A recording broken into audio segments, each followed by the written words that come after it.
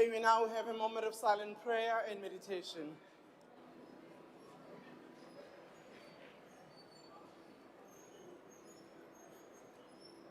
May we be seated?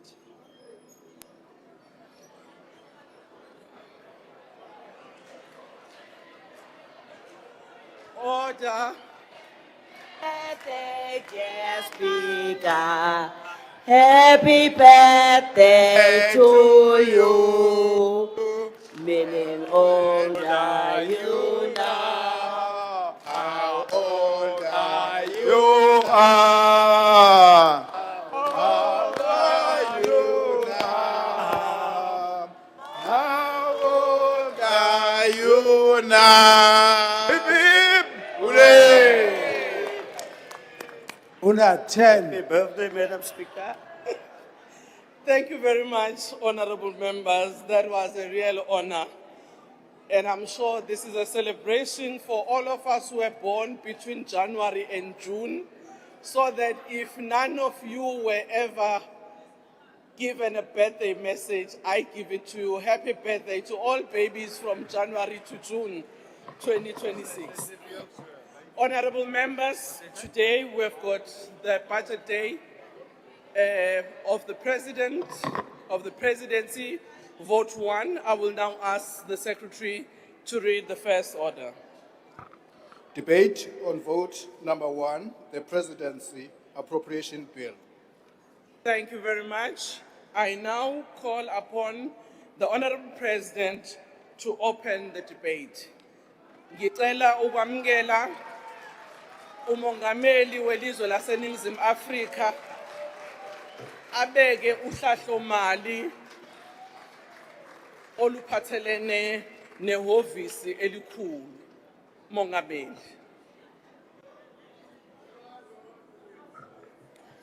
Thank you. Honorable Minister of Minerals and Energy, please take your seat. Thank you very much. Honorable President. The Speaker of the National Assembly, Ms. 𝐃𝐿𝐴, the Deputy President, Paul Mashatile, in absentia as he is traveling in India, ministers and deputy ministers, honorable members and fellow South Africans. Ndilibuwa chifinga hechi chinenda kuchipiwa uri ndive bajeti ya presidency ka parlamente ya hashu.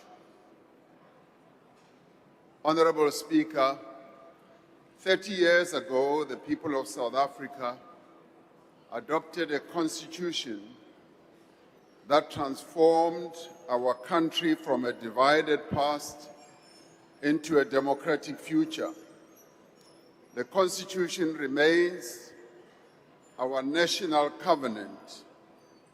It is the foundation upon which we are building a society founded on freedom, dignity, equality, and opportunity for all. Our Constitution essentially mirrors the hopes and aspirations of millions of South Africans who played collectively a direct role in drafting this Constitution. Our Constitution reflects the desire of our people for a government that is responsive, a government that is open and accountable.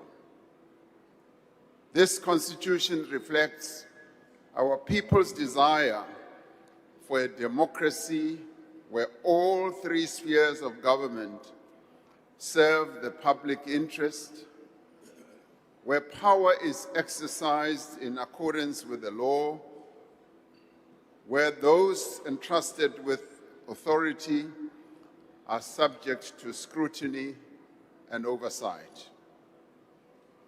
This presidency budget vote is the first to be considered since the National Assembly's Committee on the Presidency was established in December 2025. The Presidency welcomes the establishment of the committee, and members of this House can be assured of our full support for the work of this committee.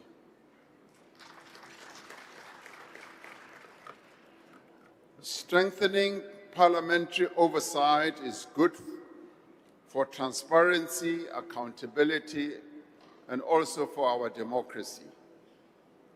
The Presidency occupies a unique place within our government system in that it is not a service delivery department. The Presidency does not build roads, nor does it deliver water or supply medicines to our hospitals and clinics. The Presidency is not simply a coordinating institution. It is the strategic center from which government derives and drives implementation, resolves blockages, mobilizes partnerships, and ensures that the commitments that we make to our people are translated into tangible results. The Presidency's role is firstly to drive inclusive growth and job creation. Secondly, its role is to reduce poverty and tackle the high cost of living. And thirdly, to build a capable, ethical, and developmental state.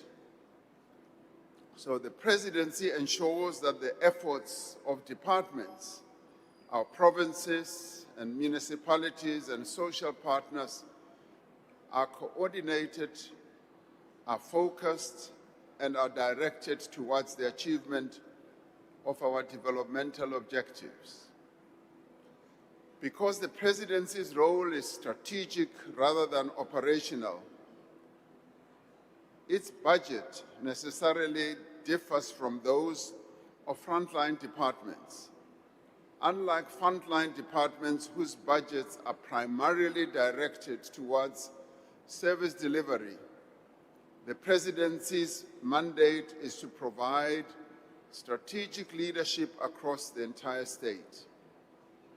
Its resources are therefore invested in long-term planning, policy coordination, evidence-based decision-making, performance monitoring, and implementation oversight. These functions are indispensable to ensuring that public resources are used effectively, that government programs deliver measurable outcomes, and that the priorities of our nation are translated into action. During the course of this financial year, the Presidency will focus its work on the priorities that we set out in the State of the Nation address. The first priority we set out in SONA is to grow the economy of our country and create jobs. Following years of challenges, our economy is on the mend. The macroeconomic environment has improved. Our tax collection revenues remain strong, public finances are in better shape, and national debt has stabilized. Last week, the rating agency Moody's lifted South Africa's rating outlook from stable to positive. This comes 6 months after Standard & Poor's lifted South Africa's credit rating for the first time in 2 decades. That is positive for our country. With dedicated investment expertise, the Presidency continues to coordinate the national investment drive. In March of this year, we held a very successful 6th South Africa Investment Conference, where we secured pledges for investments in excess of 890 billion in industries across the economy. Significantly, a substantial portion of investments commitments were made by South African domestic investors.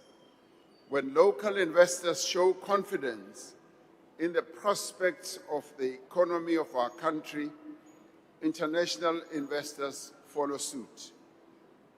Economic growth is not an end in itself, Madam Speaker. Its purpose is to create work, is to restore hope, and also to expand opportunity.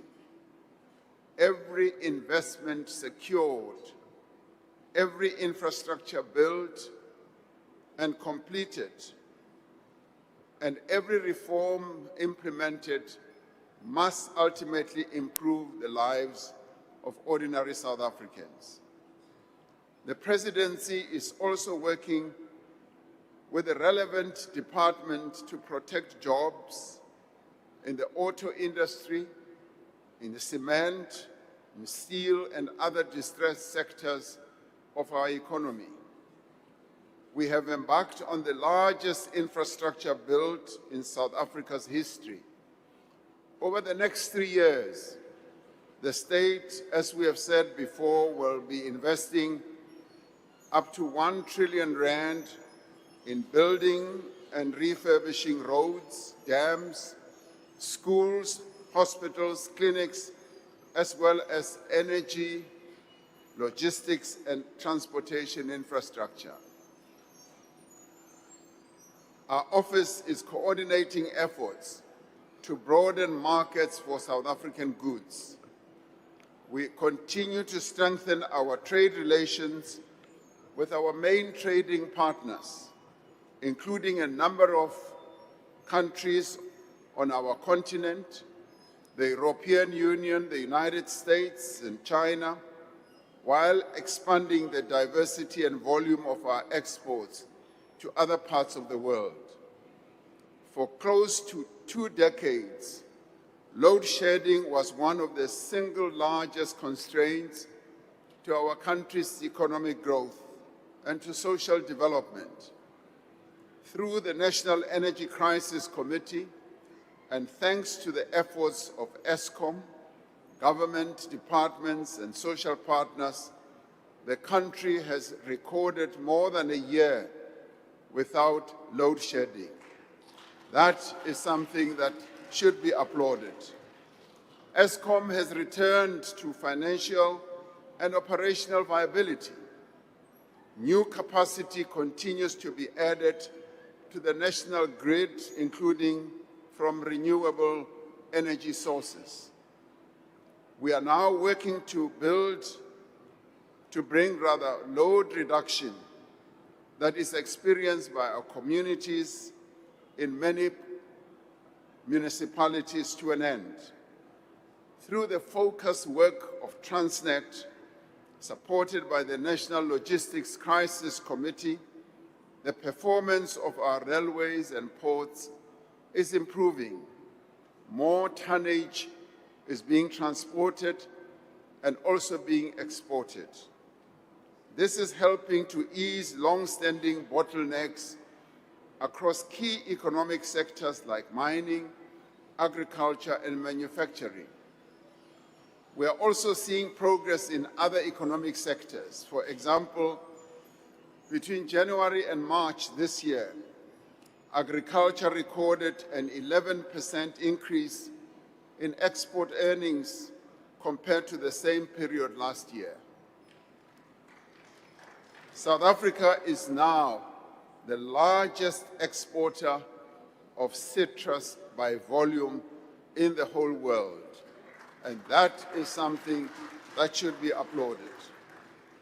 We are surpassing a number of countries that are known to be great exporters of citrus, such as Spain and a number of countries in Latin America.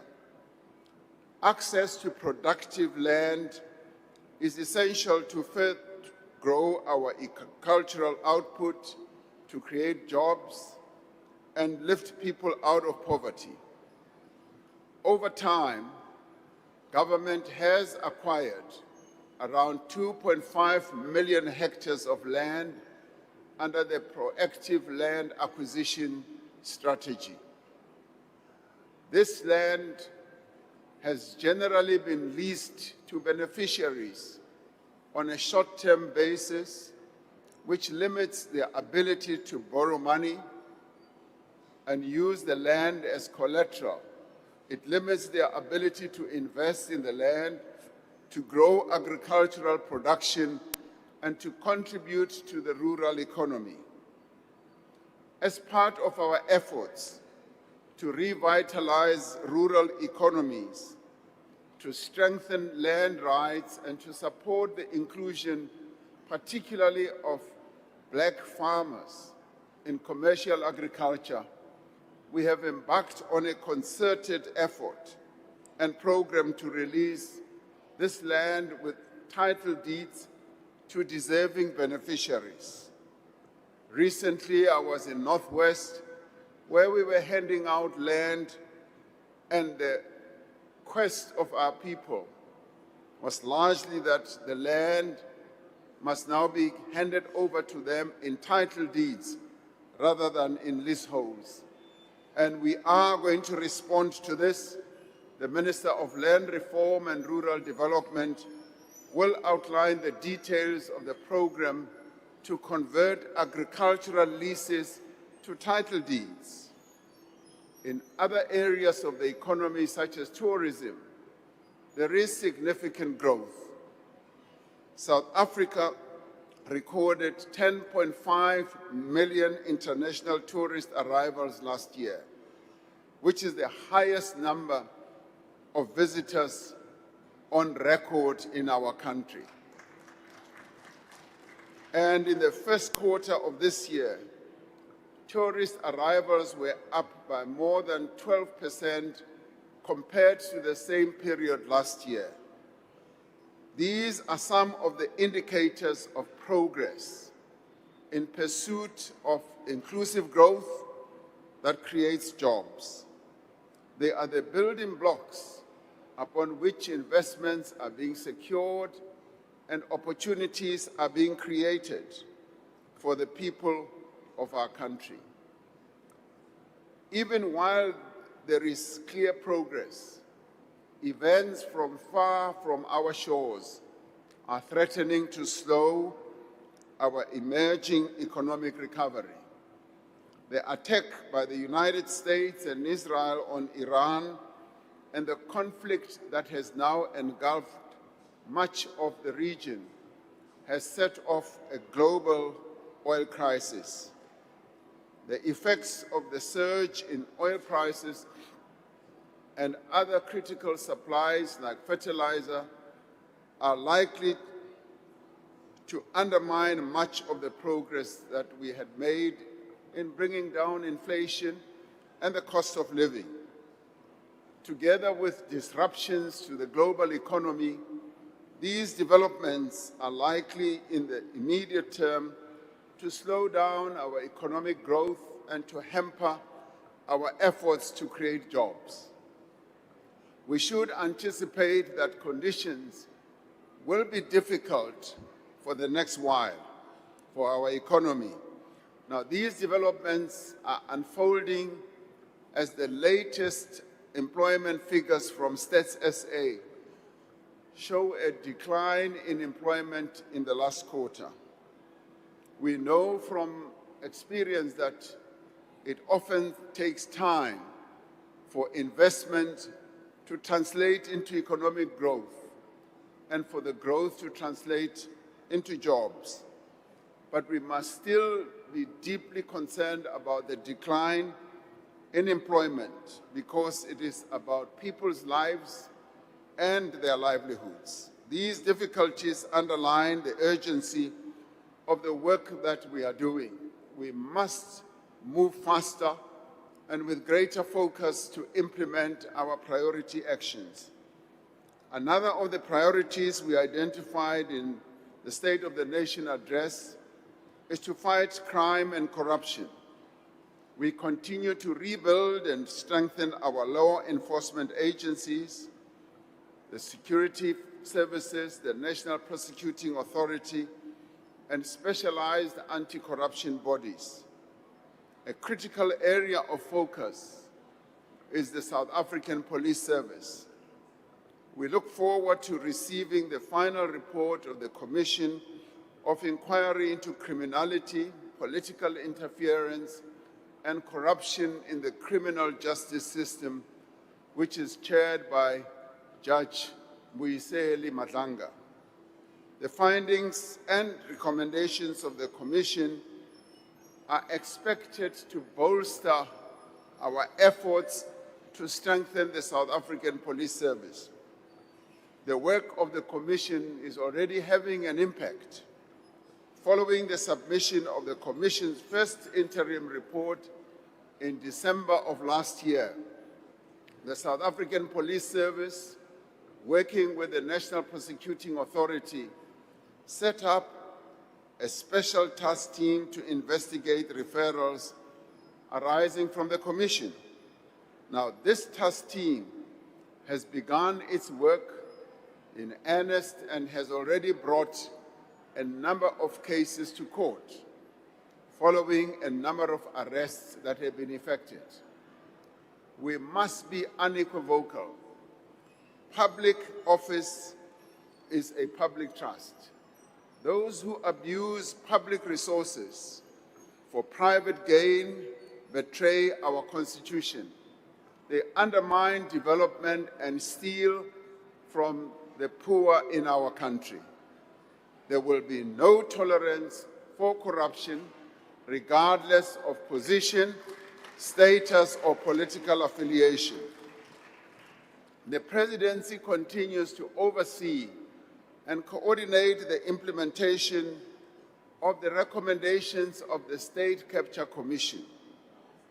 Of the 60 actions contained in our implementation plan, which we presented to Parliament, 80% are complete, substantially complete, or on track.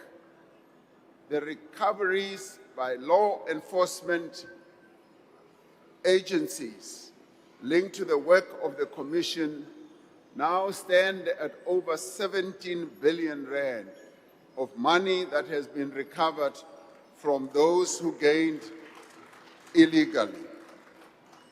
10 new acts have been passed to close the gaps that State Capture Commission identified.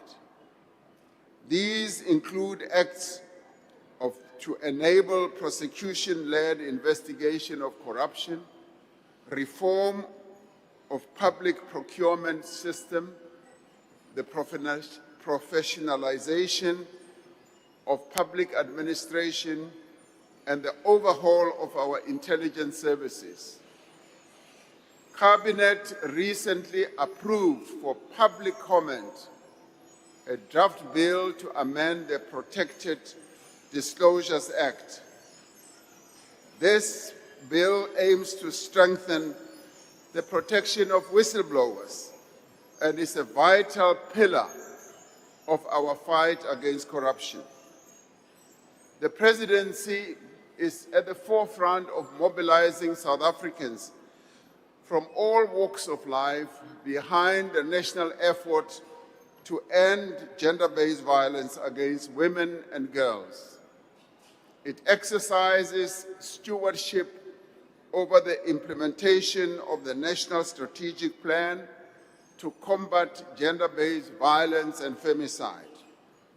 In November last year, gender-based violence and femicide was classified as a national disaster, and Cabinet has approved action plans to tackle this crisis and commit the necessary resources. Prevention is our priority. We are therefore increasing our efforts to promote positive masculinity, focus on boys and young men in schools, in communities, and organizations. We continue to strengthen the response the police, prosecutors, and courts, and continue to improve support for care of survivors of gender-based violence. Another important area is the economic empowerment of women through capacity building, improved access to public procurement, and greater involvement in the value chains of key industries in our economy. As we work to build a safer, more stable, and more prosperous society, we do need to address the challenge of migration. When it is well managed and regulated, migration can help to drive economic growth and opportunity for all. However, we need to deal with illegal migration. We have seen how illegal immigration into our country can put pressure on our public services and undermine our efforts to create decent work for all. As announced in the State of the Nation address, government is taking decisive action to address this challenge. We are cracking down on violations of immigration laws. We are increasing our inspections of workplaces and prosecuting employers who violate our labor laws. We are strengthening, Madam Speaker, we are strengthening border security, stamping out corruption in the immigration system, and closing the loopholes in fragmented immigration laws. We must be clear, however, every person in South Africa, whether they are citizens or foreign nationals, must respect our laws. They must also respect the rights of every person in our country, and our laws must be upheld. We must never give in to violence, to xenophobia, and to vigilantism. As a society, we must stand against all forms of disinformation, of incitement, of false information being spread around, of racism and ethnic mobilization.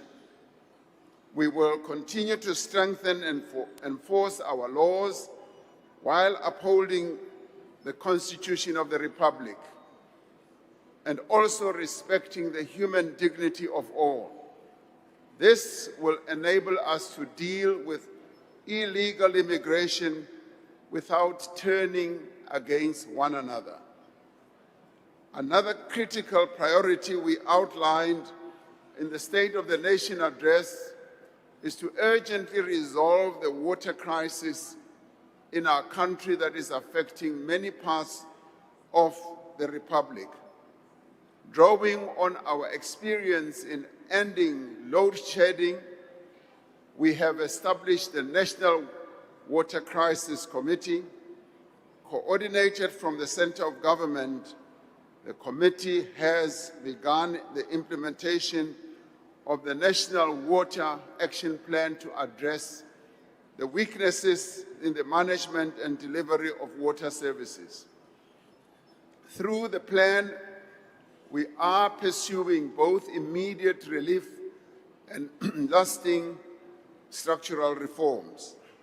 In the short term, national government will intervene directly in municipalities that are facing acute water failures using existing constitutional and legislative powers that we have. Over the medium term, as well as the long term, the delivery of water needs to be overhauled, and the model needs to be overhauled and modernized. Municipalities will be required to ring-fence water revenues so that what consumers pay for is reinvested directly into fixing pipes, reservoirs, and pumping stations, instead of having the revenues being utilized for other purposes other than to improve the delivery of water.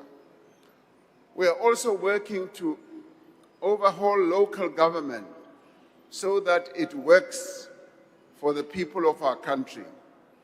This is vital if we are going to improve our people's lives.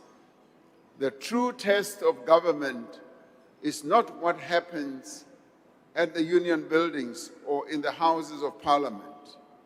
The true test is whether water flows from a tap, whether a street light works, whether refuse is collected, whether a road is maintained, and whether the community feels safe. That is the true test.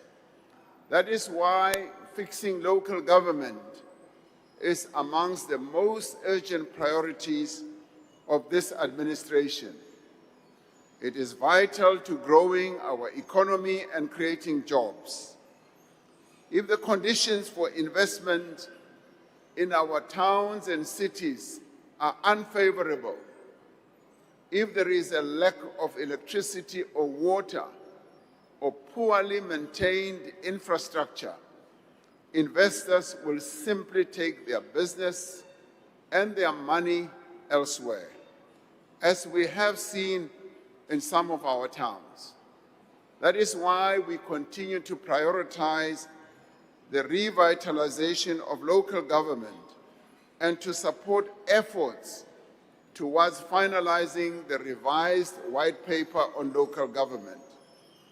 As we undertake the far-reaching reforms outlined in the white paper, the Presidency is using the working group model to support large metros. This model brings together the Presidency, provincial governments, municipalities, business, state-owned enterprises, organized labor, and representatives from community-based organizations to implement priority interventions to turn municipalities around. In 2024, we established the Presidential 𝐬𝐻𝐫𝐿 Working Group, and in March of last year, the Presidential Johannesburg Working Group was also established. Across all the metros in the country, we have prioritized key reforms to ring-fence revenue in the trading services system that we have established.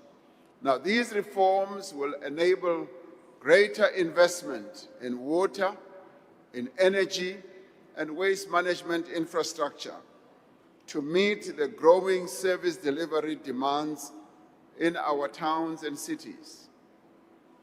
Another priority from the State of the Nation address is to tackle youth unemployment and overhaul skills development in our country.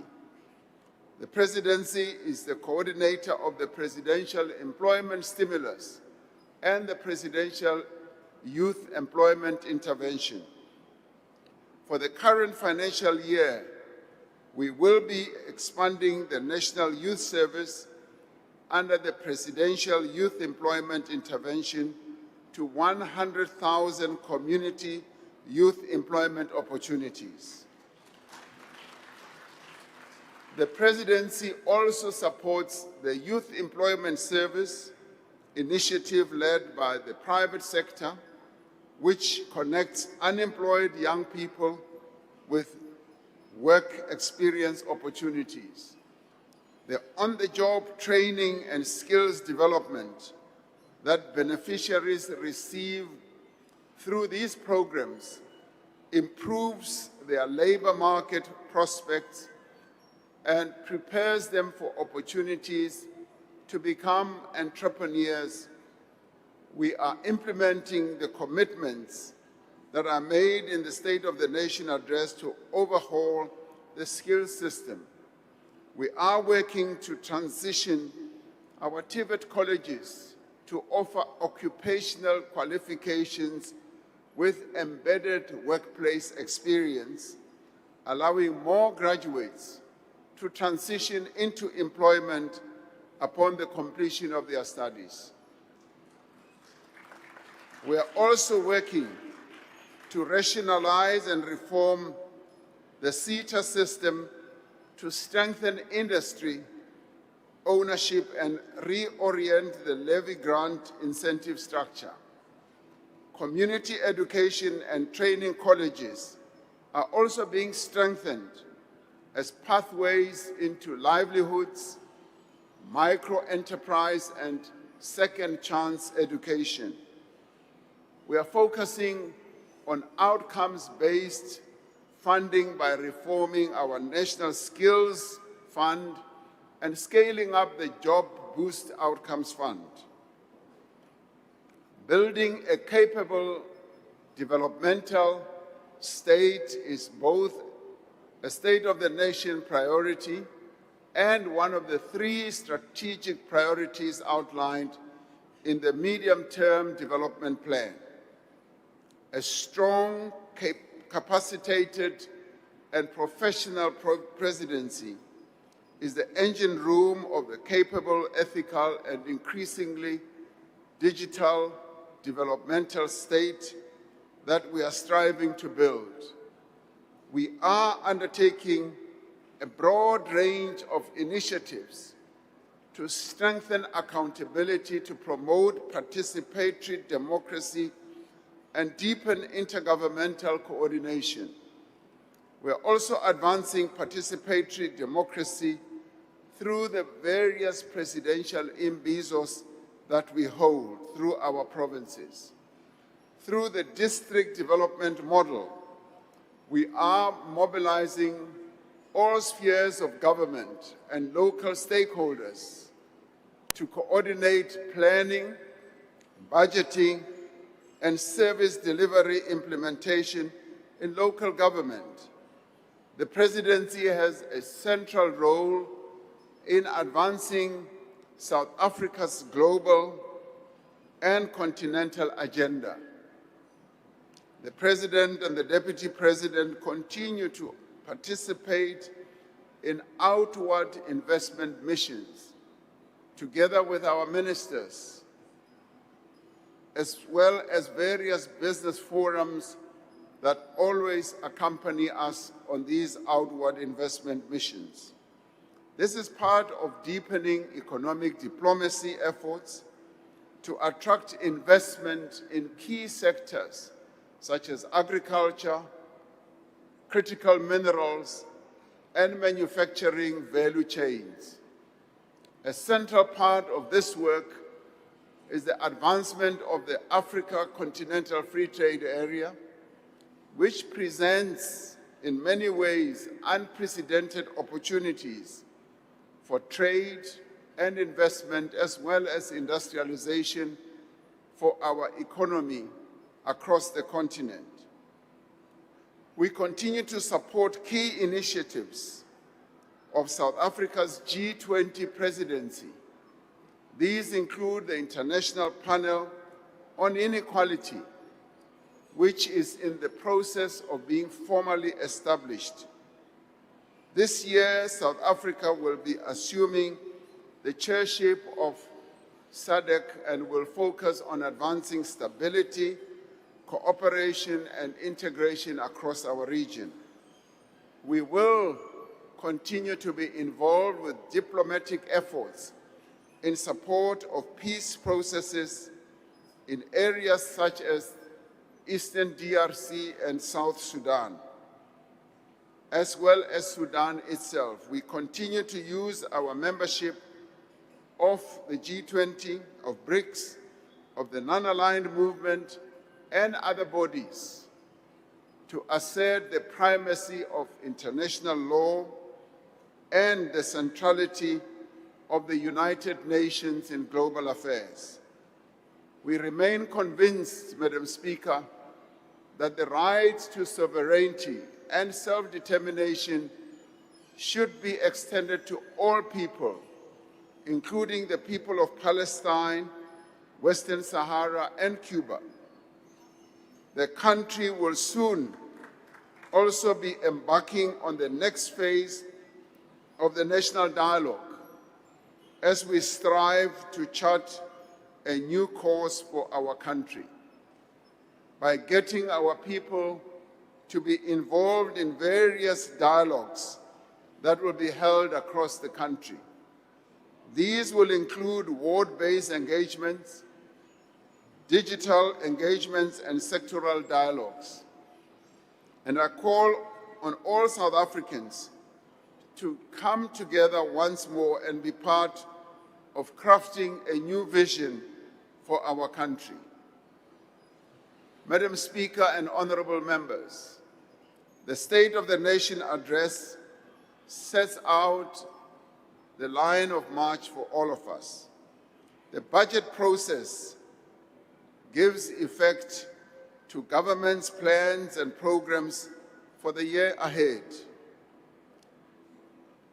Various departments have presented their budgets, and our ministers and deputy ministers have shown the work that they will be doing through their various budgets. We have sought to outline the role of the presidency in driving our national priorities.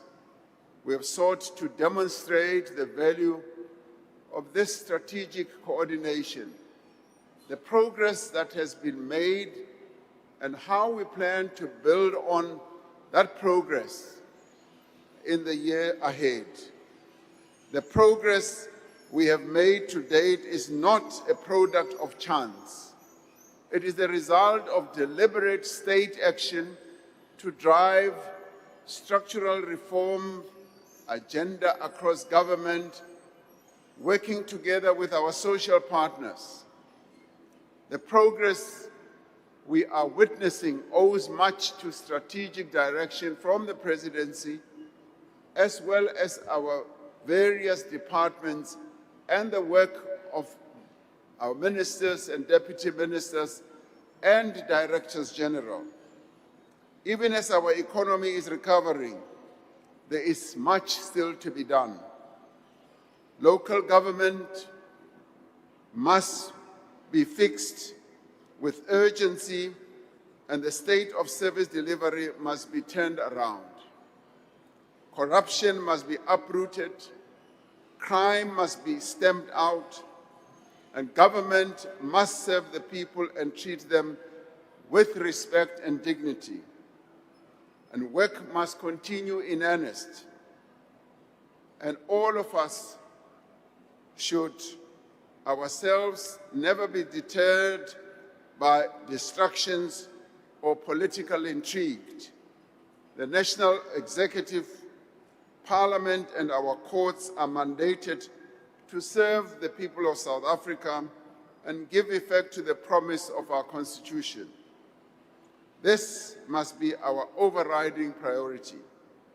As I conclude, Madam Speaker, I want to express my gratitude to Deputy President Paul Mashatile, the Minister in the Presidency, Ms. 𝐾𝐨𝐬𝐿, and the Deputy Ministers 𝐬𝐮𝐬𝐫𝐸𝐻, Mhlauli, and Kenny Murolo, who through the work that they continue to do in the presidency strengthen our resolve. I also express my gratitude to the Director General in the presidency, Ms. Baleni, and all the advisors and officials who make this important institution at the heart of government work. Madam Speaker, I therefore commend this budget vote of the presidency to the National Assembly, and I look forward to the debate that will ensue throughout the afternoon into the evening. Thank you, Madam Speaker. Thank you, Honorable President.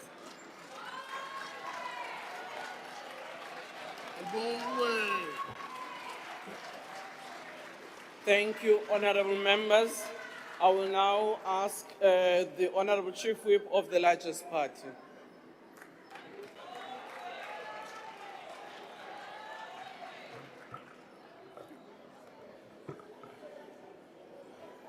Thank you very much, Madam Speaker, Your Excellency, the President of the Republic of South Africa, honorable members and fellow South Africans. On behalf of the African National Congress, I rise to express our unequivocal support for the adoption of the Budget Vote 1, the Presidency. We do so because this is not an ordinary budget vote. The Presidency is the center for strategic leadership in the democratic state. It is the institution through which the President, as a head of state and as a head of the national executive, exercises the constitutional responsibility to uphold, defend, and respect the Constitution, to promote the unity of the nation, to coordinate the work of the executive, and to ensure that the machinery of government is directed towards the realization for a better life for all. When we vote for this budget, therefore, we're not merely approving administrative expenditure. We're resourcing the center of government to coordinate delivery, enforce accountability, accelerate reform, rebuild state capacity, and give practical expression to the priorities of the medium-term development plan, inclusive growth and job creation, poverty reduction, a capable state, and a society founded on human dignity, equality, and non-racialism. We debate this vote in a year of historic importance. In 2026, South Africa marks 30 years since the signing of the democratic constitution. This is not a ceremonial milestone. It is a moment to reflect, renew, and recommit ourselves to the unfinished task of social and economic transformation. The Constitution was born out of bitter struggle. It emerged from the long night of colonial dispossession, land conquest, migrant labor, racist exclusion, past laws, burnings, massacres, detention without trial, and the brutal arrogance of a parliament that once believed it could turn injustice into law, simply because the white minority commanded the numbers in the House. That is why our democracy is not a crude parliamentary democracy, in which a majority may do as it pleases. Ours is a constitutional democracy. Parliament makes laws, but the Constitution is supreme. The executive governs, but only under the authority of the Constitution. The courts interpret and enforce the Constitution not as enemies of our democracy, but as guidance of the compact that the people of South Africa made with one another after generations of division and suffering. The preamble to the Constitution describes our supreme law as a bridge from a past of deep division, strife, conflict, untold suffering and injustice, towards a future founded on democratic values, social justice, and the fundamental human rights. That bridge was not built so that the poor may admire it from a distance. It was built so that the dispossessed, the unemployed, the landless, women, workers, young people, and rural communities may cross into the new society. It is therefore profoundly mistaken to present the Constitution as an obstacle to transformation. The Constitution is not a brake for transformation. It is the mandate for transformation. It authorizes restitution, redistribution, and the tenure reform. It protects workers. It requires the state to take reasonable measures to advance access to housing, healthcare, food, water, social security, and education. It permits and indeed demands measures to overcome the legacy of unfair discrimination. The failure to fully use the transformative instruments of the Constitution cannot be blamed on the Constitution itself. To blame the Constitution for unemployment, inequality, and poverty is to misdiagnose both the history of apartheid colonialism and the practical weaknesses of the implementation. Our task is not to weaken the constitutional order. Our task is to make the Constitution live in the factory, the farm, the township, rural village, the classroom, the clinic, the police station, and the household, where dignity is still daily denied. The ANC does not approach the Constitution as a matter of convenience. We do not celebrate judicial authority only when it flatters us and attack it when it corrects us. A constitutional court is not an external assault on the democratic state. It is one of the ways in which the Constitution speaks to all arms of the state. When the court pronounces on parliamentary procedure, executive accountability, the processing of legislation, or the obligations on public power, it strengthens our democracy. It reminds that no party, no minister, no official, and no institution stand above the Constitution. That is why the ANC, as a liberation movement that fought for this constitutional order, must be first in line to defend judicial independence, legality, accountability, and the separation of powers.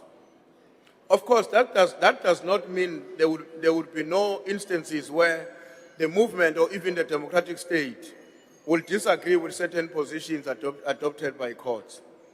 However, there is no contradiction between a revolutionary transformation and a constitutional discipline. In fact, without discipline, transformation becomes a slogan. Without accountability, power becomes patronage. Without the rule of law, the poor suffer first and suffer the most. Honorable members, this budget is also considered at a time when the world is marked by dangerous fragmentation, wars, unilateralism, protectionism, debt distress, climate shocks, food insecurity, disinformation, and narrow nationalism are reshaping global politics. South Africa is not insulated from these storms.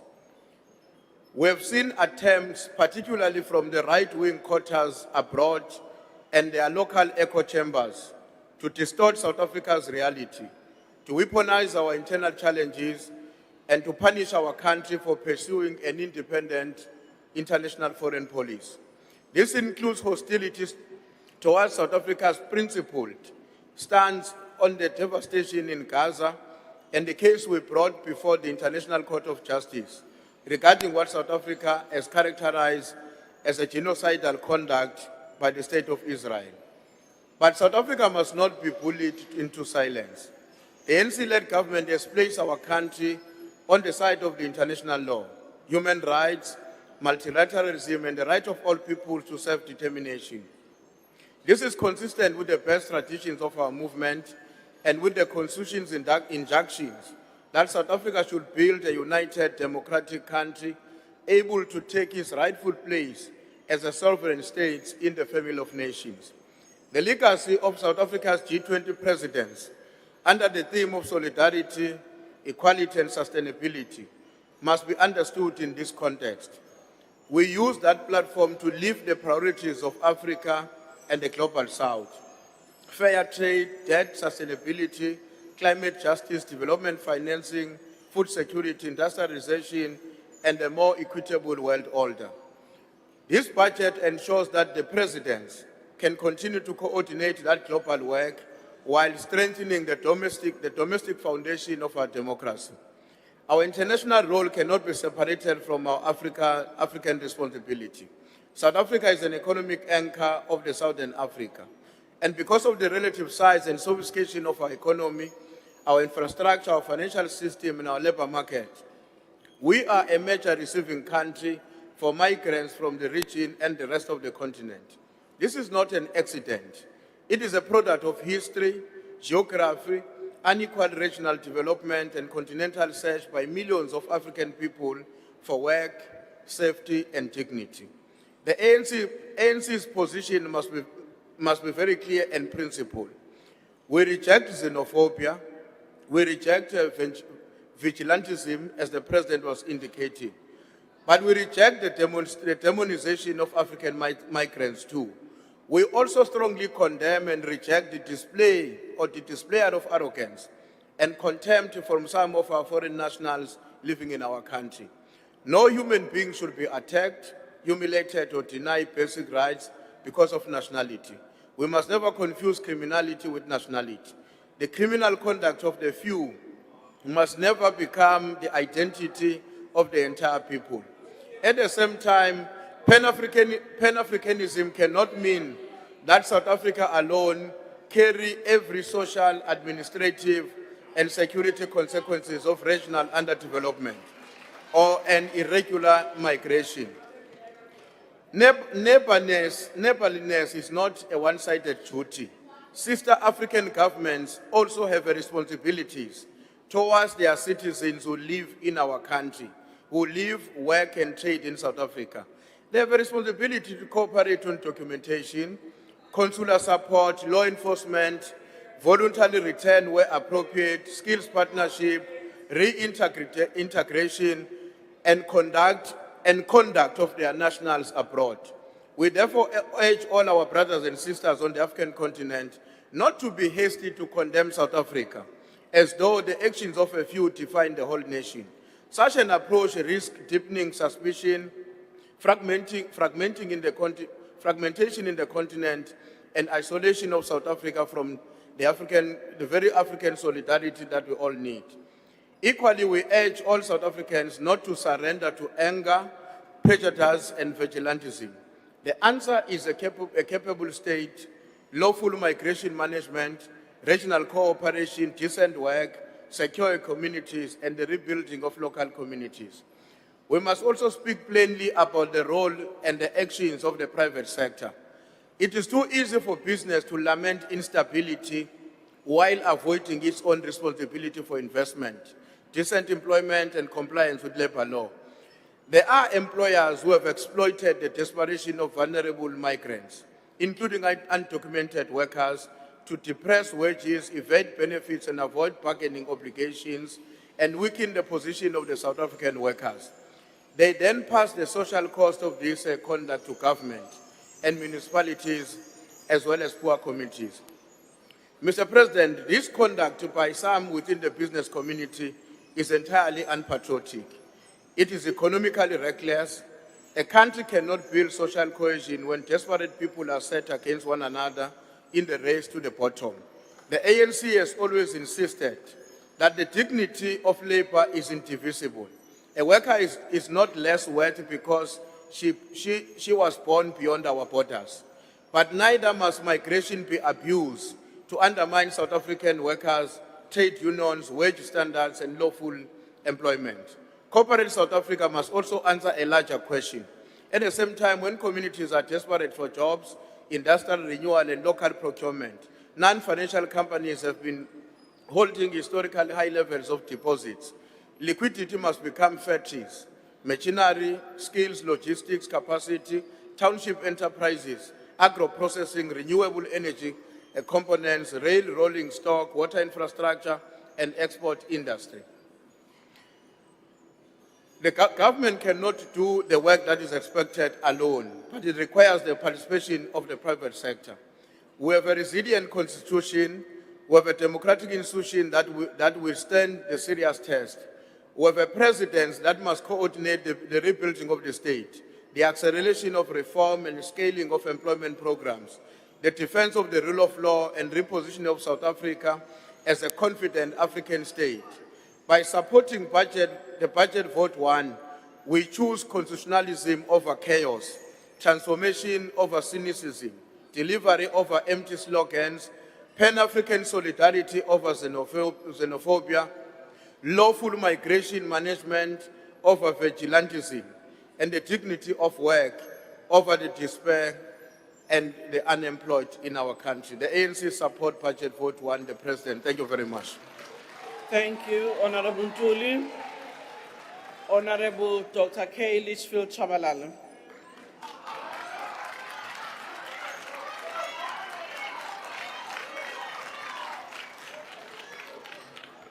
Ngiyabonga mgcinisihlalo 𝐾𝐨𝐧'𝐭. 𝐾𝐨𝐴𝐵𝐿𝐴.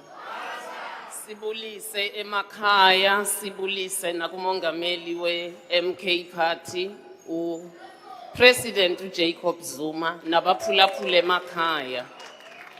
Athe emaswati cha, ayikusisiyala, asiphumeleli. We can never pass this budget with such lofty ideals. Number one, it grow the economy. You can't grow the economy, Mr. President. You don't have that power under a neoliberal economy. And a neoliberal economy for us Africans become a neo-colonial economy. Because once you liberalize your economy, you know it yourself. You will reduce tariffs, you are going to deregulate, you are going to rely on forex, which is why you are going to tell us about attracting foreign direct investment. When you do those things, you are going to shut down your local industries in favor of external ones. You are going to face unemployment. Let's look at the textile industry. It's the industry that we're teenagers in the 80s. That's what supported us. Our mothers worked in factories and firms. From Braamfontein all the way to Doornfontein, past Johannesburg, GP, those were textile industries. From Cape Town all the way to Mowbray, all these areas are ghost towns because after 94, the first decade of 94, when we neoliberalized, we lost at least 150,000 jobs in the textile industry because we lowered tariffs from around 30% to 2 point something. How did we do that when we knew that's the backbone, especially for women in this country?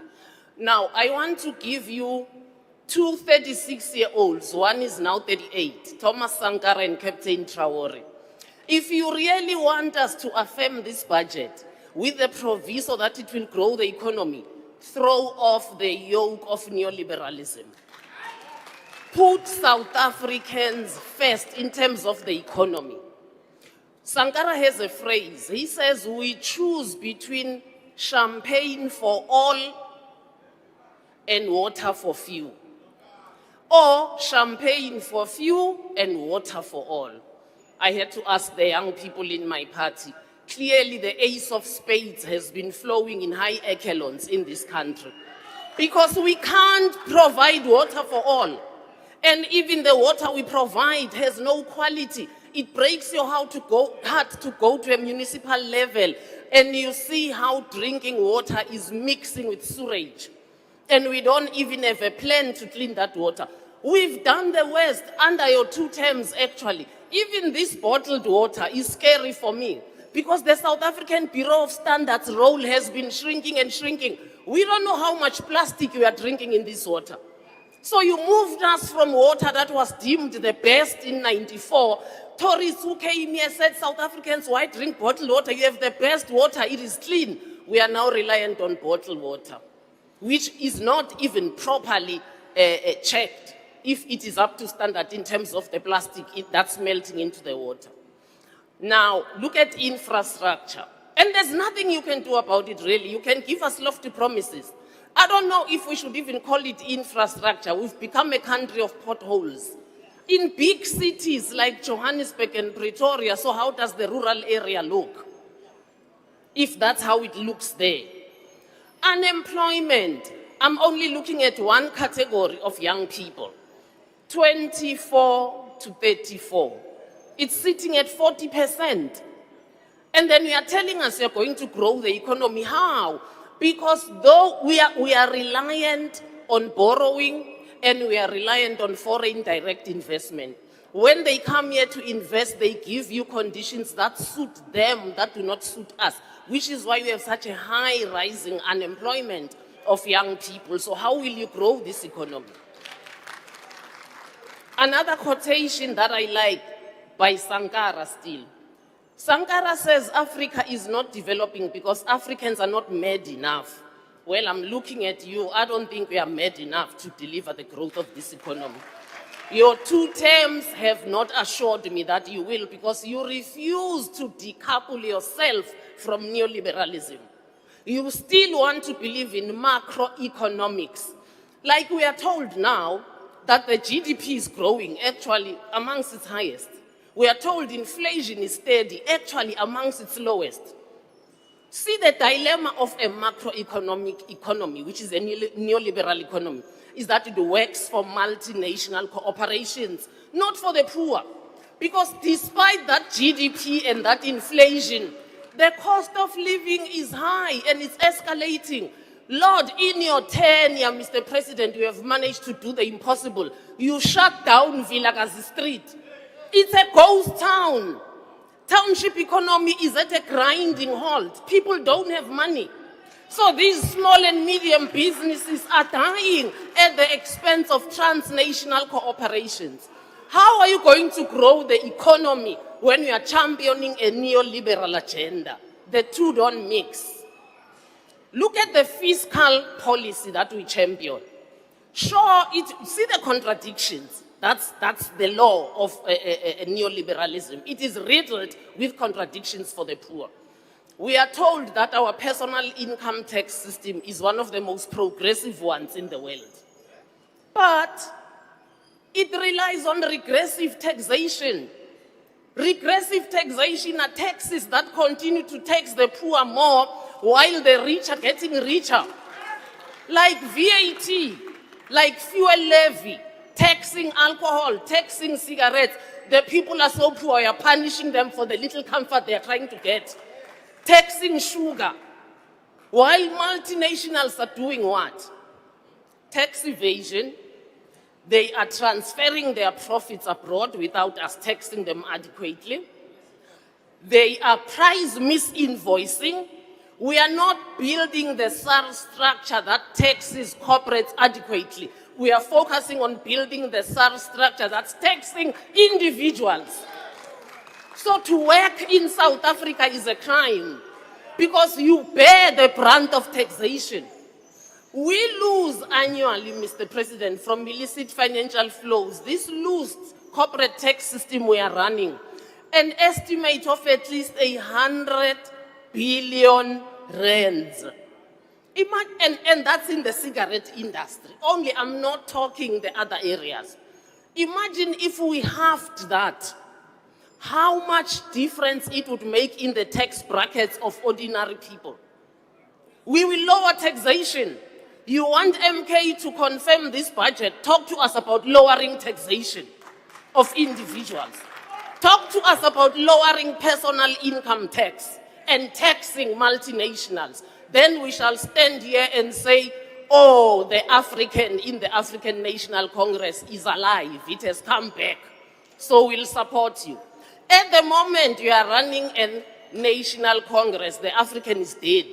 So we can't support this because we are standing for Africans. And then you tell us you are going to dismantle criminal syndicates. How? The criminal syndicates are in your house. How are you going to dismantle them? They are in your living room. How will you dismantle them? They are under the sofa. They are in the constitutional and the legal system. They are in the municipalities. They are in the police. I mean, in the defense force, whole caches of arms go missing. How are we running a defense force where people can just break in and steal weapons? Order, honorable member. How are we going to do Honorable that? So, Tshabalala. for us, Can you just take your seat? There's a member who wants to raise a point of order. the seat is Order. Honorable Tshabalala, there's a seat here. on the other side. Okay, we will provide for the other seat. Honorable Nyai. Honorable Speaker, I rise on Rule 85. The honorable member casts expression that in the House of the President there are criminal syndicates.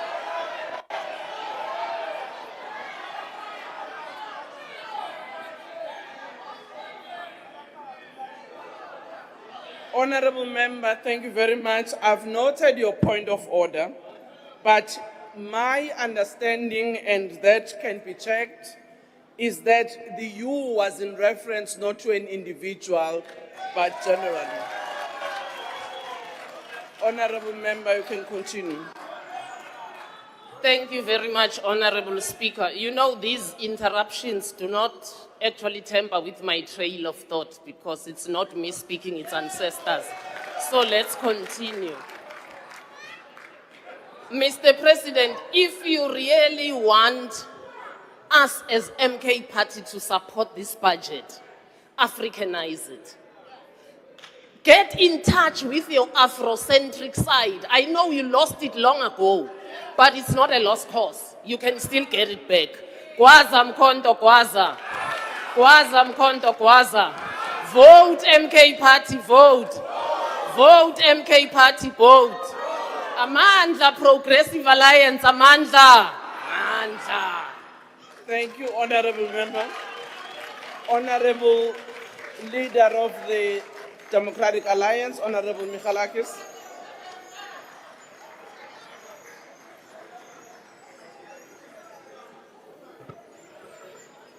Madam Speaker, happy birthday.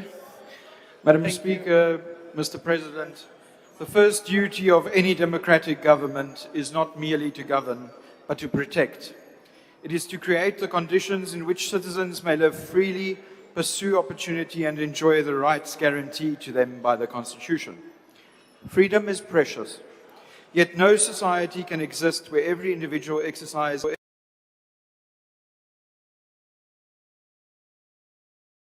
willing a measure of that freedom in exchange for something greater, the protection of their lives, their liberty, and their property under the rule of law. This is the essence of the social contract. It is the foundation upon which every democratic state rests, and it is the standard against which every government must ultimately be judged. When the state fails in this responsibility, the consequences are devastating. Not only are lives lost, but public confidence in government, democracy, and the Constitution itself begins to erode. That is why the crisis within South Africa's criminal justice system is not merely a departmental failure. It is a failure of governance. It strikes at the heart of the state's most fundamental obligation to its people. Honourable Speaker, if we are serious about changing the trajectory of our country, if we are serious about restoring faith in public institutions, then we must confront an uncomfortable truth. Our criminal justice system is failing at almost every level.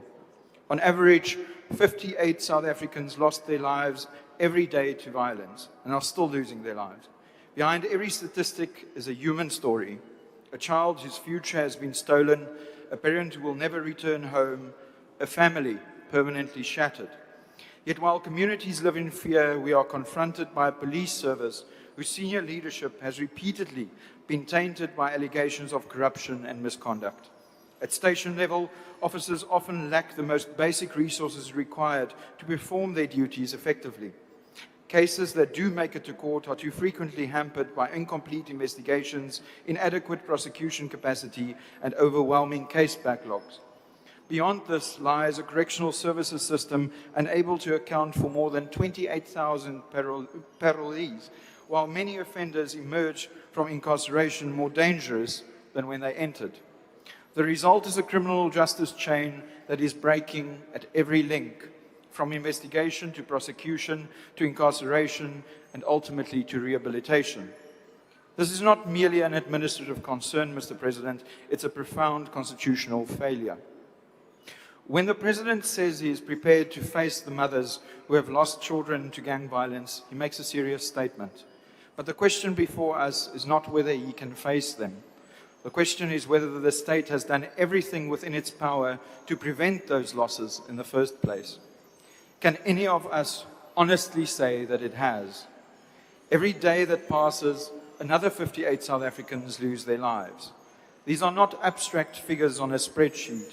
They are sons and daughters raised with hope and love. They are mothers and fathers who worked tirelessly to provide for their families.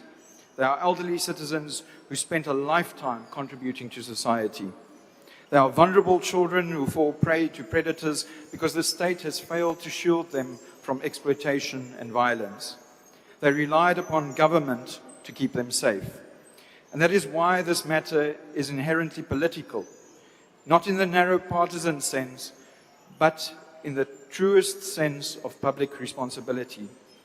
Every preventable death reflects decisions made, priorities chosen, and policies pursued by those entrusted with governing. If a functioning criminal justice system could save even one innocent life, Mr. President, it would be worth every effort. But we are not speaking of one life, we're speaking of thousands. This is why it is so difficult to understand the resistance to practical alternatives that could strengthen the public safety. What has been proposed is not the weakening of the state, but the strengthening of it. It is not the fragmentation of authority, but the mobilization of all available capacity in service of a common purpose. Provinces and capable metropolitan governments have repeatedly called for greater powers to investigate crime, gather intelligence, manage forensic functions, and develop targeted responses to local crime patterns. This is not a demand for separation. It is an offer of partnership. Where local governments have been empowered to act within their existing mandates, initiatives such as LEAP officers and community safety programs have delivered measurable results. Yet their impact remains constrained by legislative limitations imposed by national government. Order, Honorable 𝐬𝐻𝐫𝐾𝐭. Honorable Reddy, what's the point of order? Thank you, Honorable Speaker. As MK Party, we also want to take this opportunity of wishing you a happy birthday. Order. Thank you very much, Honorable 𝐬𝐻𝐫𝐾𝐭. Order, honorable members. You will sing that at the end. You missed it in the beginning. Thank you, Madam Speaker. While the DA is talking about children losing lives, the MK is singing happy birthday like fools. What is required now is a willingness to recognize that no single sphere of government can solve this crisis alone. The Constitution already provides for cooperative governance. Honorable 𝐬𝐻𝐫𝐾𝐭. Point of order, Honorable Douglas. Thank you, Honorable Speaker. I rise on Rule 84. Point of order.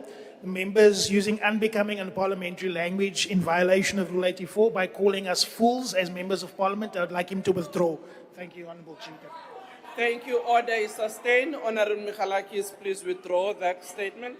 Madam Speaker, I withdraw. However, I must say, Unconditional, Chief. Order. Madam Speaker, I said like fools. I did not call them fools. Order, However, honorable member, can you please withdraw? I have withdrawn, Madam Speaker. I'm just puzzled as to who I insulted, the fools or the MK.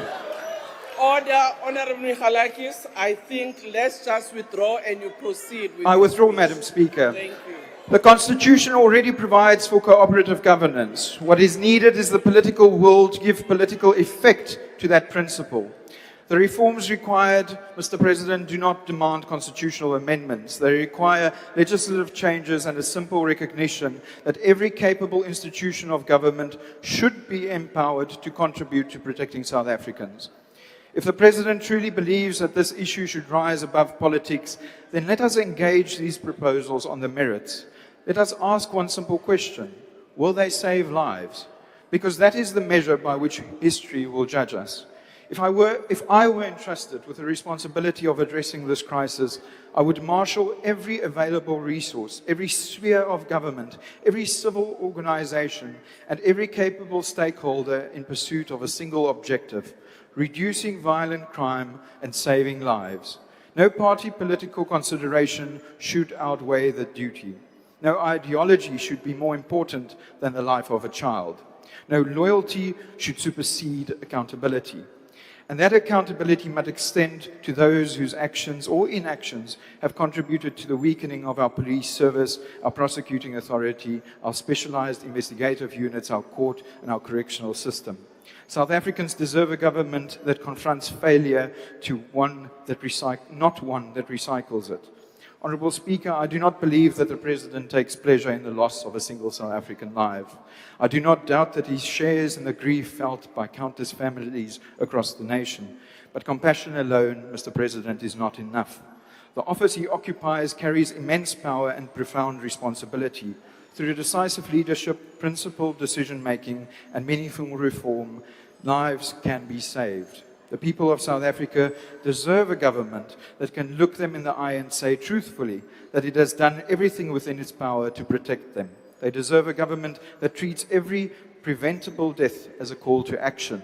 They deserve a government that understands that public safety is not merely another policy priority. It's the very foundation upon which freedom, dignity, and democracy depends. It's not too late, Mr. President. I thank you, Madam Speaker. Thank you, Honorable Paulson.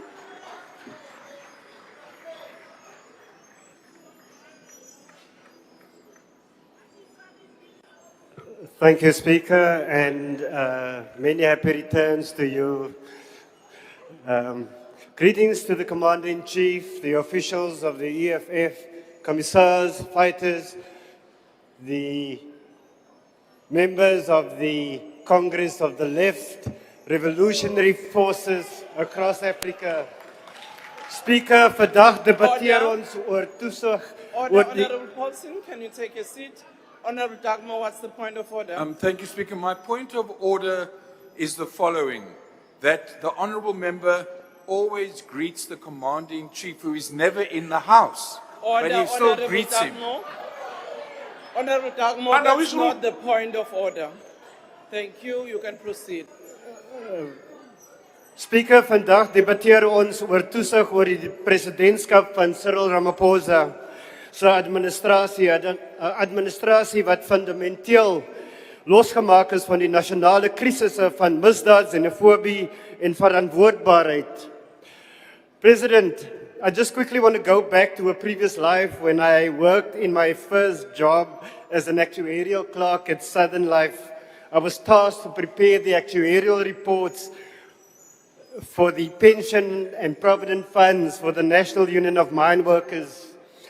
My colleague spoke glowingly about the General Secretary of the National Union of Mine Workers. Almost all of them idolized him. So when you took the reins on the 15th of February 2018, I was one of those that expected a different trajectory for this country.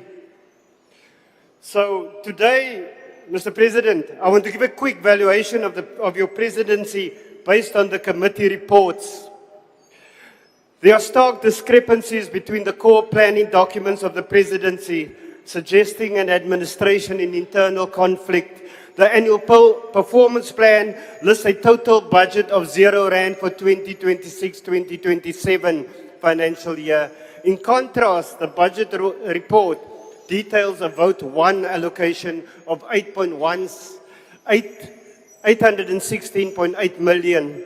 The budget report refers to the strategic plan as the 2025-2026 plan, while the strategic plan itself identifies it as the 2026-2030 plan. The APP sets a target to assess only 50% of socio-economic impact assessment reports submitted to Parliament. The budget report states that Programme 3 aims to ensure 80% of socio-economic impact assessment reports are analysed.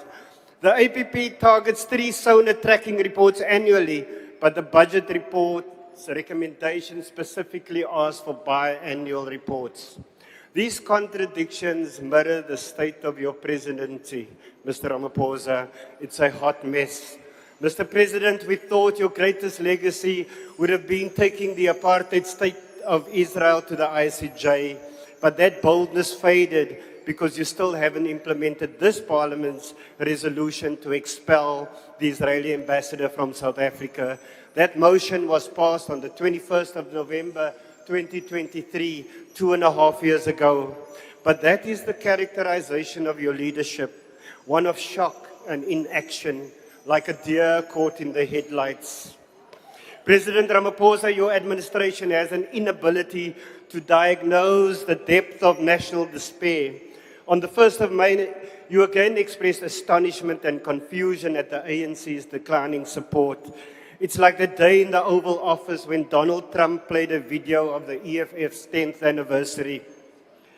And instead of discussing bilateral relations with the United States, you took the instructions to persecute the Commander-in-Chief of the Economic Freedom Fighters. In the book, The Pitfalls of National Consciousness, Frantz Fanon warns of a national bourgeoisie like the ANC that will use a nostalgic approach to draw legitimacy from the past while overseeing the decay of essential services. Fanon het opgemerk dat leiers dikwels die massas paai en hulle vra om terug te val in die geskiedenis terwyl hulle honger ly.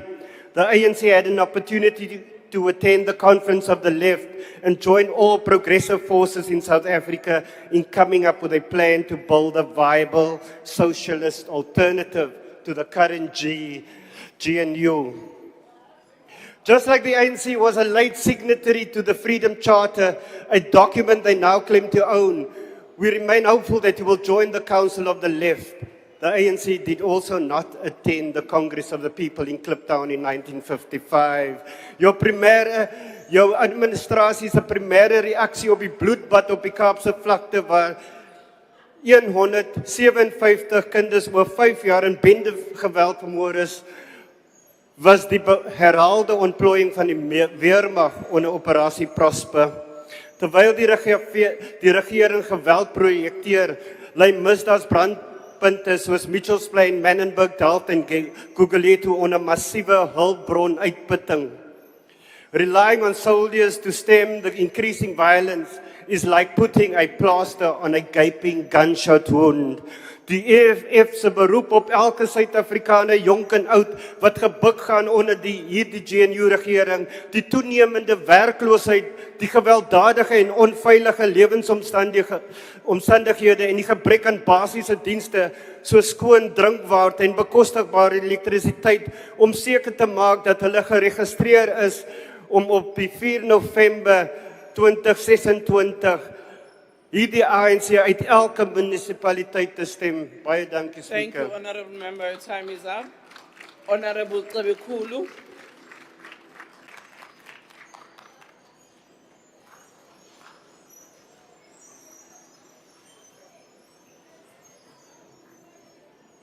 Ngibonge Mhlonishwa Somlomo. Mhlonishwa Mongameli nendlu yonke. The presidency is not a department responsible for delivering a specific service. It is the center of government tasked with ensuring that departments work together, that policy is coherent, and that commitments made to the people of South Africa are translated into action. For this reason, Budget Vote 1 should not be measured by the number of programs it administers, but by whether the government as a whole is functioning more effectively because of its leadership, Mr. President. There are weaknesses in oversight at the center of government that create systemic risk, including fragmented priorities, inconsistent policy signals, and diluted accountability. There are realities that South Africans experience every day when the government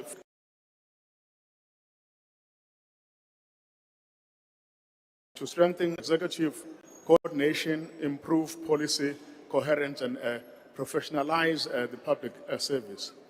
The establishment of the head of public administration function has the potential to strengthen merit-based administration, improve stability within the public service, and reduce the disruption caused by instant leadership challenges. South Africa desperately needs a capable state built on competency, professionalism, and integrity. It has been observed that the State of the Nation Address tracking tool has underachieved. This is particularly troubling because the presidency cannot effectively oversee government commitments if it cannot effectively track them. South Africans have heard many promises over the years. What they want now is evidence that those promises are being fulfilled. There are delays in major infrastructure projects, weaknesses in contract management, and slow progress in implementing key reforms. Delayed infrastructure means delayed economic growth. Poor contract management wastes public resources. Slow implementation of reform undermines investor confidence and limits job creation. The government must develop stronger digital monitoring systems for infrastructure projects and contracts performance. A government that is serious about accountability must be able to identify failures early and intervene before projects collapse or cost escalates. There are concerns regarding cybersecurity vulnerabilities across government institutions. As the government increasingly relies on digital systems, protecting public information and ensuring continuity of services becomes essential.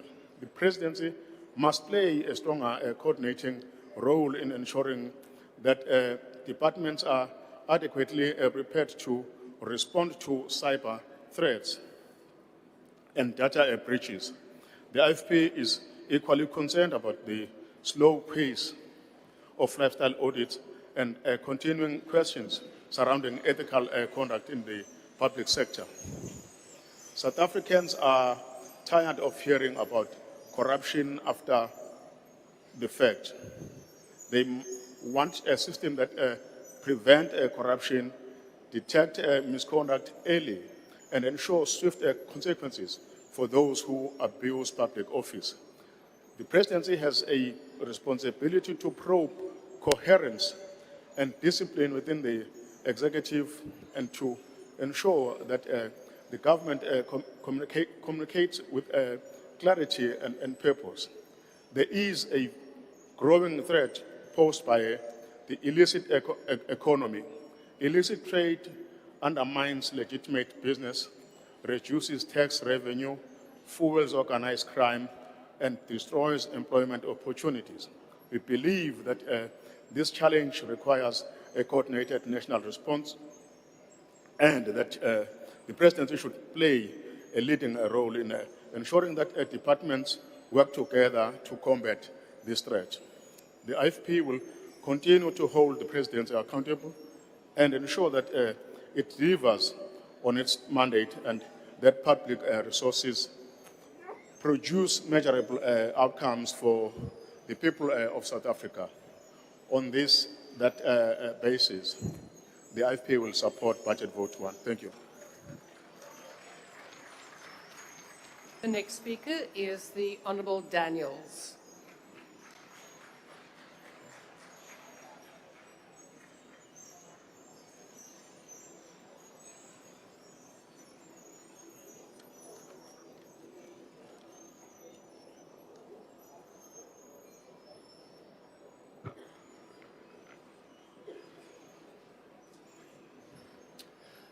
Good afternoon. Thank you, Honourable Deputy Speaker, the Honourable President, all ministers, colleagues, good afternoon, fellow South Africans. We are exceptionally grateful.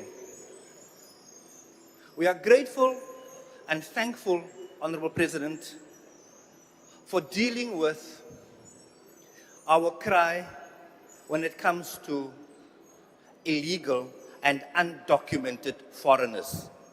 The issue must never be with foreigners, because we welcome tourists into this Republic of South Africa. But all over the globe, we find that anybody illegal or undocumented is dealt with in accordance with the law of that country.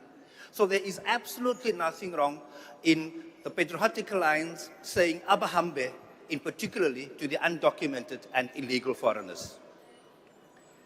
The lifting of the rating through Moody's is a positive and very exciting thing that we experience as South Africans. It is reflective from stable to positive. It's reflective, it's a mirror image of what the GNU projects to South Africa. So we are very grateful for that. As the head of state, and that of the national executive, the president plays a critical role with national development objectives, amongst many other leadership responsibilities. Therefore, the PA rises in support of this budget, Vote 1, believing also that this budget is very modest, it is very economical, and we believe that the president can do with a bit more funding considering the responsibilities in the office of the presidency. We support this budget vote because South Africa needs a presidency that is capable, responsive, and focused on delivering results for our people. The presidency remains the nerve center of government, hence our position to support what we see is working. The allocation of 1.9 billion rand is necessary investment in governance. We welcome the funding, albeit our view that it's too economical. And it is directed towards the fight against corruption through institutions such as the SIU, National Prosecuting Authorities Investigative Directorate, and South Africans are tired of corruption robbing communities of services, Honorable President. Jobs and opportunities is what we see, and thank you for your address to the nation, because we see that you are committed to turning the corner, and we thank you and the executive therefore. Respectfully, I will say, our support does not mean silence. Too often, government measures success by a number of meetings held, reports produced, and dashboards created. The people of South Africa do not live on reports. They live in communities where service delivery either works or it does not work. Thank you again for committing to turning the corner in that aspect, as per your earlier on submissions, Honorable President.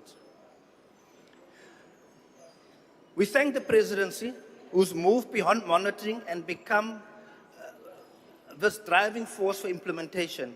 We need struggling municipalities accelerate infrastructure projects and ensure that government commitments translate into tangible results. The Patriotic Alliance therefore thanks the presidency for the committed to strengthen, to support municipalities that are failing residents, to ensure that performance indicators are linked to real service delivery outcomes, and to hold departments accountable when targets are missed. Thank you for the initiatives in aid of our youth, work skills, experiences. We really welcome that, understanding that our youth is looking forward and crying out for help, and they also are very, very, very much responsive to your address, Honorable President. We support because of effective leadership that matters. We support because we're fighting corruption, as we can see. We support because coordination and accountability matters. Our support comes with an expectation that every rand spent must contribute to improving the lives of the Africans and restoring confidence in government. We thank you, Mr. President. Patriotic Alliance is in full support. Thank you. I now invite the Honourable Mulder.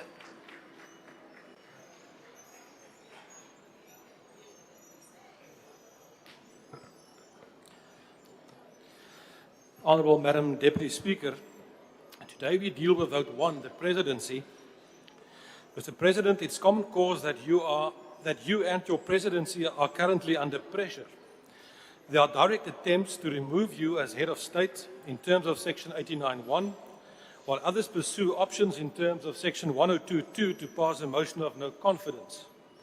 All of these is directly linked to the Phala issue. This issue does have the potential to taint your legacy and to paralyze the remaining almost 3 years of your presidency. I know that you do not need any advice from me, but my advice would be to deal with this issue decisively and with haste. Put the true facts on the table and move on. Mr. President, the executive authority of the Republic is vested in you. You and the Cabinet and the GNU are responsible to develop and implement national policy. That, Mr. President, includes our international relations policy. The measures and guidelines for enhanced coordination of South Africa's international engagements approved by Cabinet in 2009 to establish more effective measures to conduct our international relations and the implementation of South Africa's foreign policy needs a total overhaul. This is urgent. The world and a lot of things have changed since then. I believe South Africa needs to recalibrate aspects of our US policy. The US remains the largest economy in the world with the strongest military too. It is positive that both countries are now represented on ambassadorial level. A reset in relations with Washington that includes a spectacular New Deal can and should be to our benefit and should be a priority. Let us address the outstanding issues that has prevented this possible spectacular deal until now. You know which issues I'm referring to, Mr. President. If you and the GNU can succeed in this, I can assure you that the current pressures on your presidency will pale into insignificance. It will pale into insignificance because the benefits will be there to see and experience for millions of South Africans. At the heart of the New Deal should be a pact on critical minerals. South Africa could open strategic access to exploration, mining, and especially refining of the platinum group minerals, manganese, vanadium, rare earths, and titanium. The US could match this with long-term offtake commitments, targeted reserve build programs, and financing for processing capacity that goes beyond resource headlines to actual throughput. A Johannesburg-based critical minerals exchange hub linked to the US commodity markets could price, hedge, and de-risk flows. The strategic payoff would be immediate. The US secures trusted supplies for electrical vehicles, aircraft, and advanced manufacturing, while South Africa positions itself as a global processing and trading hub, not just a mine pit at the end of another country's value chain. A US-South Africa Middle East hub for mining technology, supply chain traceability, and AI-driven monitoring will draw investment from the US private equity firms and Gulf sovereign wealth funds. A minerals first deal offers spectacular returns for South Africa. It could lift GDP by $40 billion and create about 500 jobs across mining, processing, energy, logistics, and services. The fixed investment rate would rise from 15 to 25%, enabling growth of 5% per year and halving unemployment over time. That is what we need now. Mr. President, our people are desperate for jobs. Such a transformation would stabilize South Africa and secure democracy. There is no comparable alternative trade deal that could make this possible. For us, for the US, direct gains from minerals, LNG support, exports, technology, and agricultural investments could exceed $75 billion. Such outcomes would justify reducing South Africa's general tariff rate to 10% and keep its privileges under AGOA. Mr. President, I believe that the Government of National Unity and South Africa's private sector are faced with a unique opportunity. With an open door to the White House, this is an opportune time to secure such a watershed deal, one that will deliver and for generations to come. You started your presidency in February 2018 and said, "Tuma mina, send me." Mr. President, your mission is not concluded. You can secure your legacy, our democracy, and bring prosperity, jobs, and safety to millions of South Africans. I believe that Afrikaners and the Freedom Front Plus can assist in making this happen. Once again, here is my hand. Let's do this. Thank you, sir. The next speaker is the Honourable 𝐼𝐶𝐬. Namanje thuma mina.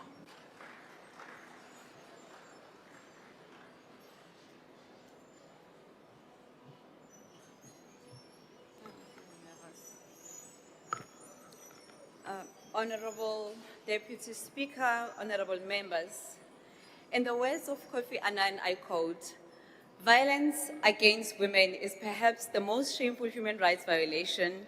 It knows no boundaries of geography, culture, or wealth," close quote.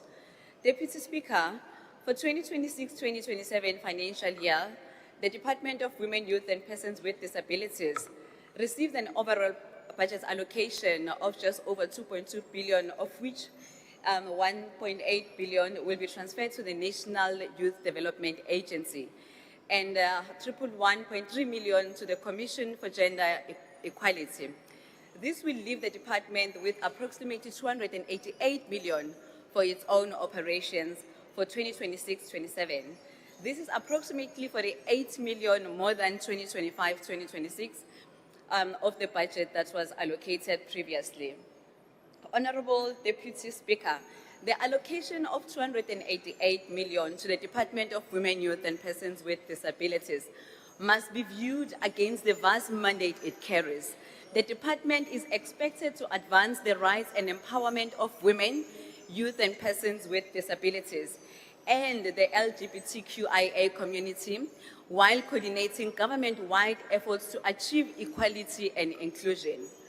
While we acknowledge fiscal constraints, this budget raises concerns about whether the department is adequately resourced to address pressing challenges such as gender-based violence and femicide, youth unemployment, discrimination, and social exclusion. We must strengthen protections for the LGBTQIA+ community by combating hate crimes, ensuring equal access to healthcare, education, employment, and public services, and promoting awareness to eliminate discrimination and prejudice. Most importantly, equality and inclusion cannot be the responsibility of one department alone. Every government department must be held accountable for advancing the rights and dignity of all South Africans. Honorable members, the Presidential Employment Initiative has delivered meaningful results by creating over 1.5 million earning opportunities since 2020 and providing much needed work experience to young people. However, while the initiative has offered hope and relief to many, it cannot be viewed as a complete success when youth unemployment remains alarmingly high. The challenge before us is to move beyond temporary opportunities and create sustainable long-term jobs that restore dignity and economic freedom to our youth. Youth unemployment remains extremely high at over 60% nationally for youth aged between 15 and 35. Many opportunities are temporary rather than permanent. Honorable President, let me paint a picture of what young unemployed people go through on the ground. Vusimuzi, not his real name, lives with his brother, who is the only person with an income. He is only allowed to have 1 meal per day because he is accused of wasting food when he eats more than once. All this, Honorable President, happens because every month when he gets his grant of 350, he has to make a very difficult choice between buying food, buying cosmetics, or save it to use for public transport as he keeps searching for employment. Honorable members, we also need to establish a robust monitoring and evaluation tool to determine whether every rand allocated to the Presidential Youth Employment Initiative is achieving its intended objectives. Without proper oversight and measurable outcomes, simply throwing money at the problem will not reduce the rates of youth unemployment. We must be able to track how funds are spent, how many sustainable jobs are created, and what impact these interventions have on the lives of young people. Without accountability, we risk creating opportunities for corruption where funds disappear while the unemployment crisis persists. As unemployment continues to rise, many young people lose hope and become vulnerable to social ills, such as substance abuse, crime, and poverty. We therefore have a responsibility to ensure that every investment made in youth employment delivers real results and creates pathways to sustainable economic participation. Honorable Deputy Speaker, girl learners lose up to 7 days of schooling every month due to lack of access to sanitary products. This is why Parliament introduced the Sanitary Dignity Program for learners in Quintile 1 to Quintile 3 schools. However, a recent report from the Department of Social Development revealed that in Liqua, only 6 out of 20 schools are receiving sanitary towels. This raises serious concerns about whether funds are allocated for this program are actually reaching their intended beneficiaries. It is for this reason that we have written to the National Treasury requesting that funds allocated for sanitary dignity packs be ring-fenced to ensure they are used solely for their intended purpose. No girl child to be forced to miss school because she cannot afford sanitary products. Access to these products is a matter of dignity, equality, and educational opportunity. In conclusion, we concluded the interviews and submitted the proposed names of individuals to serve on the National Council Gender-Based Violence and Femicide Board in March this year. To date, those appointments have not been made. We urge the President to appoint the board members urgently so that it can be able to start to do its work to assist us in dealing with the scourge of gender-based violence. I thank you. I now invite the Honourable Mpapane.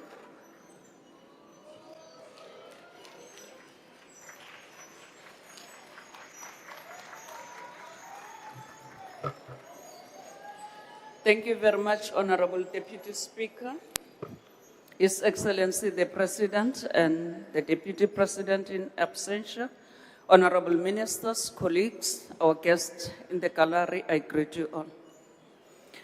Honorable Deputy Speaker,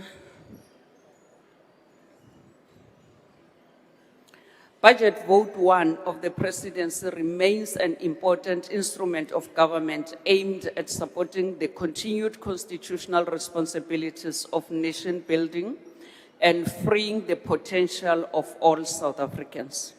The Presidency, which is widely known as the center of government, is charged with the responsibility of turning possibility into progress and the country's vision into tangible societal transformation agenda for the betterment of all South Africans. Statistics South Africa persistently accounts for the country's high level of unemployment, poverty, and inequality. These evidence-based data remind us that government planning, coordination, and oversight roles are not abstract administration functions. They remain the instrument which the state must use to improve the lives of millions of South Africans. The center of government is not merely measured by the power it holds, but by the lives it improves. Allow me to borrow the words of 𝐬𝐿, who said, and I quote, "The future is not built by chance, it is built by design," close quote. The seventh administration should embrace and intensify efforts to accelerate effective implementation of government plans, policies, programs in order to deliver services to the citizens. South Africans measure government performance by assessing outcomes and their lived conditions, such as the provisions of services, quality healthcare, quality education, safety and security, reliable and affordable electricity, water provision, a government that fights corruption, and whether public institutions work for the benefit of the people. They do not measure government by its sound plans, policies, or programs. Honorable Madams,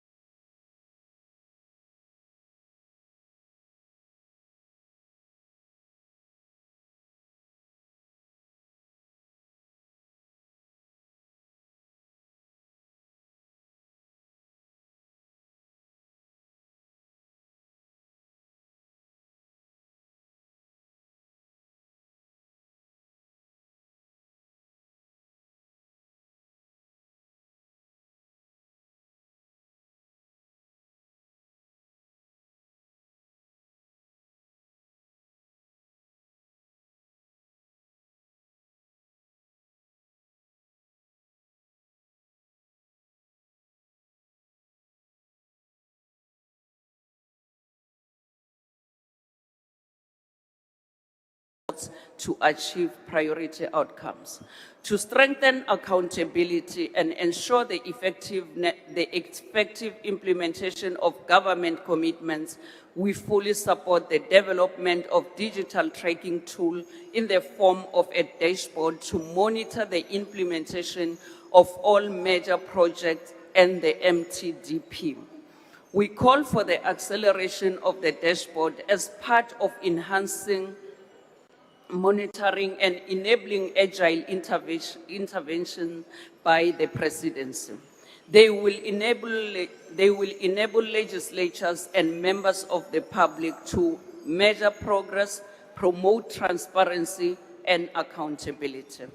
The public service should embrace the role of digitalization and artificial intelligence. The government needs to have an AI use policy to avoid the embarrassment we experienced in the past month. E-governance improves government services by making them more accessible, faster and more responsive.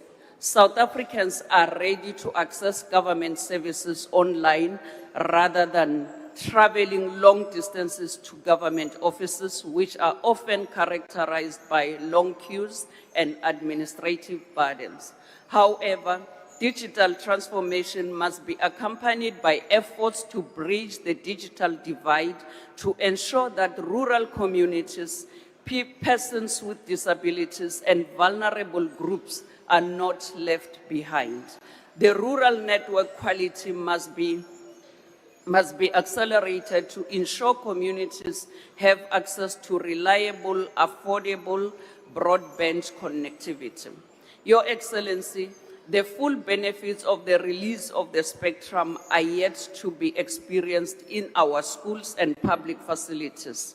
For example, the wonderful program of free public Wi-Fi in Tshwane, which was introduced by then former Executive Mayor, the Honorable Minister Ramaphosa, which has ceased to exist after he left office.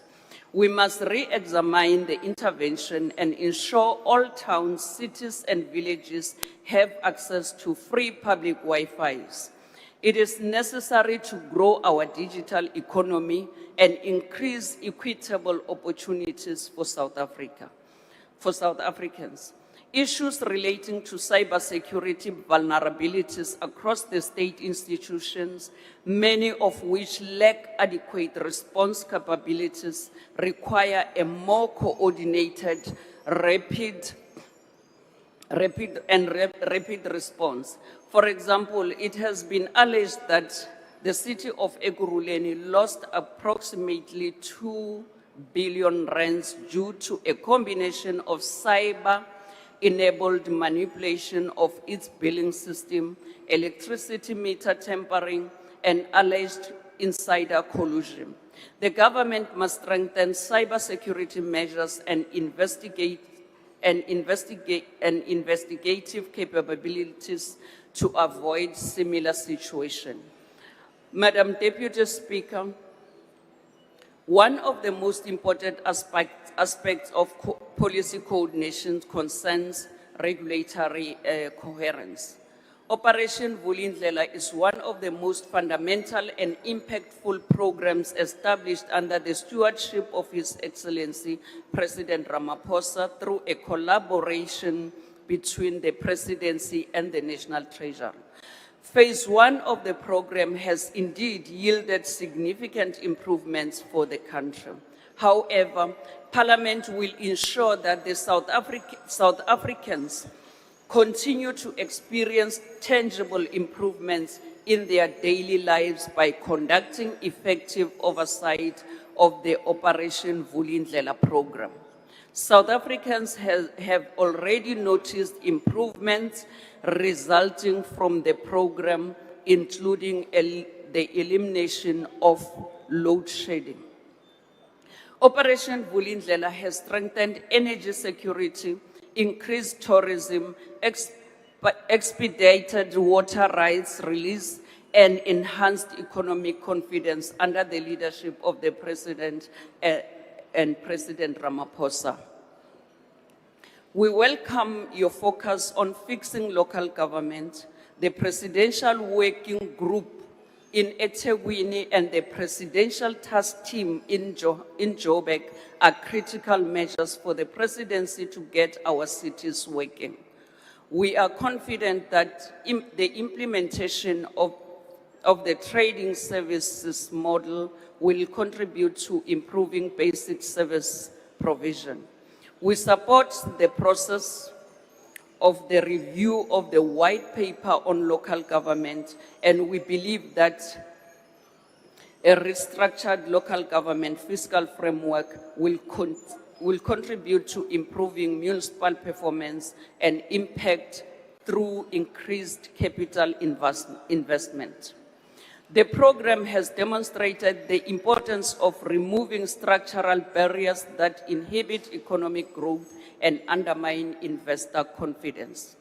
Through its oversight role, Parliament will ensure that the momentum of these reforms is sustained, implementation bottlenecks are addressed, and responsible institutions are held accountable for delivering on their commitments. We intend to provide rigorous and continuous scrutiny on both phases 1 and 2 of Operation Vulindlela, including its success and shortcomings. In collaboration with other parliamentary committees, we will assist in ensuring that accountability through a well-coordinated legislative oversight process for the delivery of program outcomes. The program must continue to advance the country's development through economic growth, job creation, and poverty reduction. Honorable Deputy Speaker, strengthening preventative measures through compulsory lifestyle audits in the public administration remains one of the most critical tools for detecting officials living beyond their means. Consequence management for wrongdoing among public servants must be enforced. We welcome measures by the President to assess the performance of ministers and call on the President to ensure the highest levels of performance are attained, and ministers who do not perform should be held accountable. We call on the President to ensure all ministers sign performance agreements with their Director Generals and assessments are done in a robust manner with consequence management for non-performance. Non-compliance with this should not be acceptable at the highest level of government. Furthermore, President, the delegation of responsibilities to deputy ministers is a critical matter which must be clear and publicly pronounced, just as the President assigned tasks to the Deputy President. Where clear functions are not assigned, this ought to be concluded. The empowerment of the SIU is crucial in fighting against crime and corruption in the public sector. The SIU should be granted greater capacity, powers, and responsibilities to conduct lifestyle audits across all 3 spheres of government without having to rely on proclamation and memoranda of understanding. This should send a strong message to all public servants regarding government's commitment to combating corruption. As we draw closer to the midterm of the 7th administration, the Presidency has to begin to process. Your time has expired. Thank you very much, Honorable Deputy Speaker. The ANC supports Budget Vote 1, the Presidency. The next speaker is the Honourable Trollip.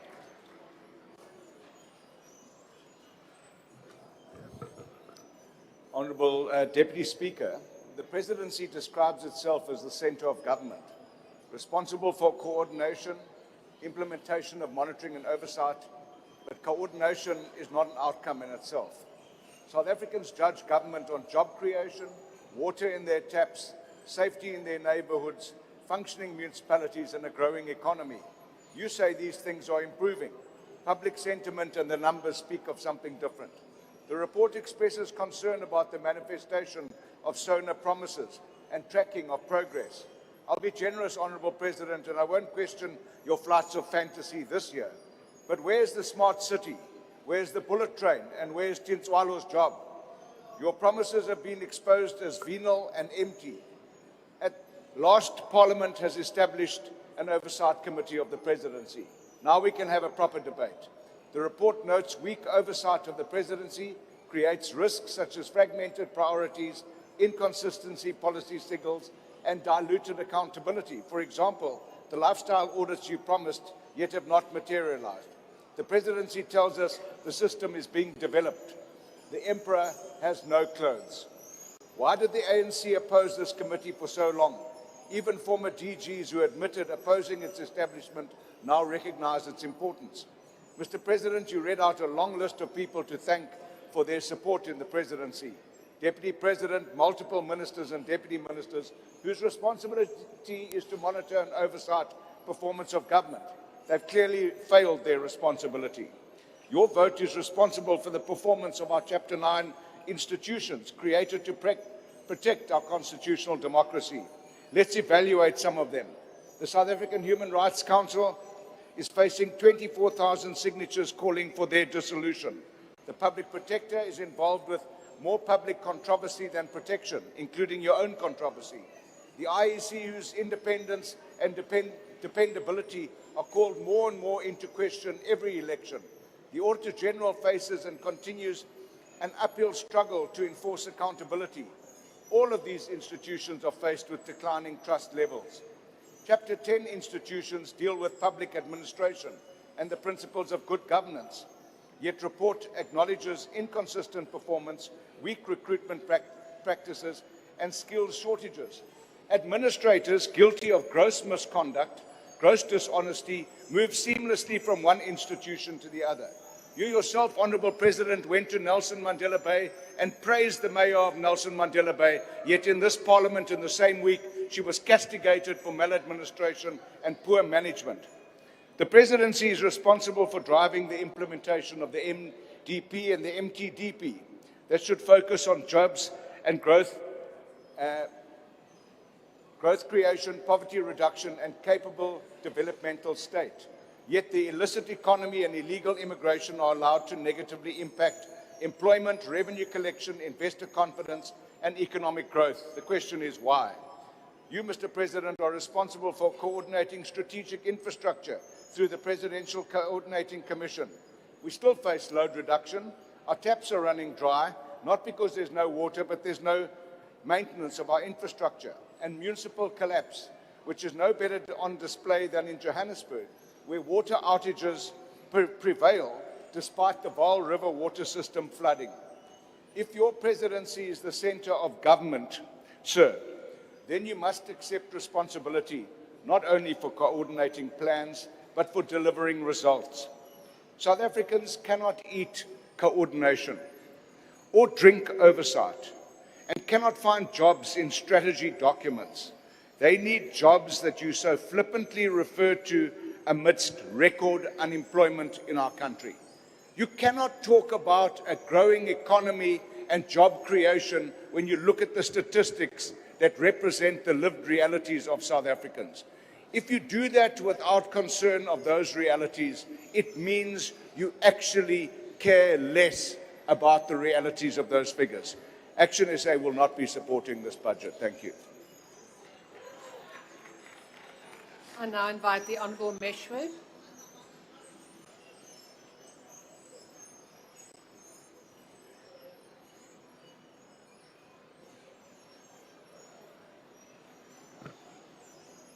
Honourable Deputy Speaker, Honourable President, Honourable Members. Today, as we debate Budget Vote 1 on the Presidency, we cannot ignore the Phala scandal that continues to cast a dark shadow over the Presidency. We are heartened, however, by the recent Concord ruling that ensured that Parliament finally does the right thing and establishes an impeachment committee. We hope this will help bring this matter to a close. During the President's inauguration speech in 2018, he spoke about the hope that was dawning for South Africa. This, particularly given the years of corruption and scandals that had overshadowed the Zuma presidency. And then after President Ramaphosa's speech, we all felt much more hopeful and positive about the future of our country. At that time, I implored the President to be a man of principle who would not buy face. Sadly, the Phala scandal has dragged on for about 6 years now and has left the public shocked and deeply disappointed. The report of the Section 89 independent panel, chaired by retired Chief Justice 𝐦𝐨𝐫𝐞𝐭, clearly concluded that the President had a case to answer. The President has applied, we know that the President has applied for a High Court review of this report, which may unfortunately drag this matter and delay the conclusion of the Phala matter.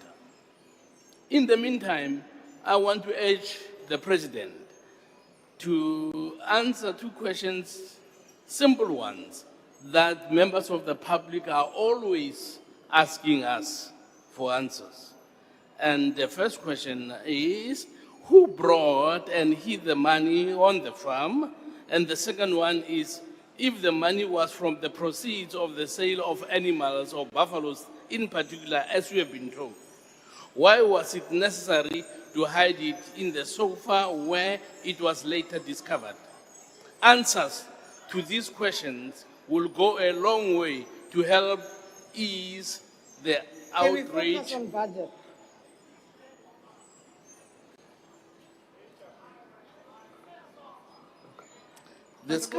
My apologies, Honourable Meshwe. Honourable members, please do not switch on your microphones just to comment. I would also perhaps just alert the Honourable Meshwe that you have to stay clear of Rule 90 in terms of anticipation of matters before the court and parliamentary processes. Please proceed. Thank you. Answers to these questions will go a long way to help ease the outrage so many people feel. The scandal raises serious questions about integrity, justice, financial transparency. How can citizens trust the government when our head of state looks like he is hiding something and evading accountability and justice? With the local government election looming, we do not want the Phala matter to dominate the public discourse. Rather, politicians and political parties should be focusing on finding solutions for the many problems facing our communities and dysfunctional municipalities, where we need stronger accountability and better delivery. May I advise the President to learn from the wisdom of King Solomon, who once said, "A good name is to be desired above riches. To be esteemed is better than silver or gold." Citizens deserve a president that leads by integrity, exemplary conduct, and not by controversy. I thank you, Speaker. And I invite the Honourable Minister in the Presidency.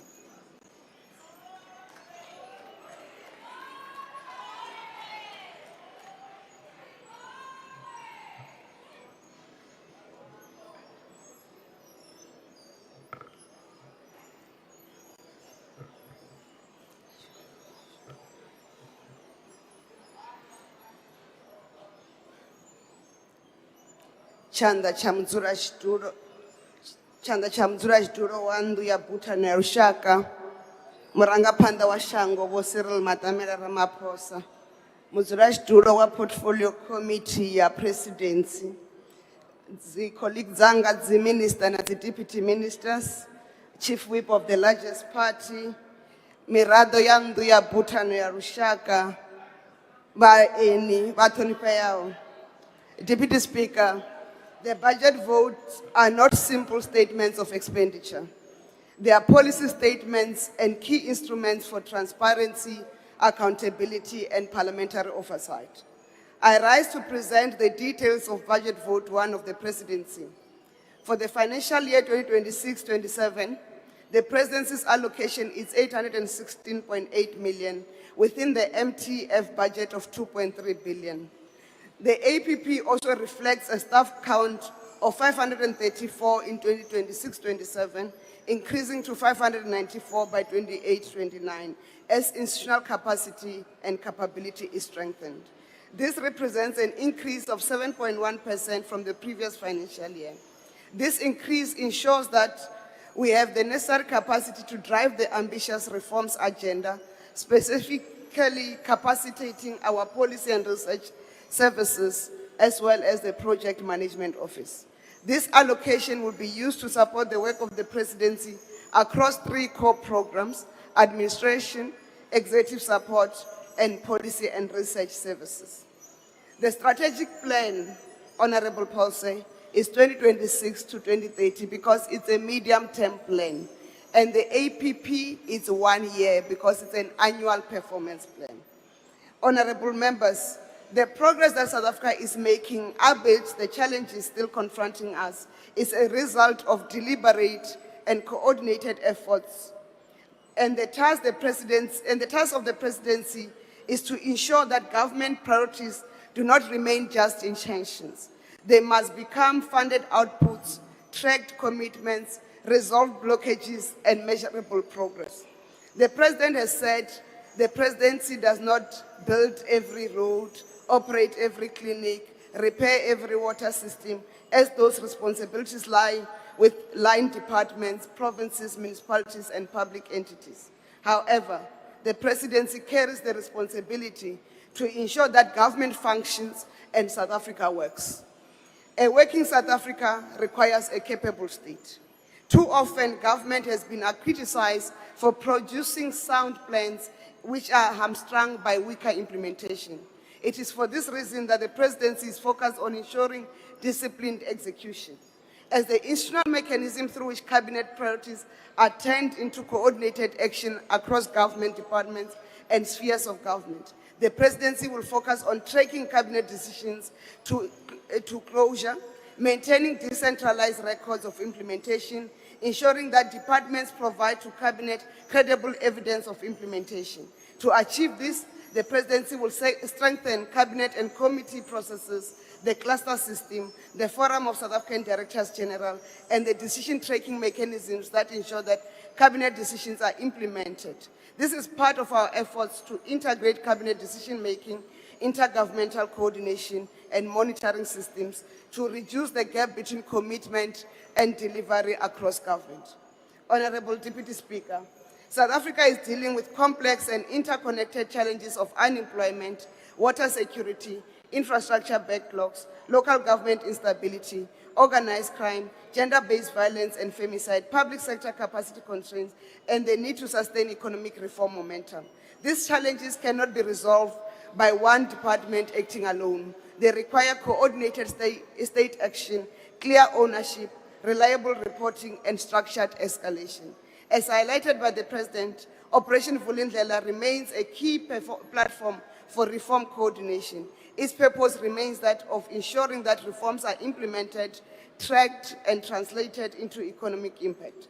The Presidency will therefore continue to support the President and Cabinet in driving structural reforms. This includes monitoring reform milestones, identifying risks, ensuring that departments report on progress, and escalating blockages that delay implementation. Honorable members, many of the most urgent service delivery pressures are experienced at local government. Water interruptions, poor road maintenance, electricity distribution failures, waste management challenges, and weak municipal financial controls affect the daily lives of our people. The President, during SONA 2026, committed to accelerate fixing local government, with priority given to metro municipalities, whilst also ensuring capacity building and improving service delivery across all municipalities. Since 2024, we have provided feedback on the progress being made in 𝐜𝐴𝐾𝐿 as supported by the Presidential Working Group on 𝐜𝐴𝐾𝐿. Although the city of Johannesburg still faces major constraints, which the DA and Mr. Mashaba of Now Action SA must take part responsibility for, we are starting to see some green shoots. We are witnessing concrete progress in the city of Johannesburg's efforts to reclaim the Johannesburg Central Business District through a coordinated high-impact service delivery program that was launched in February 2025. And they said to Mr. President, we are doing it for the G20, but the program is still running. This program includes inner city bylaw enforcement, JMPD visibility as a deterrent to criminal activities, environmental health initiatives, development planning compliance, city power and JRA service deliveries, amongst others. As a result, the city has restored law and order along Lillian Ngoyi, Plain, De Villiers, Newgate, and small streets and their adjoining corridors. On the financial control side, the City of Johannesburg is working closely with National Treasury on the metro trading reforms and financial recovery and revenue enhancements, work which includes revenue performance monitoring, improving billing accuracy and data recovery as guided by the city's comprehensive financial turnaround framework. We are confident that the work of the Presidential Working Group on Johannesburg in support of the COJ's efforts will gain momentum. The work of the Presidential Working Groups in the metros are part of the broader local government reform that are being pursued with agency. Municipal capability, financial discipline, governance and consequence management are being strengthened. We appreciate that communities cannot be asked to wait while institutional failure gets corrected. The role of the presidency is to ensure that challenges at municipalities are not treated as isolated municipal problems, but as national priorities requiring coordinated action and accountable follow-through. The strengthened intergovernmental coordination is part of the implementation of the district development model.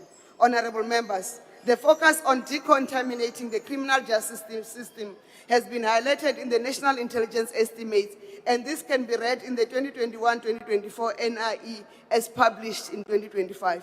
The work to decontaminate the criminal justice system of criminal elements is important to the presidency as the ultimate custodian of national security and the coordinator of the work of the National Security Council. And the work of the Madlanga Commission is helping to fast-track the identification and confirmation of criminal elements within the SAPS and the criminal justice system and the criminal networks that have sought to capture the criminal justice system. During the State Security Agency budget vote, I indicated that SSA is making progress in implementing the SONA directive of the President to vet senior management of the South African Police Service, including lifestyle audit. Phase 1, which entails the vetting of 32 SAPS senior management members who are lieutenant generals and major generals, is in an advanced stage. The SSA is further reviewing its vetting regulations. Honourable Minister, can you please take your seat? Honourable Lonzi, what is your point of order? No, thank you, Deputy Speaker. I think the President needs a comfort break because he keeps looking down and closing his eyes. So we're very concerned. Thanks. Thank you, Honourable Lonzi. I'm quite sure the President will rest whenever he feels like it. Honourable Minister, please proceed.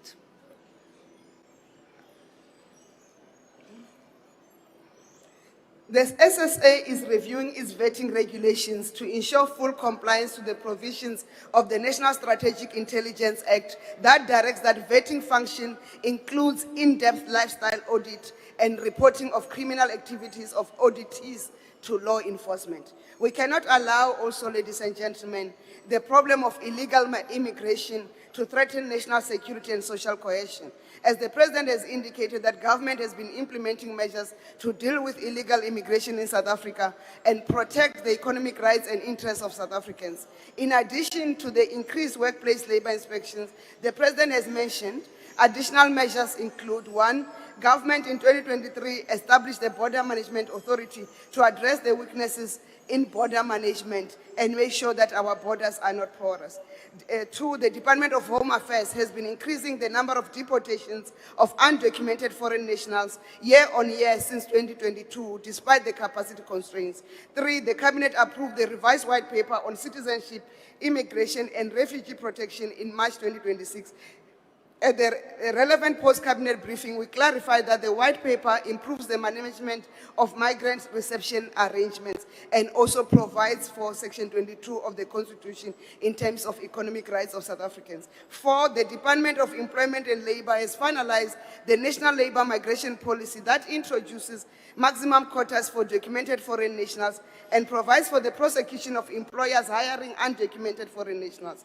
In addition, Cabinet has approved the submission to Parliament of the Employment Services Amendment Bill, which empowers the Minister of Employment and Labor to set quotas in respect of employment of foreign nationals in any economic sector and occupational category. 5, currently 26,364 criminal offenders who are foreign nationals are held in correctional services facilities, debunking the myth that law enforcement is not able to arrest foreign nationals when they commit crimes in South Africa. In addition, the Department of Small Business Development is continuing to ensure the implementation of the National Micro, Small and Medium Enterprises and Informal Business Licensing Framework, which restricts business licensing to South Africans and individuals with valid migration status. Therefore, there is no need for peacetime heroes in addressing illegal immigration. Law enforcement must be left to law enforcement authority, and the authorities will deal decisively with those who act against the laws of our country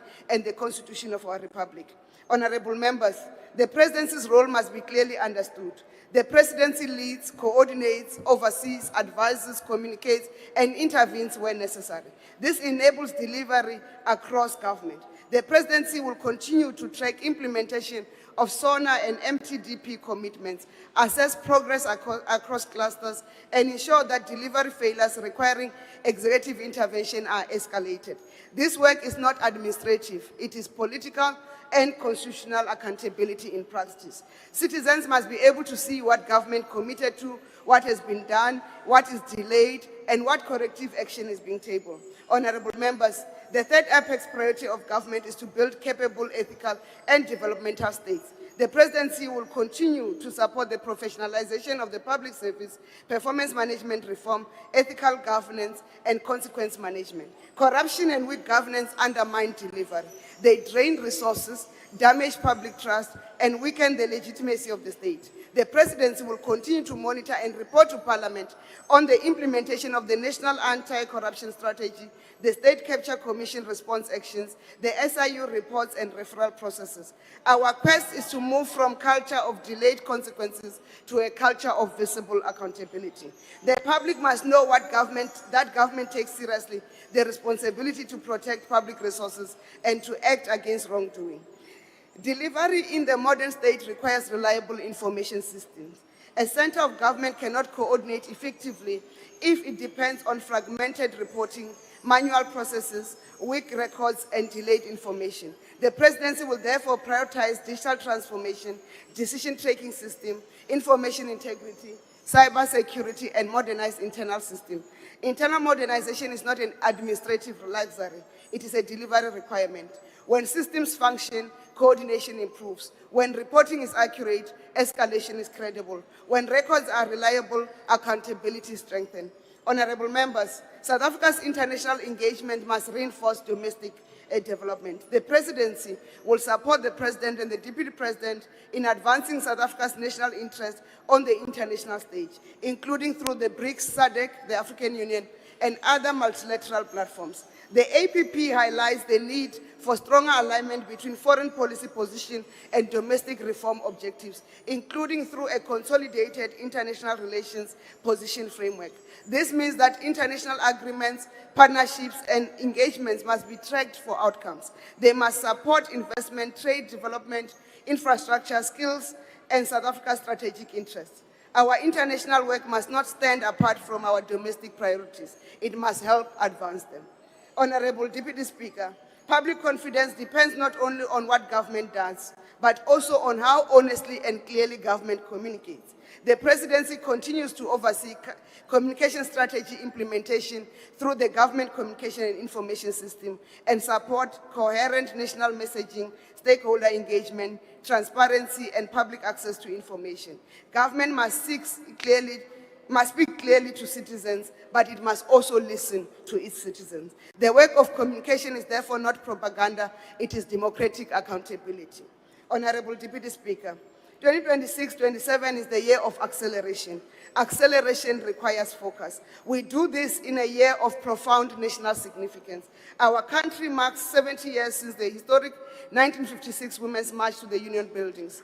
We mark 60 years since the District 6 forced removals. We mark 50 years since the 1976 Youth Uprising. We also mark 30 years since the adoption of our democratic constitution. These milestones remind us that freedom was never achieved through symbolism alone. It was achieved through courage, organization, sacrifice, and action. Therefore, our commemoration of these moments cannot be ceremonial only. It must be reflected in the lived experiences of South Africans. To honor the women of 1956, we must strengthen the fight against gender-based violence and femicide and advance women empowerment unashamedly and unrelentingly. To honor the communities displaced through forced removals, we must improve access to services, infrastructure, and local development. We must also make sure that the land is returned back to its rightful owners. To honor the youth of 1976, we must intensify our work on employment, skills, public employment pathways, and economic opportunities. And to honor 30 years of the Constitution, we must ensure that the constitutional rights are experienced not only in law, but in daily life. Honorable members, it is President Ramaphosa who just did not admit to challenges in water service delivery, but instituted corrective actions. He directed the reinstatement of the drop reports to improve accountability and transparency, to deal with leaks, pollution of drinking water, and the implementation of our action plans. It is President Ramaphosa who acknowledged that the criminal justice system must be strengthened, and to the charging of the DA, they appointed the Madlanga Commission, which is accelerating the fight to decontaminate the criminal justice system. Therefore, vote 1 of the Presidency is a vote that prioritizes and ensures the delivery of a South Africa that works. Ndoribu Mzurashtu.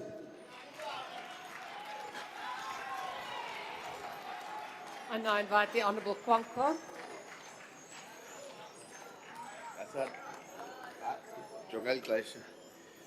Honourable Deputy Speaker, the UDM supports Budget Vote 1. South Africa faces enormous socio-economic challenges: stubborn unemployment, deep poverty, rising inequality, and sluggish economic growth. Yet, despite these challenges, our economy remains one of the most developed and diversified on the continent. That reality makes South Africa a magnet for migrants seeking economic opportunities, including those who enter or remain in our country illegally.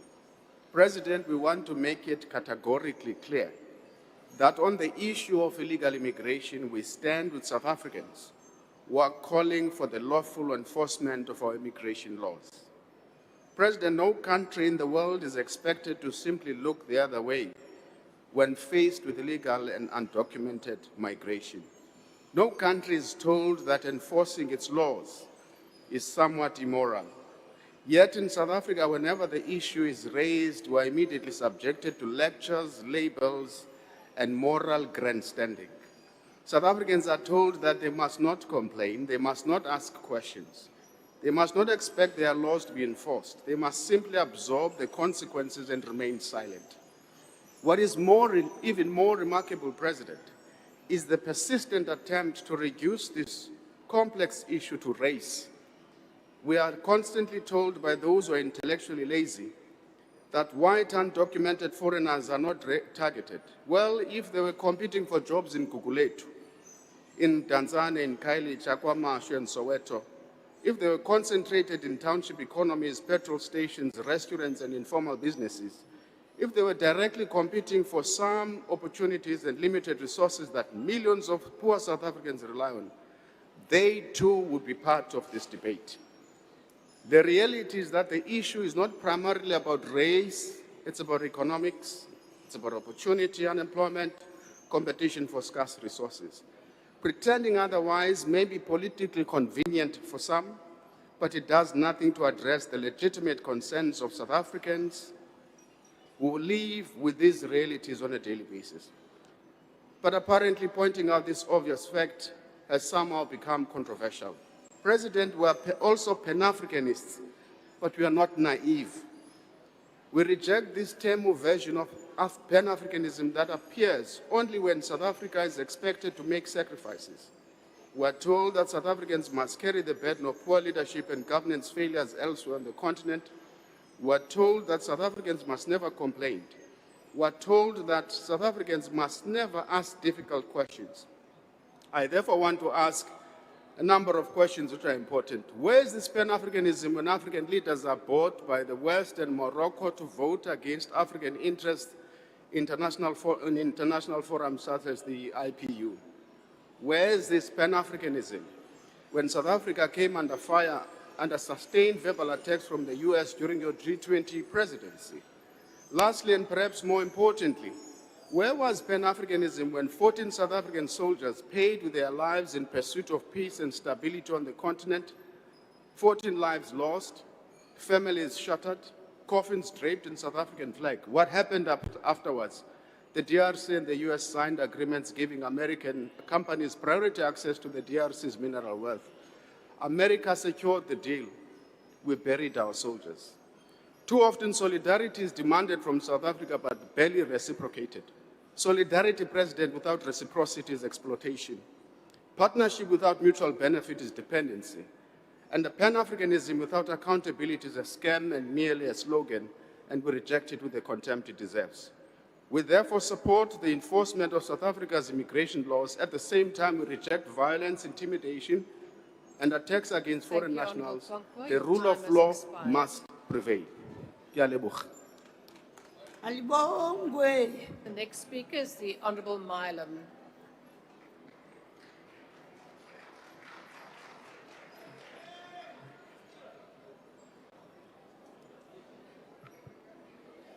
Deputy Speaker, it's often said that insanity is doing the same thing repeatedly and expecting a different result.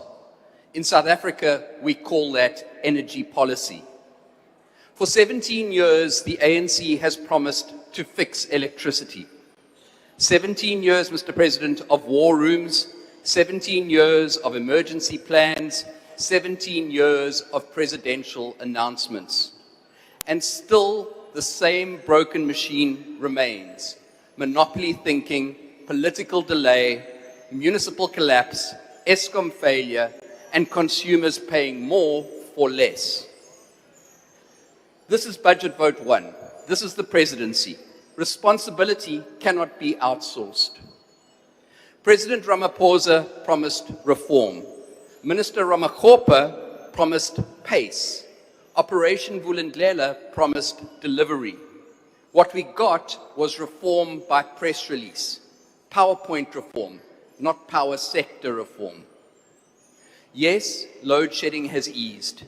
But fewer blackouts do not mean a repaired electricity system. A patient out of ICU is not cured. Electricity remains too expensive, too fragile, too centralized, and too vulnerable to politics. Eskom standard tariffs rose by 8.76% for direct consumers in this financial year, and municipal tariffs by 9.01%. That follows a 12.7% increase last year. That means less electricity for the same prepaid voucher. A pensioner choosing between a heater and groceries. A spaza shop owner choosing between wages, rent, and the lights. Now compare that to negotiated pricing agreements. In April, Eskom announced a proposed 62 cents per kilowatt hour tariff for 𝐬𝐮𝐬𝐿 chrome and Glencore Merafe smelters. Make no mistake, we understand industrial distress. We understand jobs. But why must families absorb double-digit pain, while special deals are negotiated behind commercial confidentiality. The mother buying 50 Rand of prepaid electricity gets no negotiated pricing agreement. The pensioner in a cold flat gets no reduced tariff. The township spaza owner gets no special dispensation. They get the bill. That is punishment pricing for consumers and sweetheart pricing for the connected. In March 2026, Eskom said municipal arrears had passed 110 billion Rand. In May, Johannesburg and City Power owed 5.2 billion Rand in arrears, excluding 1.5 billion in their current account. It is a governance sinkhole. And the causes aren't mysterious. Non-payment, illegal connections, meter tampering, ghost vending, cable theft, weak enforcement, political protection for theft dressed up as compassion. President Ramaphosa, you don't need another plan. You need the political will to confront the people who are profiting from failure. Ring-fence electricity revenue, install smart prepaid meters, prosecute those ghost vending syndicates, cut off the illegal connections, protect paying residents, stop rewarding municipalities that collect from citizens and fail to pay Eskom. Now, distribution agency agreements may help in some places, but they're not a national solution. They're a band-aid on bullet holes. And then we come to Eskom governance. Eskom has confirmed an investigation into diesel procurement and storage contracts, but its interim report found failures in procurement and contract management. Amabungani reported that the matter involves 21 billion Rand for a diesel contract for 𝐿𝐿, including alleged abnormal prepayments. This is why the DA has called for a joint meeting of the Electricity and Energy Committee and SCOPA. It cannot vanish into Eskom's filing cabinets. Bring the board, bring National Treasury, bring the documents. Let's follow the money. Mr. President, we've seen this game before. Gupta's, Tegeta, Optimum. The same warning lights, but much bigger numbers this time. Diesel is meant to keep the lights on, but under ANC governance, even emergency fuel needs emergency investigation. That is why reform cannot crawl. The Electricity Regulation Act commenced on 1 January 2025, but laws do not produce power. We can't measure reform by announcements from the union buildings. We need to measure it by megawatts connected, kilometers of transmission lines built, debt reduced, and thieves prosecuted. The market operator must work. The national transmission company must be independent. Unbundling must be completed, not just performed. The DA argues for a truly independent electricity market operator. Referee, not player. Market, not monopoly. Competition, not cadre deployment. And above all, build the grid. The Transmission Development Plan requires 14,500 kilometers of new lines and 210 transformers by 2034. Without that, reform dies on the road. Wind in the Cape can't reach Gauteng. Solar projects back up. Investors walk away. Communities stay poor because the state cannot provide a plug point. Mr. President, this is the test. Not another committee, not another promise, not another fossil fuel dinosaur dragging its tail through the cabinet room. Execution. Liberalize the market, build the grid, clean up municipal revenue, end the secret deals, publish the diesel report, prosecute corruption, protect poor households, and let capable municipalities procure power. Let private capital build. Let South Africans procure electricity from real deliverers. South Africa is not short of plans. It's short of consequences. It needs affordable power, reliable power, competitive power. It needs a presidency that governs, not one that announces. A minister who executes, not explains delay. Municipalities that pay, thieves who go to jail, and citizens treated as the point of the electricity system, not as a mere afterthought. Thank you. I now invite the Honourable Deputy Minister of Human Settlements.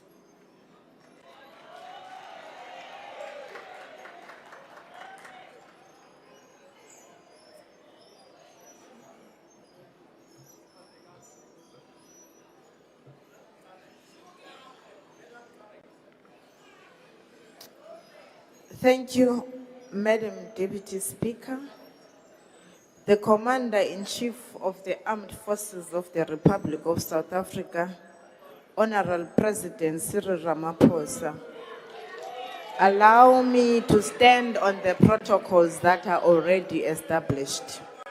Fellow South Africans, I rise today to speak in support of Budget Vote 1 of the Presidency with conviction, with purpose and with a deep sense of responsibility to the millions of South Africans whose lives are shaped by every rand allocated and every decision made from the union buildings. Today, we gather not just as representatives of our respective constituencies, but as stewards of a vision that has guided our nation for 3 decades. In this debate, we must reaffirm our commitment of this vision, which aims at improving the quality of life for all citizens and freeing the potential of everyone. This is not simply a financial debate. This is a debate about whether government is delivering on the promise made to our people, not just in words but in deeds. It is a debate about whether we are honoring the sacred compact that binds the states to its citizens. Honorable members, this year marks 30 years of our Constitution. That is not merely a document, but a living expression of our collective hope and dreams rooted in transformative aspirations of the Freedom Charter. Arguably, it is one of the most progressive, transformative founding documents in the world. Our Constitution was born out of the vision of the Freedom Charter, which solemnly declares that houses, security and comfort shall be birthright of every South African, regardless of race, gender or Honourable geography. Deputy Minister, please take your seat. Honourable Reddy, please take your seat. Thank you, Honourable House Chair. Will the Deputy Minister be prepared to take a question about I will tell now us how many sound houses now. have been Honourable built? Reddy, Honourable You've given Reddy. us lots of stories. Honourable Reddy. How many houses have been Honourable built? Reddy, I am now ruling you out of order. You know full well. You ask whether the member is willing to take a question. You do not give your question. Deputy Minister, are you prepared to take a question? No. No, she is not prepared. Please proceed. Ready? I'm waiting for you. Correctional. The Constitution is our most powerful tool for change. It is an instrument designed to ensure that every person in our nation has access to adequate houses, security and comfort. Budget Vote 1, the Presidency, commitment to lead. Budget Vote 1, the Presidency's commitment to lead a state that lives by its constitutional obligations, and we support it unreservedly. Honorable Deputy Speaker, a people cannot build their future without water, without shelter, and without access to opportunity. The Presidency has committed to advancing an integrated and sustainable human settlements policy, one that ensures universal access to basic services and economic inclusion. We stand firmly in support of this direction. Deputy Speaker, water is life, and for too many communities, that life remains uncertain. We therefore welcome the agency reflected in this budget, together with the Presidency's direct intervention and hands-on approach to strengthen ailing municipalities, restore failing infrastructure, and secure reliable access to water for all. Honorable members, investing in early childhood development is not optional spending, it is economic policy. As President Ramaphosa said in the 2026 State of the Nation address, that, I quote, "Our focus now is not establishing a firm foundation for learning in the early years of a child's life, for it is one of the most powerful levers. We have to unlock the potential of our nation." Close quote. Quality early childhood programs increase school completion, employability, and long-term productivity. Similarly, NHI, despite ongoing contestations, functions are normative and the foundation of a state that affirms health equity for its most disadvantaged citizens. Although debated, anchors the principle that every citizen's health, especially the poorest, carries equal weight in a just health system. All these requires infrastructure, road sanitation, energy connectivity, to name but a few. We support this budget vote's commitment to building that foundation.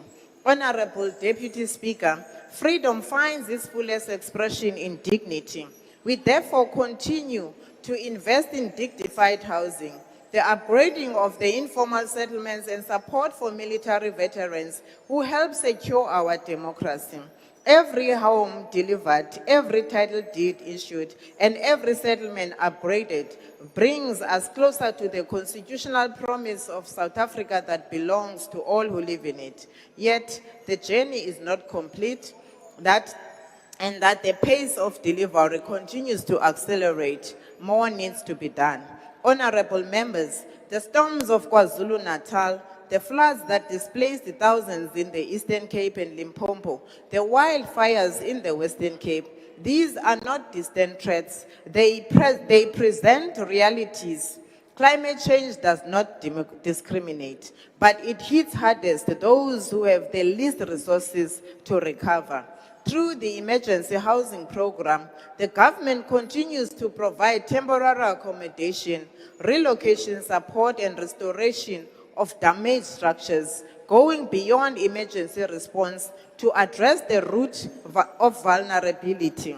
But our ambition must be greater still. Our responsibility is to build climate-resilient human settlements capable of withstanding future disasters and protecting the dignity of our people.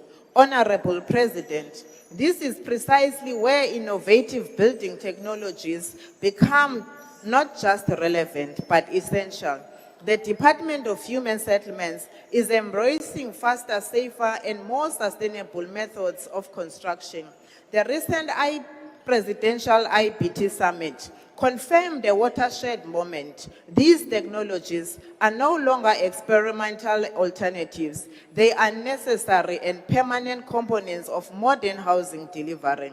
Our government is now institutionalizing IBTs within the mainstream human settlements program to accelerate delivery, strengthen disaster response capability, support localization, and critically, to create economic opportunities for women, youth, and emerging enterprises. This transformation and infrastructure development working as one.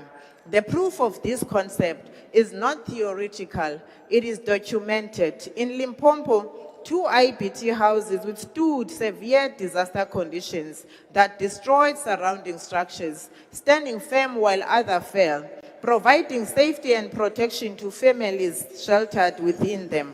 That is not a pilot project, that is proof of purpose, and this House should take note. Honorable President, we are encouraged by the tangible progress being made in KwaZulu-Natal under the stewardship of Mrs. Boniso Duma, following the commitment by all 3 spheres of government to provide permanent solutions for victims of the devastating 2022 floods.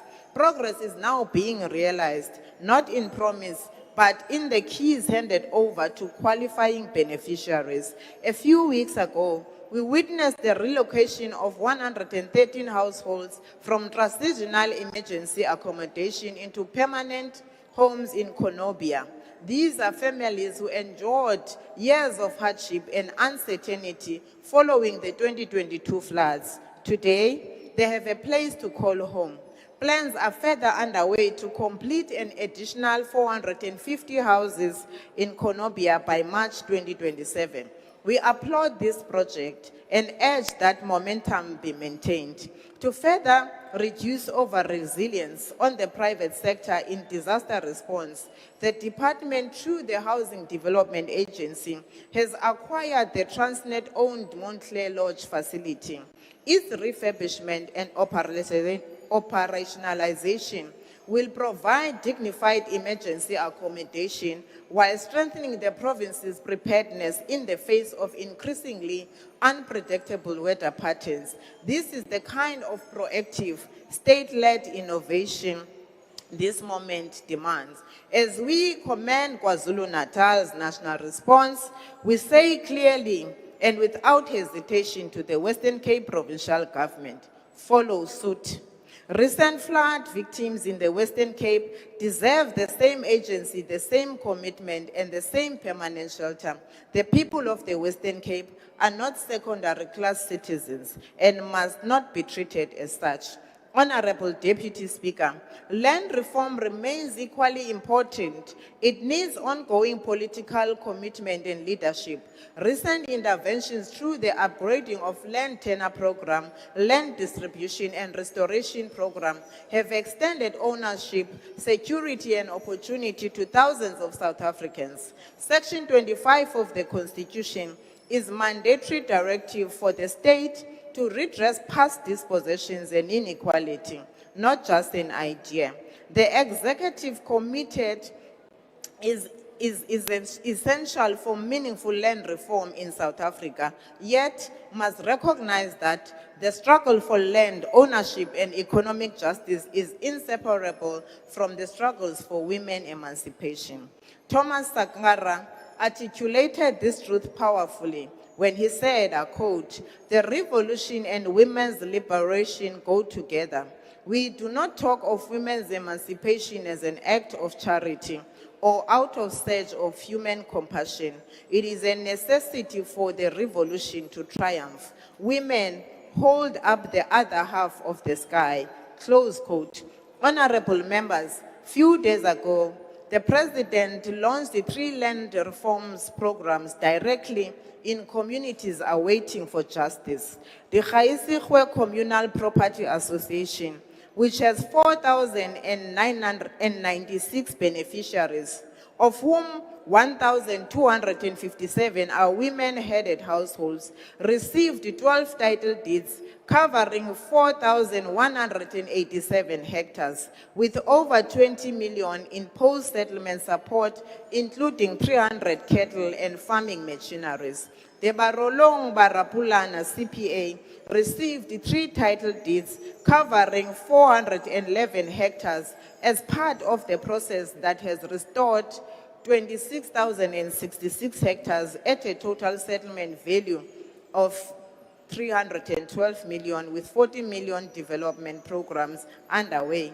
Honorable Speaker, every title deed handed to a woman-headed household, every parcel of land restored and transferred into the hands of a mother raising children advances not only social justice, but a broader transformation of the society.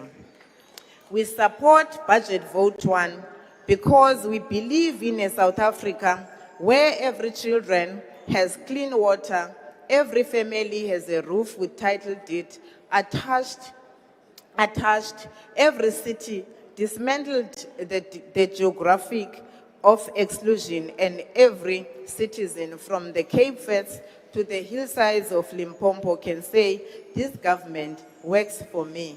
Thank you very much, Honorable Speaker.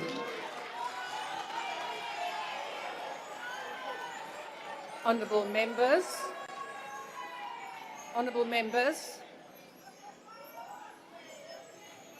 I'm sure also that the Honourable Lonzi will be pleased to hear that business will now be suspended for 15 minutes for a comfort break. Bells will be rung 5 minutes before the resumption of business. Business is suspended.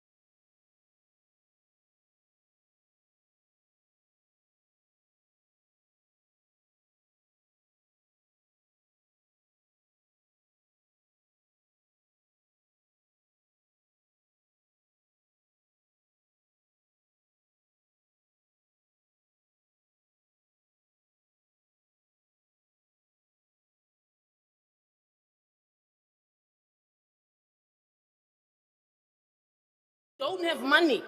So these small and medium businesses are dying at the expense of transnational corporations. How are you going to grow the economy when you are championing a neoliberal agenda? The two don't mix. Look at the fiscal policy that we champion. Sure, see the contradictions. That's the law of neoliberalism. It is riddled with contradictions for the poor. We are told that our personal income tax system is one of the most progressive ones in the world. But it relies on regressive taxation.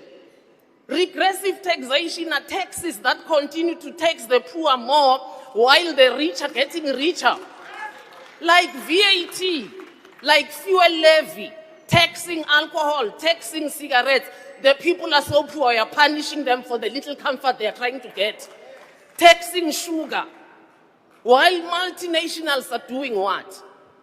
Tax evasion. They are transferring their profits abroad without us taxing them adequately. They are price misinvoicing. We are not building the SARS structure that taxes corporates adequately. We are focusing on building the SARS structure that's taxing individuals. So to work in South Africa is a crime because you bear the brunt of taxation. We lose annually, Mr. President, from illicit financial flows. This loose corporate tax system we are running, an estimate of at least 100 billion rands. And that's in the cigarette industry. Only, I'm not talking the other areas. Imagine if we halved that, how much difference it would make in the tax brackets of ordinary people. We will lower taxation. You want MK to confirm this budget, talk to us about lowering taxation of individuals. Talk to us about lowering personal income tax and taxing multinationals. Then we shall stand here and say, oh, the African in the African National Congress is alive. It has come back. So we'll support you. At the moment, you are running a national Congress. The African is dead. So we can support this because we are standing for Africans. And then you tell us you are going to dismantle criminal syndicates. How? The criminal syndicates are in your house. How are you going to dismantle them? They are in your living room. How will you dismantle them? They are under the sofa. They are in the constitutional and the legal system. They are in the municipalities. They're in the police. I mean, in the defense force, whole caches of arms go missing.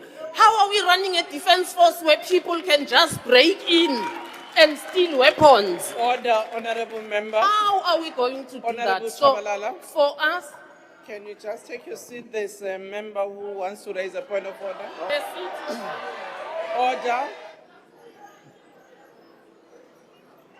Please be seated.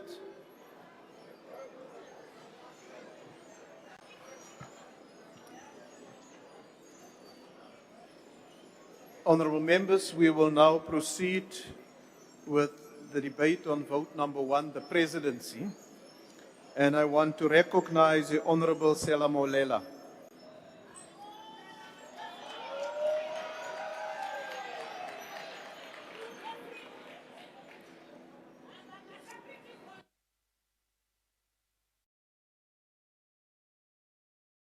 Call, give me ban. Order, honorable members. Happy. Honorable Speaker, the House Chair, Honorable House Chair, Your Excellency, the President of the Republic of South Africa, Bomatamela, President Ramaphosa. I must also salute the Chief Whip of the majority party. The Chief Whip, I must salute you because unlike others who came here and shouted Afrocentrism, I'm sure to still see you next week. And I'm not certain about others, so I must greet you. I must greet colleagues, members of Parliament and people of South Africa. Honorable House Chair, maybe my starting point must be by saying we as the African National Congress, we support this budget vote, vote 1. And that it is imperative to view budget vote 1, honorable members, in the context of the President acting as the coordinating center for integrated social and economic planning and development at the macro and macroeconomic level, rather than as just a center which replaces the role and functions of specific ministries and departments. The actual reality is that the presidency works with other ministries and departments to ensure that programs are implemented and with tangible results, which we are actually seeing. We are engaging in a major scale infrastructure development and microeconomic development in a challenging global context, which is characterized by wars in Ukraine and the Middle East, coupled with trade wars which directly impacted South African economy. The tariff wars and the barriers to trade imposed by major markets have created distress for many primary industries in our country. The conflict in the Middle East has directly impacted the country's fuel prices. And Honorable President, we welcome the intervention of your government to stabilize the impact of fuel increases for consumers and industry, preserving jobs and the manufacturing sector of the economy. The negative global environment, just as the COVID-19 pandemic was, demonstrates to us the need for local economic self-sufficiency with reduced reliance on import and increased exports. Our economy, notwithstanding the many challenges locally and global, to which some I've already mentioned, has proven to be robust, and with those circumstances recorded a modest growth. The modest economic growth must be coupled with the fact that over the last few years, South Africa has developed a trade surplus in dollar terms. The country's trade surplus as of March 2026 sits at 31.9 billion to the value of $1.9 billion US. This has largely been based on the minerals such as gold, platinum, coal, as well as agriculture. The demand for local assembled motor vehicles was also high and positively contributing to our progressive trade surplus, to which we commend you and your government, Mr. President. The agricultural sector in our country has positively contributed to the trade surplus of the country, as South Africa's agricultural export have surged over the last 3 years, culminating in a record of 15.1 billion US dollars in 2025. From 2023 to 2025, the trade surplus was over 600 million over the period of 2 years. The trade with Africa, due to the Africa Free Trade Area, has resulted in a shift in trading pattern with 30% of South Africa's global export trade, and is currently valued at 400 billion or 1.9 billion US dollars. This shall significantly grow, as the true industrialization of our country will also be dependent on the growth of an African economy and intercontinental trade, which we know, Mr. President, you understand very well, and that is why we do not take serious sentiments that are pessimist and speak about Afrocentrism, which is not in context. Honorable members, the reality is that we are expecting more through this budget vote on the presidency, hence we support it, and hence we believe in it. The modest economic growth and trade surplus are the realistic basis upon which future economic growth predicted at 3% is expected. The medium-term development plan requires an integrated approach with a clear finance strategy, and moreover, the budget investment of 1.3 trillion for infrastructure investment requires the coordination of the president to ensure that integrated planning and development occur. Furthermore, honorable members, measures must be taken to ensure that finding of financial architecture by Professor Cyril from the National Planning Commission are expedited. Your Excellency, the South African financial sector allocation requires a recalibration, and we believe you are on track in doing that. South African capital markets can support a 3% economic growth trajectory. We must revisit foreign exposure of assets and also increase non-listed asset allocation by GPF and other financial institutions. The less than 5% at this point allocation will be counterproductive to grow the real economy. And it's a fact that the majority of the JSE financial sector dominated with a minimal job creation impact. Your Excellency, an increase in non-listed assets to about 10% in additional allocation of close to 150 billion, which will accelerate funding for SMME and to advance our non-negotiable transformation agenda. This is within the control of the state. The investment of workers should and will help transform our economy. The transformation of the economy, with the reduction of foreign exposure of assets, we can crowd in on over $1 trillion in the medium term without adversely impacting asset growth. We can increase exploration, we can increase SME financing, we can increase infrastructure investment, and we can increase our gross fixed capital formation. We must take measures to significantly capitalize the Industrial Development Corporation, the Development Bank of Southern Africa, the National Employment Fund, and CIFA to spur the entrepreneurial energy of our country and grow our economy. The majority of blacks and Africans in particular continue to be excluded in the economy, and chances of rapid economic growth are thwarted. The transformation of the economy is a necessity to ensure inclusive growth and job creation. However, financing of black business remains challenged with barriers to entry for black business due to lack of collateral or assets. And it is against this background, Honorable President, that we believe capitalizing institutions like IDC, NEF, CIFA, and Development Bank of Southern Africa will go a long way. Mr. President, the African National Congress has placed jobs as a priority number 1 of your government. With current unemployment rates, our focus, which we know is your focus, must be jobs, jobs, and nothing else but jobs. The development of a comprehensive job plan through beneficiation and industrial and agricultural development and growth of microeconomic sector needs to occur to deal with structural problem of unemployment.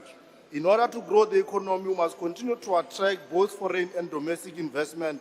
And in this regard, Mr. President, we commend you and your government, and we must welcome the 6th South African Investment Conference that occurred on the 31st of March 2026 at the Sandton Convention Center in Johannesburg, in which, Mr. President, we raised a record of high as 890.8 billion plus in investment. This is a milestone that deserves a round of applause, honorable members.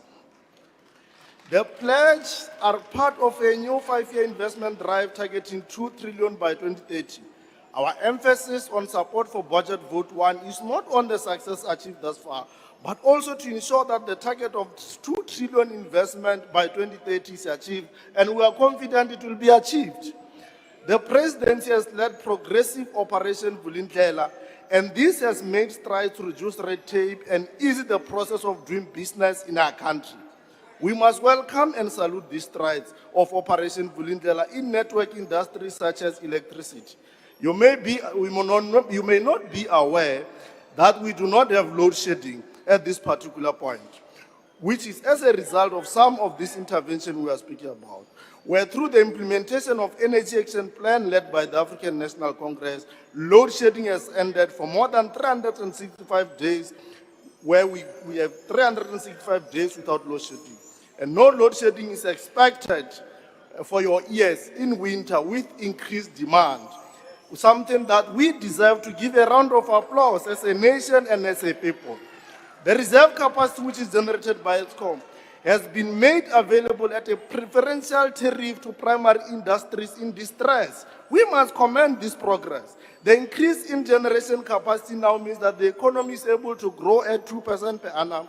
The recovery of commuter rail is critical, Honorable President, to ensure that working class and the poor are able to access an efficient and cheap mode of transport. To this effect, we commend the progress that is recorded by the Passenger Rail Association Agency of South Africa in as far as ensuring that all lines are back on track. The introduction of the new visa regime is already paying dividends to the country with an increased number of flights and tourists to the country. We salute you in this regard, Mr. President. However, there is much work to be done to ensure the efficiency of freight rail and ports in the country. Progress is noticeably slow, but it's on track. And the economy of this country is dependent on efficient logistics for its imports and exports. Logistics costs remains high, and yet we must compete with other markets from the southern tip of our continent. We must reduce the cost of major inputs to the economy to make the economy more competitive, such as electricity, such as the cost of water, the cost of logistics costs, and fuel prices. Honorable members, South Africa's steel is priced in the domestic market at the import parity price, which makes domestic steel more expensive in the domestic market than imported steel, as it's priced as if it was imported with freight costs. South Africa's steel is exported at the cheaper export parity price, which makes imported steel cheaper in the domestic market. Moreover, South Africa's steel exported to Spain, Thailand, Portugal, which manufacture LPG gases cylinders cheaper than we can do in our country.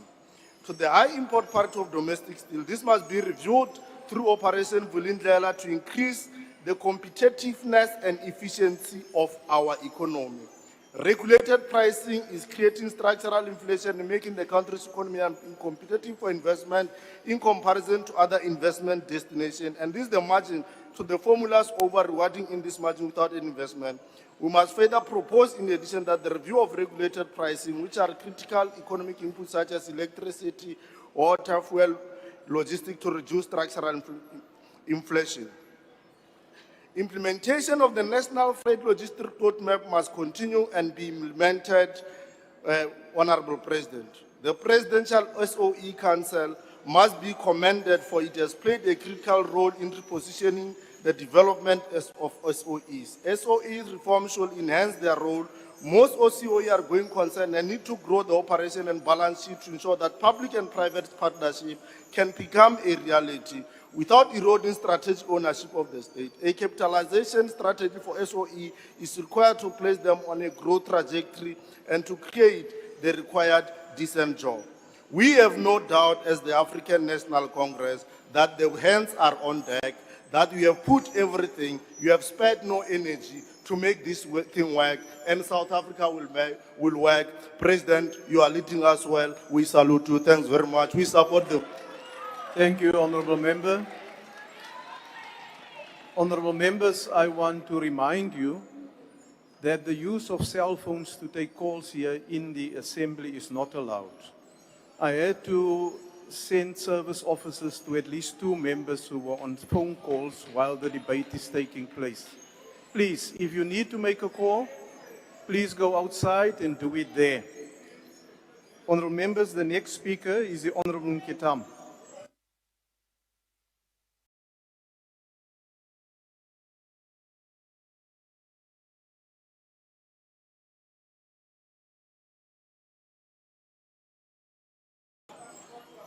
Thank you, House Chair.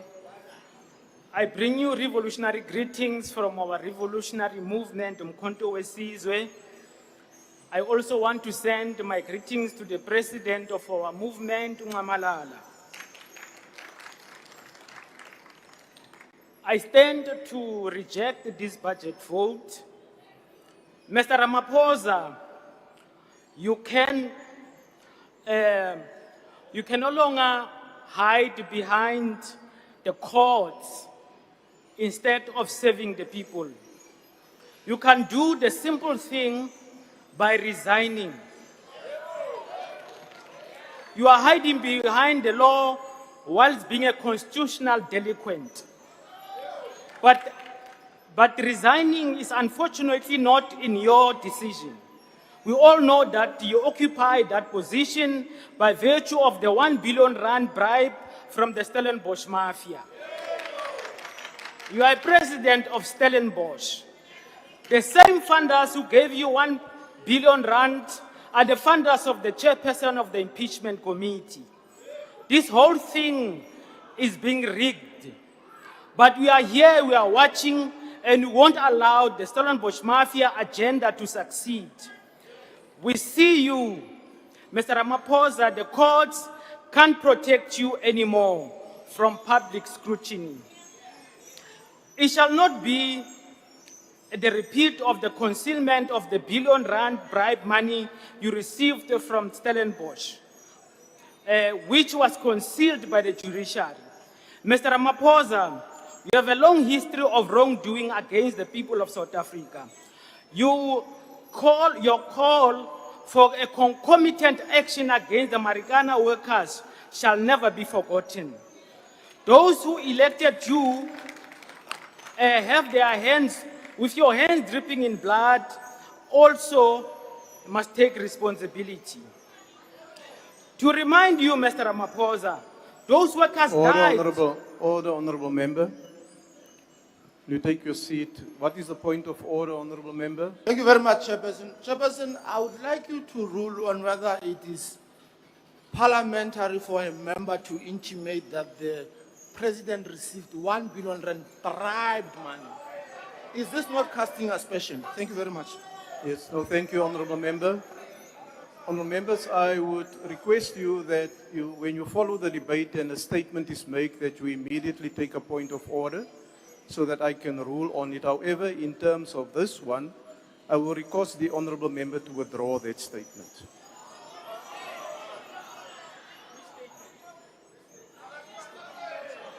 You said that the president received the billion Point of rand order, bribe. Chair.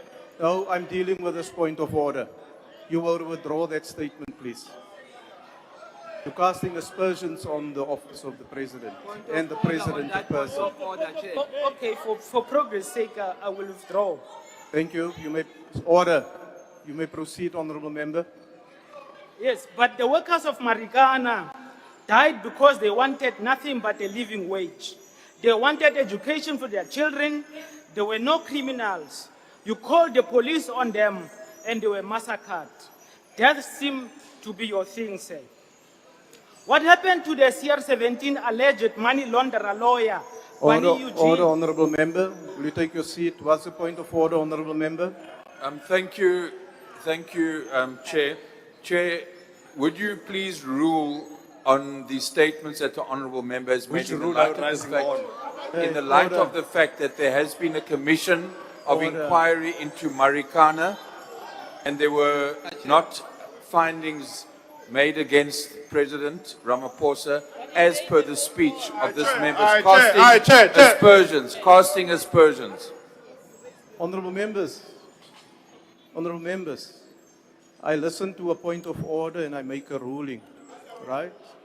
Don't prescribe to me. Don't prescribe to me. I'm in charge of this session and I will execute it according to the rules. Now there's a point of order that has been taken. Honorable 𝐼𝐻𝐾𝐿, I will ask the table staff to assist me and I will come back with a considered ruling. There's three hands. Who is in charge of taking the point of order? Because 3 hands are up. Honorable Douglas. Thank you, Honourable Chair. I will rise in Rule 84. The Honourable Member is improperly imputing motives to another member. They are actually imputing improper motives to our member. And in reality, he's clarifying the reality. I said I'll come back with a considered ruling. He doesn't need to withdraw anything, Mr. Chair. I'll come back with a considered ruling. Yes, Honourable Reddy. Thank you, Honourable House Chair. Please rule on these frivolous points of order by the ANC because it is a fact about the bribery money in the CR17. Honourable Member, I have made a ruling on that matter. You will withdraw that statement now. And if you don't want to withdraw the statement because there's a ruling that I've made on it, then you will face the repercussions of repeating a statement that I've ruled out of order. The statement that you ruled Remove him. is not the statement Order. I've made. Honourable Member, you will withdraw that statement. Oh, for the sake of progress, I will withdraw. Thank you very much. Points of order, please stop that. Honourable Please. Member, I will rule. Comrades, please, thank you. I will rule. Please proceed, Honourable 𝐾𝐿.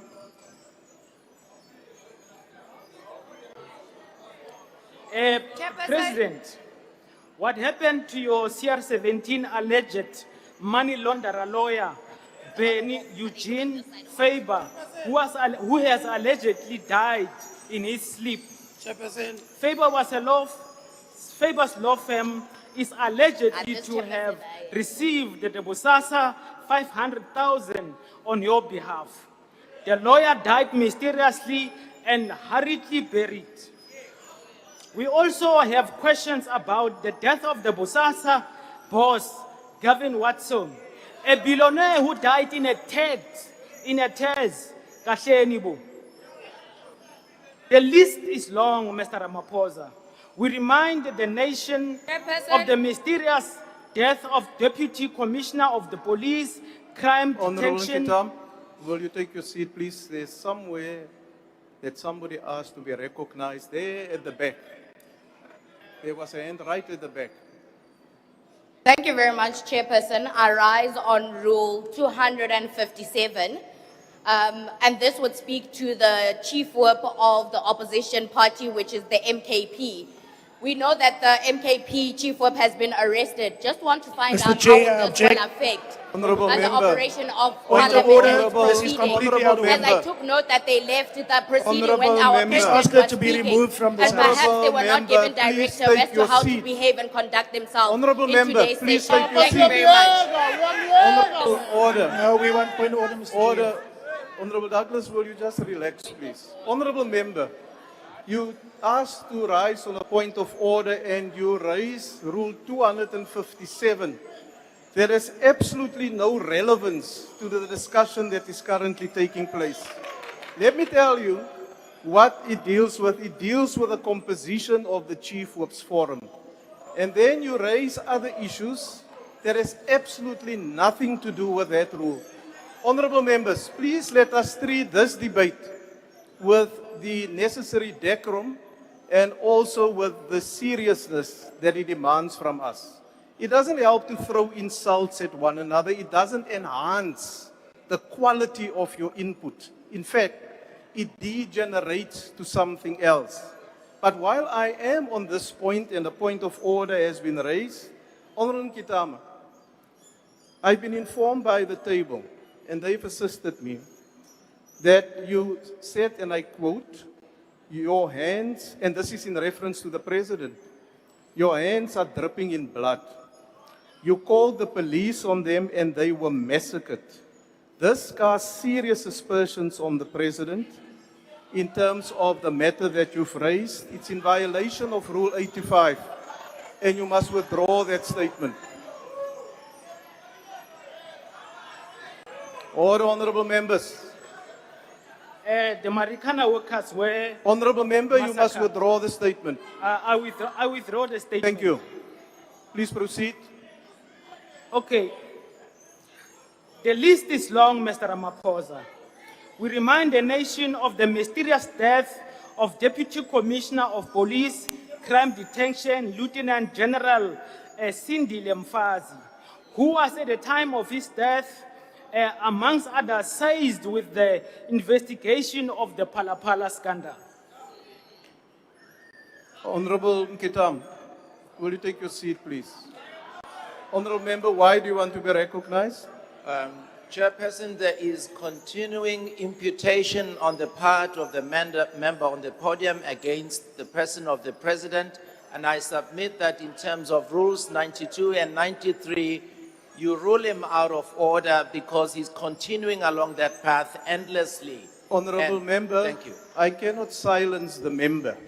What I will do is that in terms of his speech, I will rule on matters that he's raising.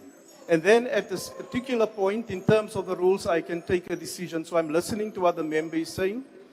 The duty of the whips is to raise a point of order, and I rule on it. Honourable Ntjintama, you may proceed.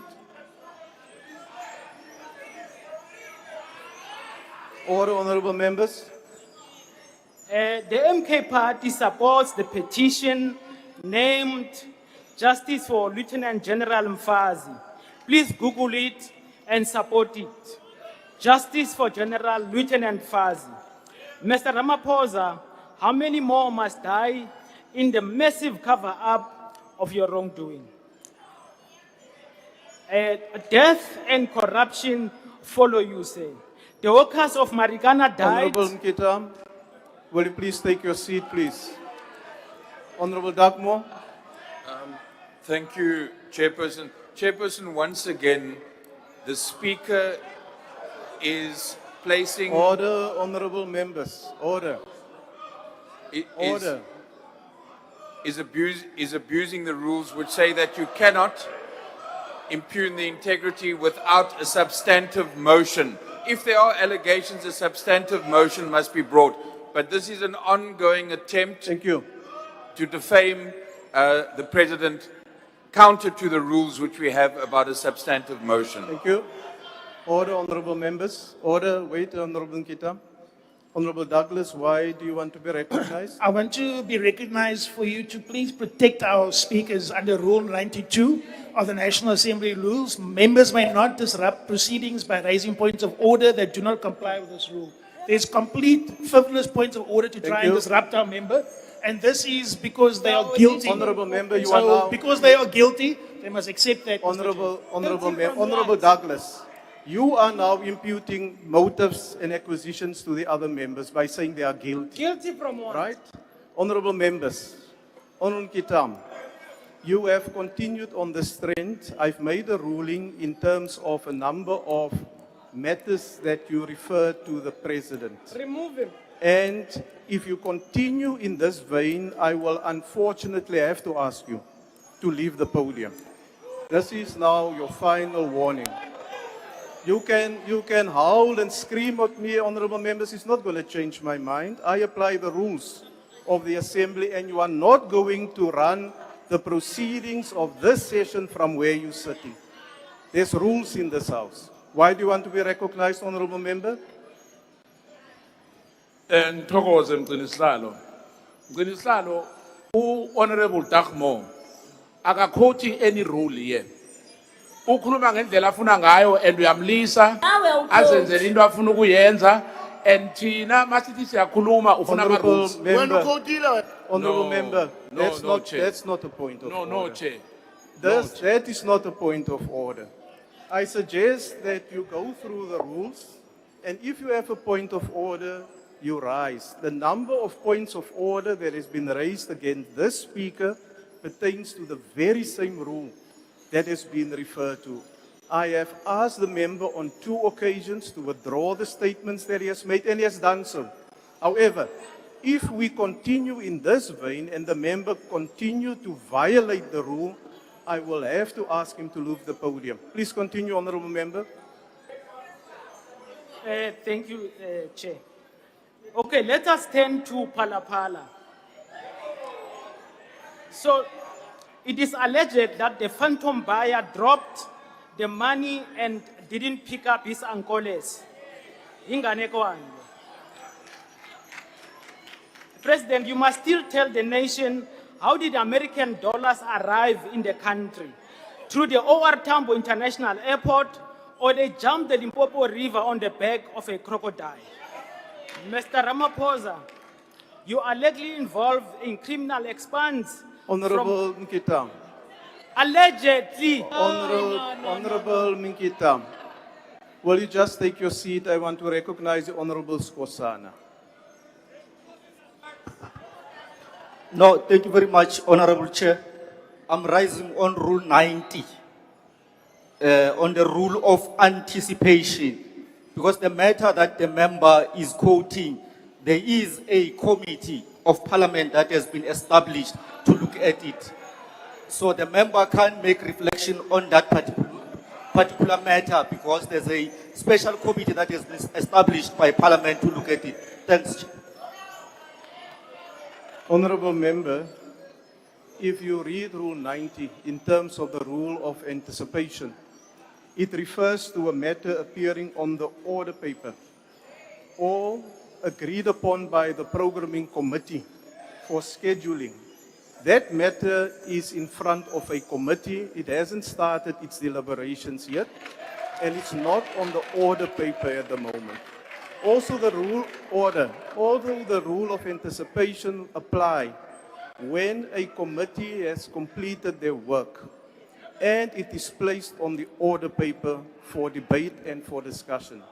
What I'm doing is to listen very carefully to what the member says, broad references to the matter, that is the member's right to raise it. However, when it goes into other matters that has been raised in terms of Rule 85, I will rule on that matter. Please proceed.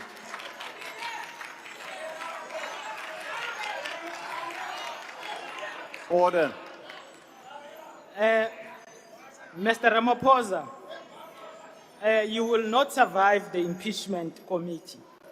There is no safety in the so-called GNU numbers. The GNU won't provide protection.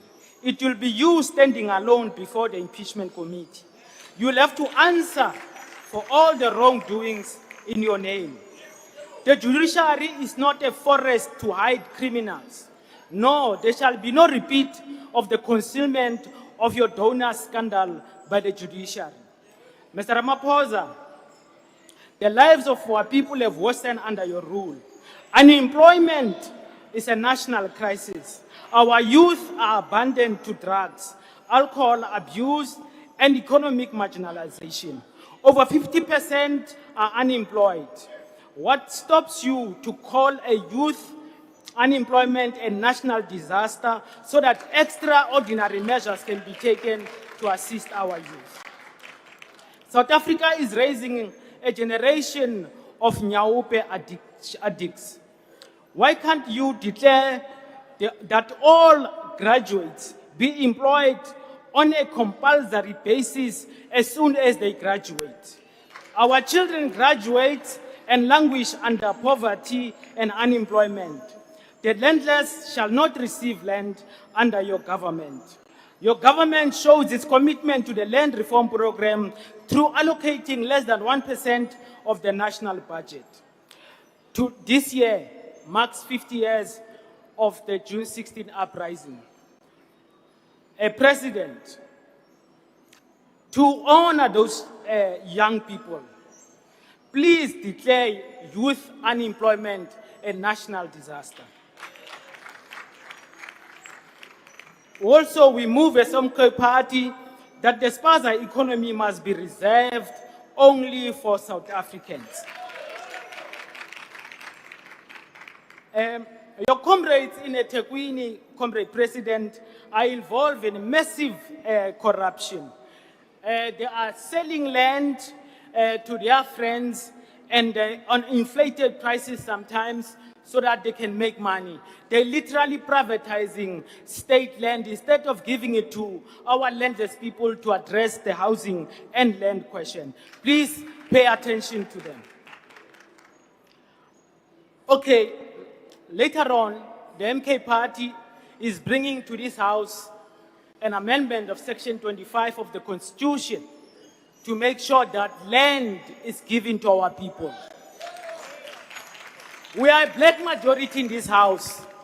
When that amendment comes through, we hope you'll do the right thing and vote so that land expropriation without compensation can become a reality for our people.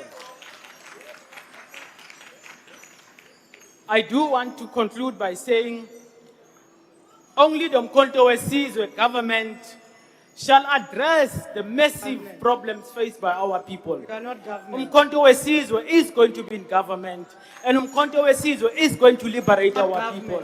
Kwaza Mkhonto, Kwaza. Not gonna be government. Order, honorable members. The next speaker is the Honorable 𝐟𝐨𝐫𝐿𝐵𝐻𝐿.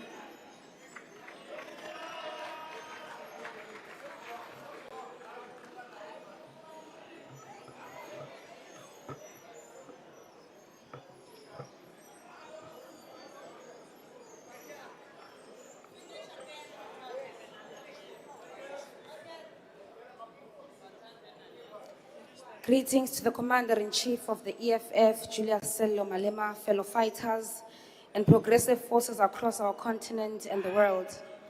Before we speak about appropriations, strategic plans, key performance indicators, and budget allocations, we must speak about blood. The blood of unemployed youth 𝐬𝐿𝐫𝐽𝐿, of mine workers in Thabazimbi, of Nasipi Dukwa and her 9-month-old baby, of children who died of hunger in the Eastern Cape, and the blood of black people whose labor built this country and whose suffering continues to sustain it. South Africa is a nation built on black blood. Blood land, blood labor, blood minerals, blood wealth, blood profits, and a blood government. This debate follows the tragic killing of 18-year-old Nhlamulo Sambo, whom according to his mother and sister was allegedly slaughtered like an animal for being Tsonga. The Western Cape police have stated contrary to this. But the fact remains, we're a country living in anxiety, searching for someone to blame for our realities. Poverty, hopelessness, and hatred have become the language of the oppressed. You and 𝐬𝐮𝐬𝐫𝐫𝐢𝐛𝐤 are caught in slumber while shacks are going up in flames. Step in and ensure that the Sambo family receives the truth about what happened to their son, that justice is served and that the order is restored in our streets. You do not deserve to be on a political vacation whilst the failures of your government haunt our nation, Mr. President. Our people must know that we are in this situation because the president is sleeping on the job, only concerned about protecting himself from impeachment and jail. We extend our deepest condolences to the Sambo family, but condolences are not enough, Mr. President. 𝐿amule did not die in isolation. He died in a South Africa where poor people are taught to fear other poor people, whilst the architects of inequality continue to enjoy the fruits of exploitation. He died in a South Africa where unemployment, poverty, and desperation have become so normal that violence is mistaken for justice. We hope you have a few dollars to spare from your couches to bury 𝐿amulo and numerous victims of violent crimes rooted in poverty, racism, misogyny, and blatant disregard for human life. We demand to see you deal with crime against ordinary South Africans with the same speed you sent out our police to go look for your undeclared stolen dollars without even opening a criminal case. Your presidency is a presidency of press statements and investment conferences, Honorable commissions, task teams. Take your seat, please. There's a point of order. Yes, Honorable Member. No, thank you very much, Honorable Chair. I'm rising on Rule 85. The Honorable Member is casting aspersion to the President. She says the President has got undeclared stolen dollars. It's true. Honorable, order, honorable members, order. Honorable members, this matter is in front of a committee of Parliament that must still deal with the issue. It's also in front of the court that must still look at whatever has been brought to them. Nobody can thus come to a conclusion. You cannot come to a conclusion and state it as a fact. And because of that reason, I will ask the honorable member to withdraw that statement. It's allegations that we are dealing with, and it's not a factual statement until it is proven or otherwise. You must withdraw the statement, honorable I member. withdraw. Your presidency is a presidency of press statements and investment conferences. Honorable member. I said I withdraw, Speaker. Thank you. Your presidency is a presidency of press statements and investment conferences, commissions and task teams, promises without transformation. Most importantly, it is a presidency that is premised on continued flow of blood. The blood of workers whose labor enriches shareholders, the blood of communities displaced by mining, the blood of unemployed graduates denied economic opportunities. Your presidency is built upon the preservation of economic apartheid, and therefore it is a presidency built upon blood. South Africa remains one of the most unequal countries in the world. Stats SA tells us that expanded youth employment remains above 40%. Millions wake up every day without work and without hope. Even those who are employed are not spared from the Ramaphosa economy. The cost of living continues to rise while salaries don't rise.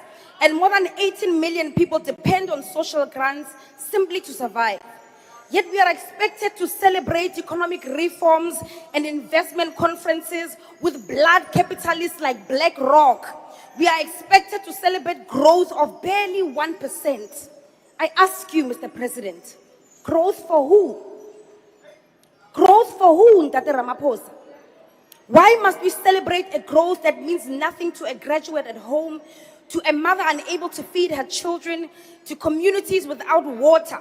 Why applaud a growth that doesn't address ownership patterns of the economy? You boast about Operation Vulindlela, but Operation Vulindlela seeks to reform capitalism rather than eliminate it. It seeks to attract investment without addressing ownership. It seeks to solve problems created by capitalism through more capitalism. You are literally asking fire to extinguish itself. The land was stolen through blood. The mines were built through blood. The economy was constructed through blood. The gold of Johannesburg came from blood. The diamonds of Kimberley came from blood. The platinum of Rustenburg came from blood. The fortunes accumulated in boardrooms and gated estates come from blood. Yet the descendants of those whose labor produced this wealth continue to live in poverty. The top layers of society continue to own majority of wealth, while black majority remains excluded from meaningful ownership of the economy. This is not an accident. This is structural. This is capitalism. It's imperialism. This is exactly how the system was designed to function. President Ramaphosa, history will not judge you by the number of speeches you delivered or by the number of investment summits you hosted and the number of commissions you established. History will judge you by whether the blood stopped flowing. The blood of Marikana, of hungry children, of unemployed youth, of our children in the Cape Flats, the blood of every South African that was sacrificed so their profits may continue uninterrupted. And blood remembers, President. Blood remembers stolen land, stolen labor, stolen dignity. Blood remembers betrayal. That is why we refuse to make peace with exploitation. We reject the notion that the market will liberate our people, that foreign capital will save us. Poverty cannot be managed indefinitely. We demand the expropriation of land without compensation, state ownership of strategic mineral resources, a state bank and a developmental state that is capable of industrialization and job creation. We know our problems and we know the solutions. The enemy is not a Tsonga-speaking child. The enemy is exploitation and imperialism. The enemy is a system that allows a handful to own everything while millions own nothing. As long as the land remains stolen, our struggle continues. As long as wealth remains concentrated in the hands of a few, our struggle continues. As long as children go hungry in a country that is rich in resources, our struggle continues. As long as Africans are taught to hate one another while capital continues to profit, our struggle continues. Our people deserve justice and not patience. And we reject this vote.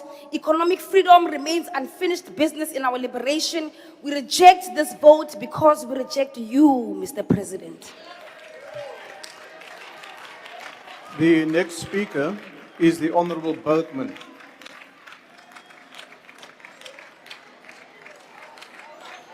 Order, honorable members.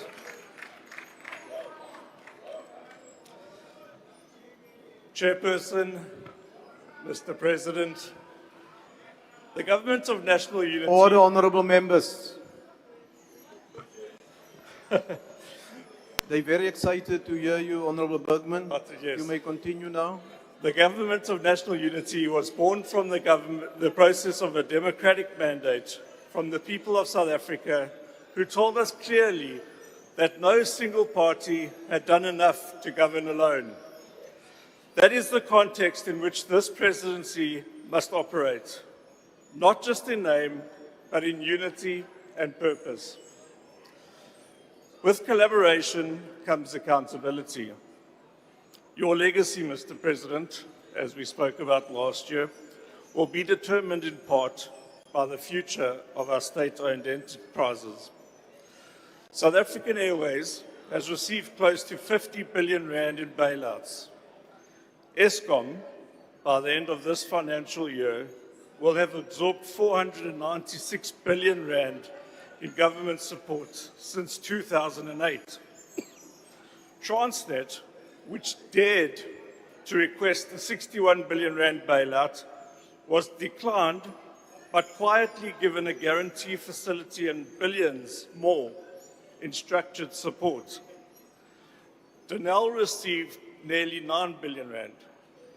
The Post Office has received 10 billion rand. Sanral's received 47 billion rand. In total, South African taxpayers have forked out over 521 billion rand, propping up these entities. Honourable members, we must be honest on whether we will spend another $500 billion on floating state-owned entities or choose to relieve taxpayers. Mr. President, let us be honest about where we are. SAA has reported a net profit of 155 million rand for its 24-25 financial year.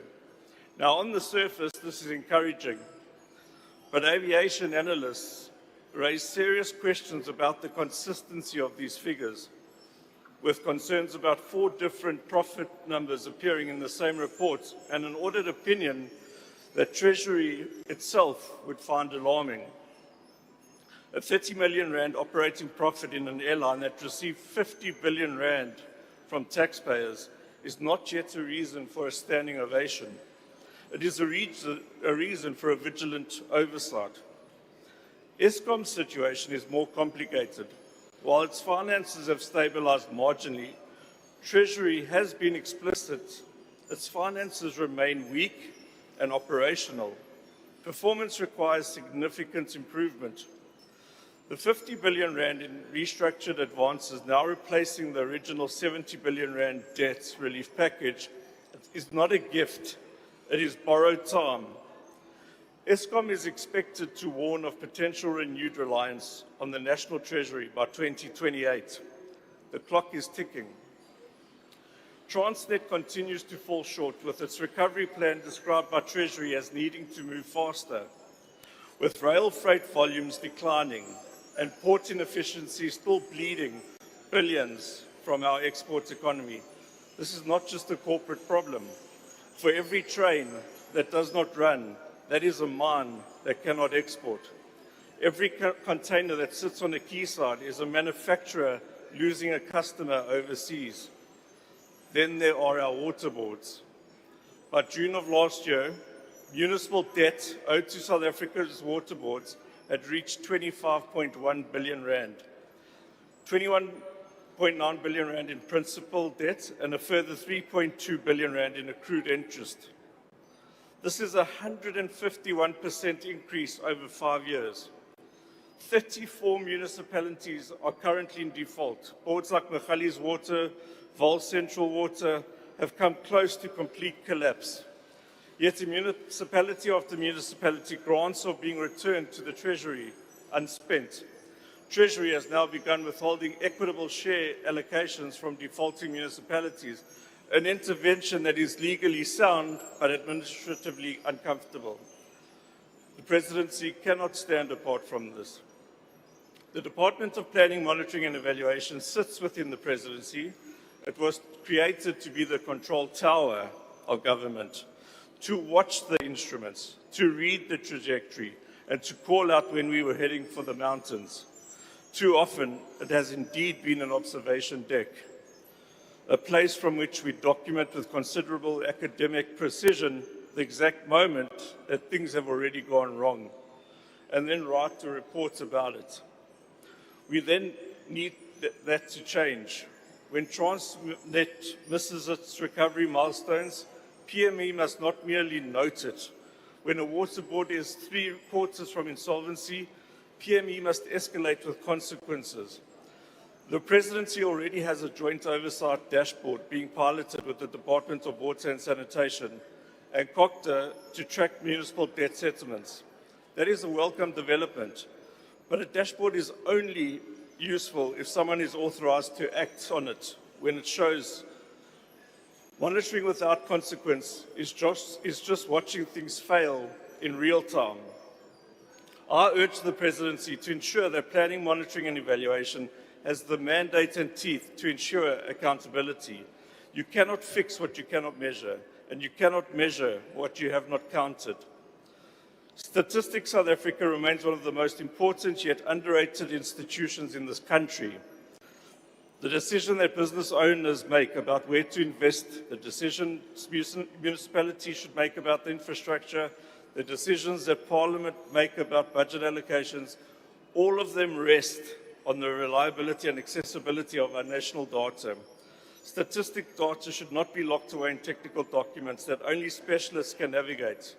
In an era of open data and digital access, every small business owner, every economic development practitioner, every young person trying to understand why their town has no jobs, they should be able to find that information easily, freely, and in a form they can use. Mr. President, some of the proudest moments of this country's short democracy have been when the people have united, The GNU gives the country an opportunity to Honourable ensure Member, growth, your time has opportunity, expired. and prosperity. Thank you. The next speaker is the Honourable Deputy Minister in the Presidency.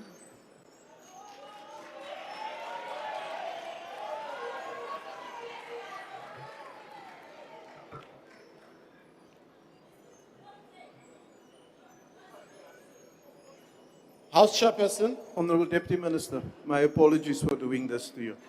I've on previous occasions asked honourable members to remove their headgear when they enter the House. You know who I'm referring to? It's you, honourable member, and the member sitting behind you. Will you remove your caps, please? Thank you. Please proceed. House Chairperson, President of the people of South Africa, His Excellency Matamela Cyril Ramaphosa, members of the National Executive. Honourable Deputy Minister, let me hear what the point of order is. Thank you, Honourable Chair. I just wanted to go back and check with the table about this because last week there was a ruling that it was okay for the one member from 𝐿_𝐺𝐵𝐺 to wear a cap while he was busy doing his speech. So there was a ruling in that session that it was fine to wear caps. Honourable Member, I make the rules as it appears here. If when that ruling was made, was a wrong ruling, that member shouldn't have been allowed. Please continue. Honourable members of Parliament, the Director General and Secretary of Cabinet, Mayor Phindile Baleni, distinguished guests, fellow South Africans. President, a few years ago... Honourable Deputy Minister, I've seen how there's another point of order. What's your point of order, Honourable Member? Thank you, Chair. We can't have the rule that is coming. Honourable Member, I've made a ruling. Take your seat. That is coming at your Honourable own. Member, take your seat. The Minister of Finance is always wearing. Honourable Member, take your seat. Yeah. If you never challenge ruled me, that. you will leave the House. Please continue, Honourable Member. Order. Distinguished guests, fellow South Africans. President, Peter Maibue warned us a few years ago that the beneficiaries of state capture will not give out without a fight. A political party, a relatively new political party, with the biggest human traffic scandal since the dawn of democracy, will not give up without a fight. Jacob Zuma, a man who has evaded prosecution for over 21 years, Honourable Deputy will not give Minister, up without a fight. Honourable Deputy Minister, take your seat. That is why they want to remove him. Honourable Deputy Minister, take your seat, please. Honourable Douglas, why? Order. Order. I recognize the Honourable Douglas. Yes, Honourable Member. I'm raising a point of order under House Chair. Under terms of Rule 85, the member is misleading the House as this statement is factually incorrect and misleading the House because the President has nothing to do with any human trafficking, neither has the MK ever had anything to do with human trafficking. So this is casting aspersions upon the character of our members. Order. Please Honourable ask him to Member. withdraw. Your interpretation of the rule is not correct. The reference is to a political party and not to an individual here in the House. If the reference was to a member here in the House, I would have ruled that the Honourable Deputy Minister will withdraw what he said, but it was a broad statement to a political party, and that is the ruling. Honourable Deputy Minister, I see now there's more hands going up. If it seems to me there's... Let me hear. Siyabonga Sihlalo. Is it on the same point?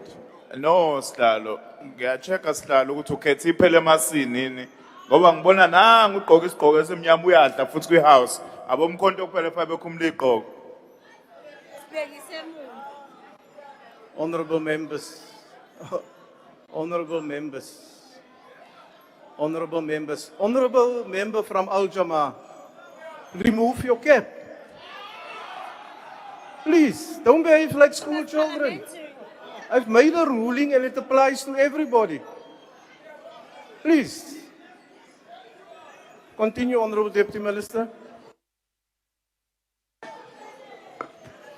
President, the Zuma family will still have to account for the children that were sold in Russia.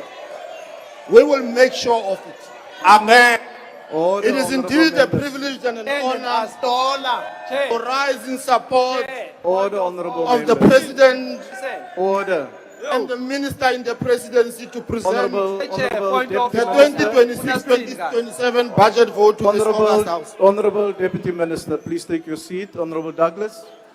Honorable Chair, I rise in Rule 84. The point of order is the honorable member is improperly imputing motives to another member. There are Zuma family members that are MPs, and so he's imputing false motives to our members, and he needs to withdraw. Honorable Deputy Minister. He didn't mention a name. I didn't. House Chair. Chairperson, I withdraw Honorable, unconditional. honorable member. What about Zuma? I withdraw unconditional. Okay, thank you. Please Jacob proceed. Zuma. Order, honorable Jacob members. Zuma, who is not a member. Jacob of Zuma is a South crook. Africa, No, will still have to honorable, make sure of it. honorable Deputy Minister.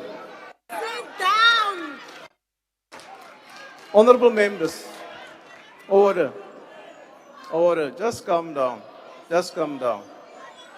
Do not switch on your microphones, Honorable Ngola, and just make comments because you do not add and assist the process.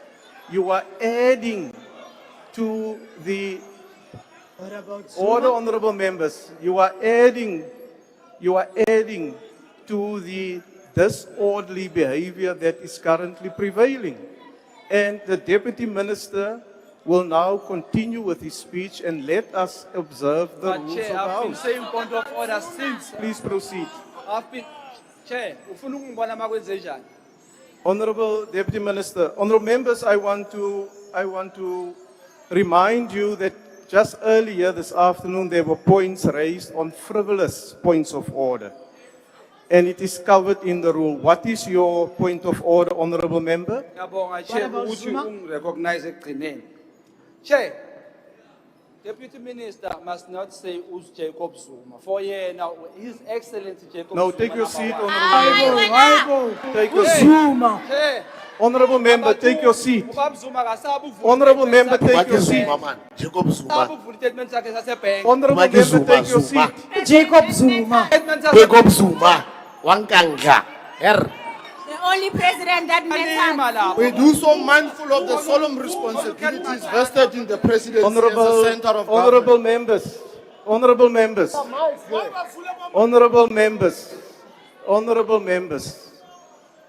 Just calm down and let us give the Honorable Deputy Minister to make his input in this debate. Avule statement.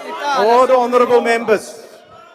Honorable members, if you continue in this manner, I'm going to name you. And you will be asked to leave the House.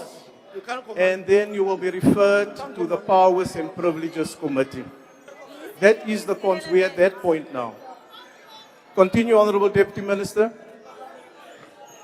Our task is not abstract.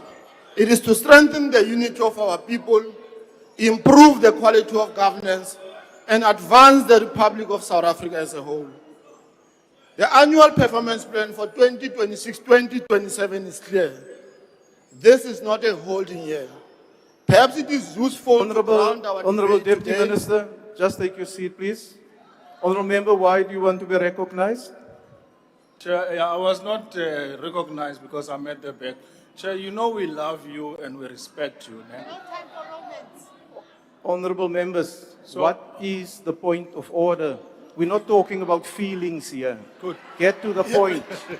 Chair, you allowed for the booing of our member earlier. Now that the opposite, in terms of opposition, is doing equally, you're having a problem. It is not fair. Honorable It is not member, right. that's not the Please point of be order. impartial about this Please, process. that's We not like the, you that's and not we the love point you. of order. Arkeli, sit down. Order, order, order.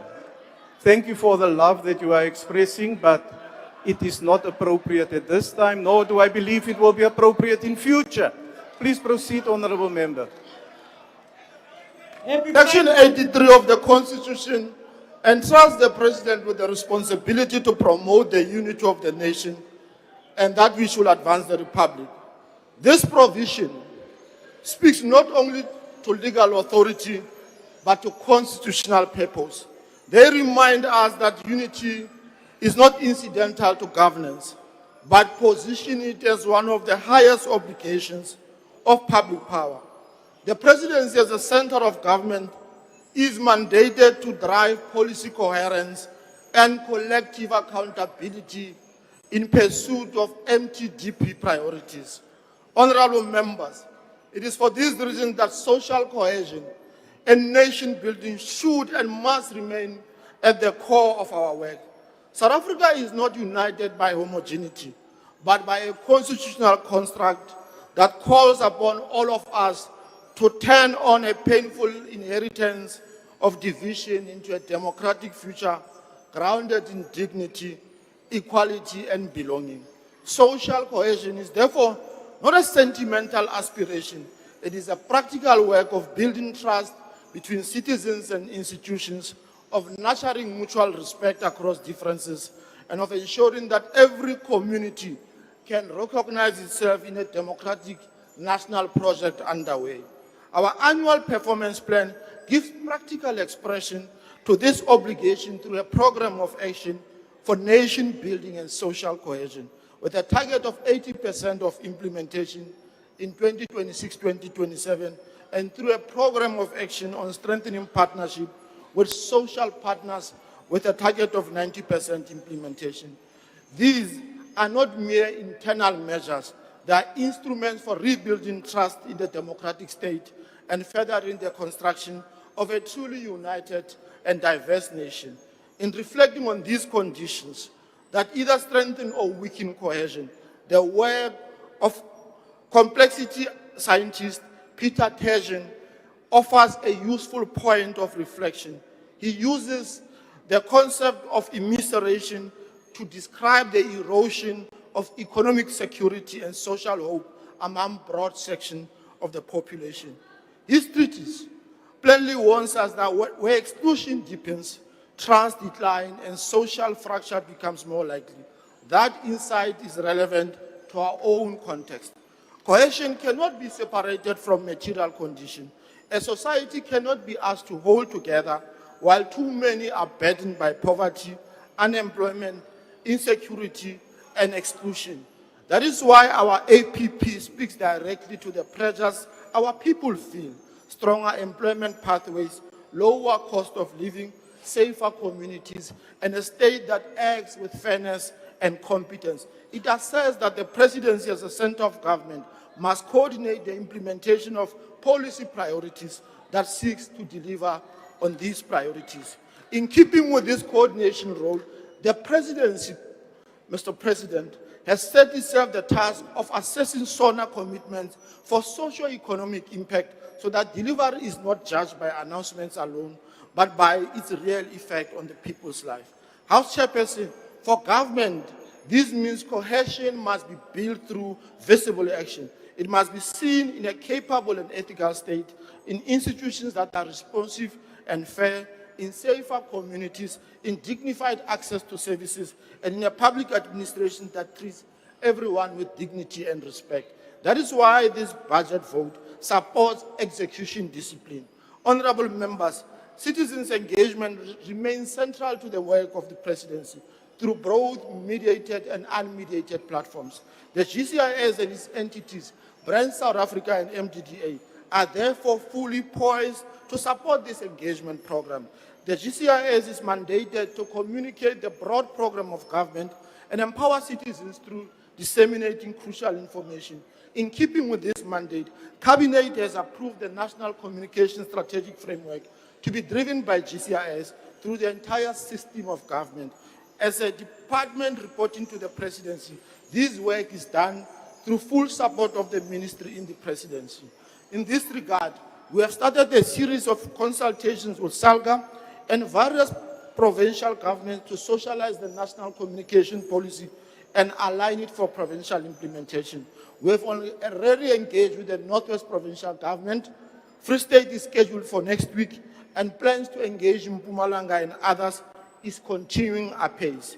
This work seeks to achieve alignment on especially three key aspects. The first one being coordinated government messaging. The second one being ensuring that government departments set aside 3 to 5% of their operational budget to fund their communication function. And ensuring support for community media through a 30% of communication and advertising spent on community and grassroots media through the system of government. This work is further strengthened by the National Communication Strategic Framework, which calls for a more coherent, citizen-centered, and development-oriented government communication system. The National Communication Strategic Framework positions communication not as an afterthought to delivery, but as a strategic instrument for building trust, taking South Africans into confidence, and ensuring that a coherent message is communicated across all spheres of government. Honorable Chairperson, Brand SA is a custodian of our nation brand, mandated to promote our national reputation globally and domestically. Brand SA will only achieve this important task through nation brand alignment with all stakeholders, both in the private and public sector, so that we can all understand that our actions can be brand enablers or disablers. The work that Brand South Africa does through the support of the presidency ensures that South African products are bought abroad, that investors do invest in South Africa, tourists visit our shores, and foreign students choose our universities. Honorable members, the MDDA is mandated to ensure diversified ownership of media platforms and consumption of media products curated by community and grassroots media platforms in their local languages. The MDDA's grant and seed funding program supports the sustainability, growth, and development of community media through both capital and operational investment. This support translates to just over 50 million for 2025, 2026, and 2026 to 2027 financial years in broadcast equipment and operational budgets donated to community media. Honorable President, last week Thursday, I had the honor to preside over the official handover of the state-of-the-art studios to Vaal University of Technology, FM. This moment represented a meaningful investment in the voice, identity, and cohesion of young people and the wider community of Vanderbijl Park. Community radio stations such as VUT-FM hold a unique and powerful place in our society. It is not just about transmitting sound across the airwaves. It's about connecting people. It's about making sure that our communities are not only informed, but also heard. In so many ways, a community radio such as VUT-FM is the heartbeat of our communities. Through our G20 presidency, our country has affirmed that enduring progress depends on partnership, fairness, and our shared humanity. These are apparent lessons even for our domestic governance. No community can flourish while another is left behind. No democracy can be secure while exclusion persists, and no developmental project can succeed without social trust. This requires the steady and calm hand of the president, supported by a capable presidency, to ensure that the work that is done in uprooting malfeasance across the system of government, especially the criminal sector, is ably supported. Through this budget vote, therefore, our work, the work of the presidency, is not only to coordinate government, but to strengthen execution, restore confidence in public institutions, and help hold together the deeper promise held in the democratic project. Let us continue with humility and determination to build a South Africa in which our diversity remains a source of strength. Our inspirations command confidence, and every person can feel they belong to a common future. However, those who refuse to listen cannot demand respect from the very voices they don't want to hear. Truth, strength is not monologue, it is a bridge. And those who burn the bridge cannot wonder no one walks their way. We have seen some in this house who style themselves as progressive caucus walking out of the house, yet they want to engage in a debate they have abandoned. We are neither impressed nor moved by this infantile theatrics. Infantile disorder. Honorable Deputy Minister. Irrelevant. Thank you. The next speaker is the Honorable Ghana. Chairperson. House Chair. Where is the They're my chair. order, honorable members. Honorable Daniels. Thank you, House Chairperson. Chairperson, this is not point of orders and those type of frivolous things. So why are you rising, honorable member? I believe this may be the right. I didn't want to interrupt nobody, but I think from your platform, Chairperson, it is important that last time when we had challenges in the dome, you made a call from there. I just want to draw your attention to that. We've waited so long to come back to the dome after hybrid meetings. What is the point, honorable member? Point of order is, Chair, Public Works need to come and look at this thing. As we're sitting here, there's sand and things falling on us, there's leaves falling on us. There's some issues here with this dome, Chairperson. No, thank you, honorable member. We will bring it to the attention order of the relevant officials so that they can attend to it. The next speaker is the Honorable Ghana.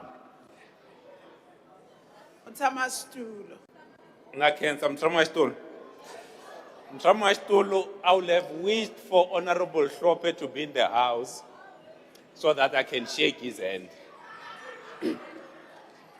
The single biggest criticism that he has about my election yesterday is that I did not shake his hand. So I would have loved for him to be in the house so that I shake his hand.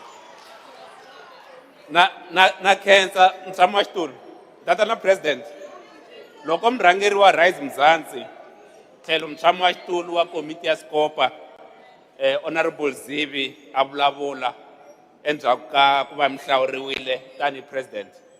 Ukombele Kurino, Mbam President, Yama Africa Zongangwa. He reminded us that collectively we carry a weighty task.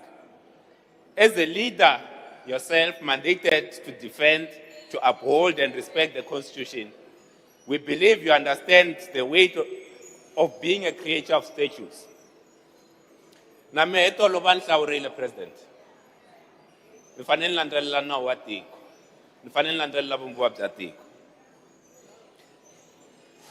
Crucially, the Constitution places oversight and accountability over you and your office directly within this House and the newly established impeachment committee.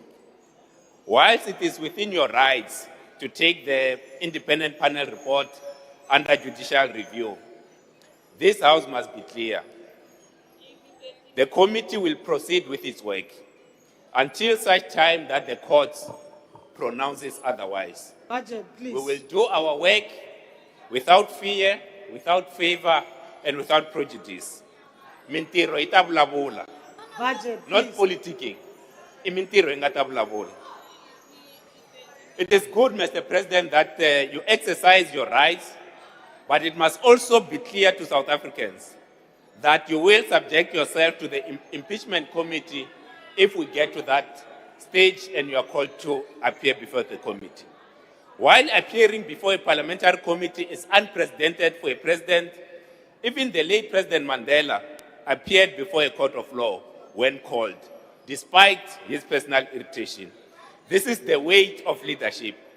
This significant milestone signals strengthen our constitutional democracy. Honorable Ghana, just take your seat for a moment. Honorable Deputy Minister, why do you want to be recognized? Yes, ikombela kuri bogana babula budget. Babula budget vote one, Chairman. Yeah, no, thank you, Deputy Minister. Members have definitely some leeway, as we've already seen during the debate, to address other matters apart from the budget. So, Honorable Ghana, please continue. Mr. President, it has become unfashionable to speak out against what is wrong for fear of retribution. As the head of state, as �RISE would like for you to continue to speak out very clearly against violent groups taking the law into their own hands, profiling people, and deciding who is a citizen. The government must also take responsibility for the corruption at Home Affairs and our borders. The systematic failure has fueled tensions that are the direct outcome of high unemployment and crime. We must also confront the quiet desperation breaking our households. Our people are drowning under crushing cost of living, driving many to seek an impossible escape. We cannot look away, Mr. President, when online gambling addiction, fed by free-for-all access and advertising, ravages our communities. The government must step up and treat gambling addiction as a severe public health crisis that truly is. In closing, we will all contest the local ballot with a commitment to fostering a safe and clean... Honorable Ghana, my apologies. Just take your seat for a moment. Honorable I'll shake your Douglas, hand why after do you the want to speech. be recognized? Thank you, Honorable Speaker. I would like to find out if the Honorable Member would like to take a question about Rise's 30 million Honorable rand that they Douglas, got from White Monopoly Honorable Capital. Douglas, you know better. We first inquire whether he is prepared to take a question. I will shake Honorable your hand. Ghana, are you prepared to take a Mr. question? President, let us all commit to a safe, prosperous, equal, and united South Africa in one generation. 𝐿𝐮𝐬𝐫𝐞𝐿, Mr. President. Nava akatiko ba Afrika dzonga. Na khensa mthambo. Thank you, Honorable Ghana. The Honorable Dr. Maimane. Can Honorable Ghana give them handshakes? Order, honorable members. There is no provision in our rules that after 6 o'clock you can just unmute and speak. Please remain disciplined. Dr. Maimane, please continue. Thank you, House Chairperson, honorable members, 𝐦𝐮𝐬𝐫𝐞𝐿, President Dumela. Mr. President, I would want you to succeed. Like you want Bafana Bafana to succeed, I want you to succeed. For us to be able to achieve that, we know quite clearly that we must build one South Africa, we must have a nation that prosper, and for that to happen, those are duties enshrined in the duties of what the President is meant to do. But Mr. President, I think we can all agree our country finds itself in a difficult place. Business confidence is lower under your leadership than it was under President Mbeki. 63 million South Africans look to the government of national unity for leadership, for opportunity. Yet many of them find themselves in a hopeless space. They experience frustration. They are worried. They don't live in a country that is safe. Many of them are watching corruption play itself out. Mr. President, benthetha nomamam utsho kum uthi abantu bayavela i-corruption kodwa ayikho into enzakalayo. Ndizawucela President xa uzophendula apha utsho uba i-Commission of Inquiry nento ezinjalo zenze ntoni apha eMzantsi Afrika. Honorable President, in this light, I truly believe it is in the interest of our country that we don't find you distracted. I would argue, honorable members, a distracted president will become a dysfunctional president. The president, we need you at a time such as this one focused on the job at hand. Therefore, Mr. President, I do not believe we need to be spending too much time in courts fighting pala issues. I believe Parliament has a job, and Mr. President, in your innocence, I believe you need to appear before the committee and set the record straight. When President Zuma was fighting the state, we spent 30 million rands. And I would say, Mr. President, if you want to go to court, which is your right, then maybe pay for the legal fees yourself. Furthermore, Mr. President, Or resign. I would argue that in moving away from the distraction, let's focus on deliberate action. So here are some proposals, Mr. President, that I'd like to put before you. The first is on economic reform. The Deputy President is in India at the moment. They have successfully moved over 250 million Indians out of poverty. Isn't it our job to move over 10 million South Africans out of poverty into the middle class so that they are active participants into the economy? I would argue for reform. Secondly, Mr. President, when we think about the issue of crime, let's stop the Hollywood Let's appoint a permanent minister of police. Let's ensure that there are no more actors. And more crucially, Mr. President, perhaps amend the Municipal Policing Act so that policemen that act in cities can also prosecute some crimes, so we increase the force. Mr. President, I met a number of departments, and many of them who have been delinked have duplicated functions. Let's narrow the state and make it more efficient. So, Mr. President, like GBV, let's end commissions and all sorts of ministries. Let's create one centralized fund to fight the battle against violence against women. Ultimately, Mr. President, we are builders. We want to build. Let's build this country. And I hope you stay out of court and at work. I support. Thank you very much, President. Order, honorable members. The Honorable 𝐼𝐻𝐫𝐿𝐻.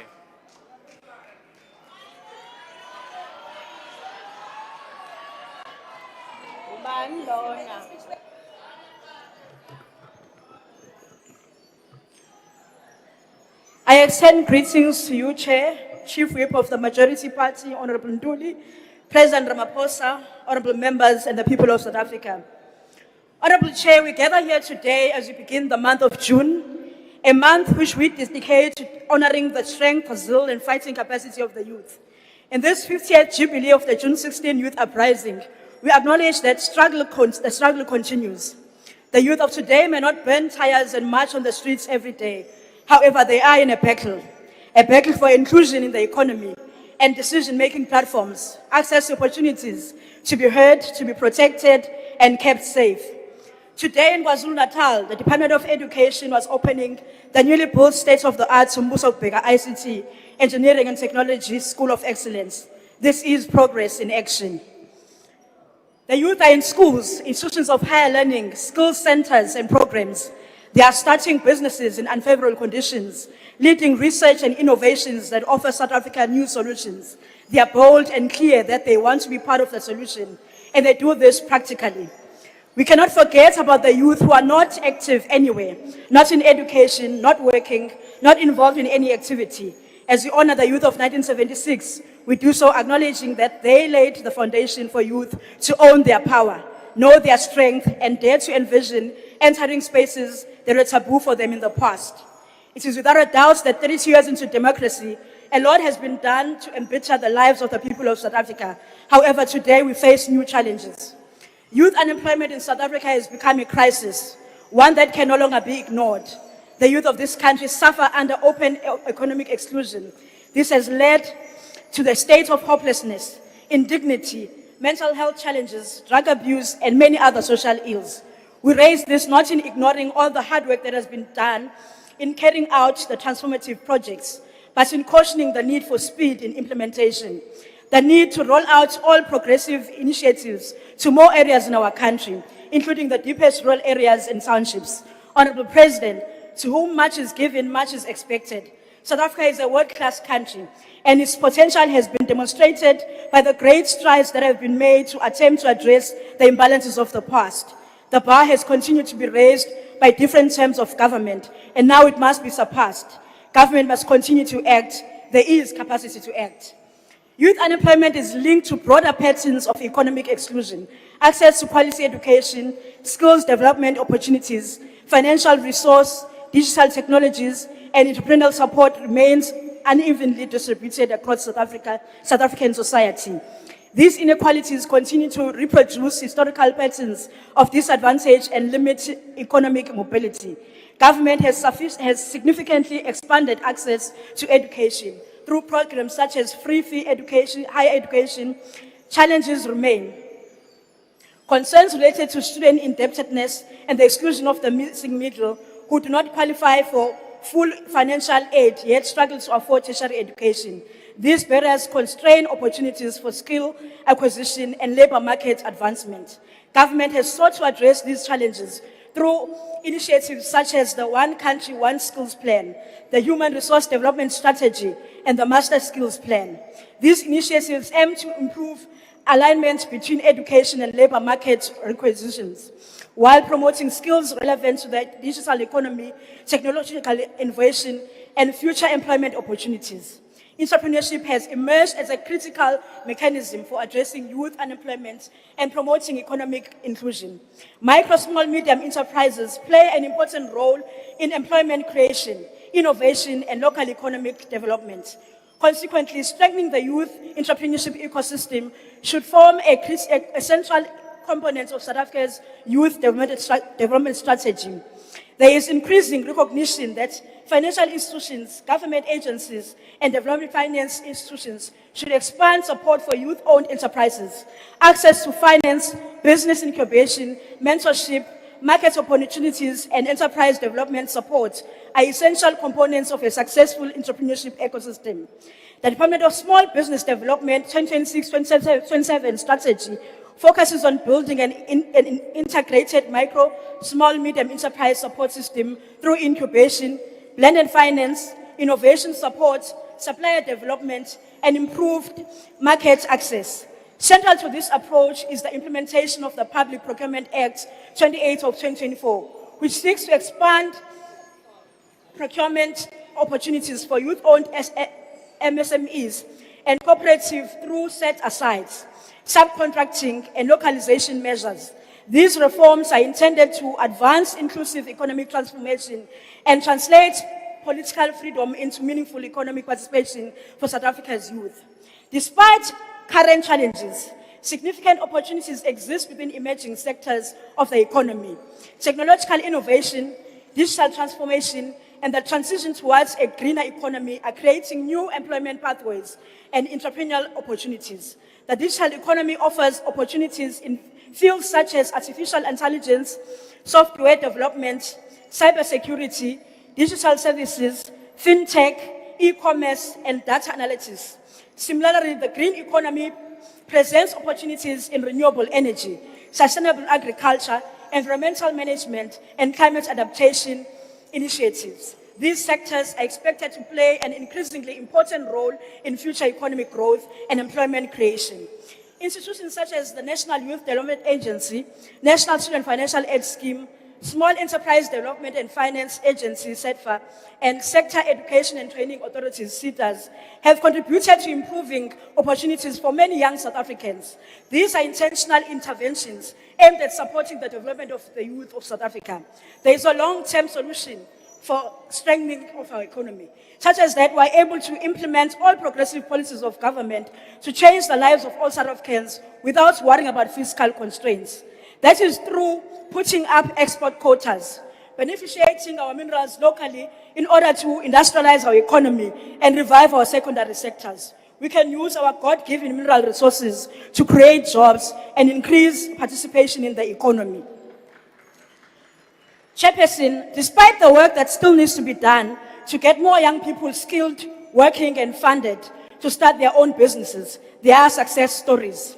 The Presidential Youth Employment Intervention in Q3 of the period between October and December 2025 ensured that 294,530 earning opportunities were secured through the National Pathway Management Network.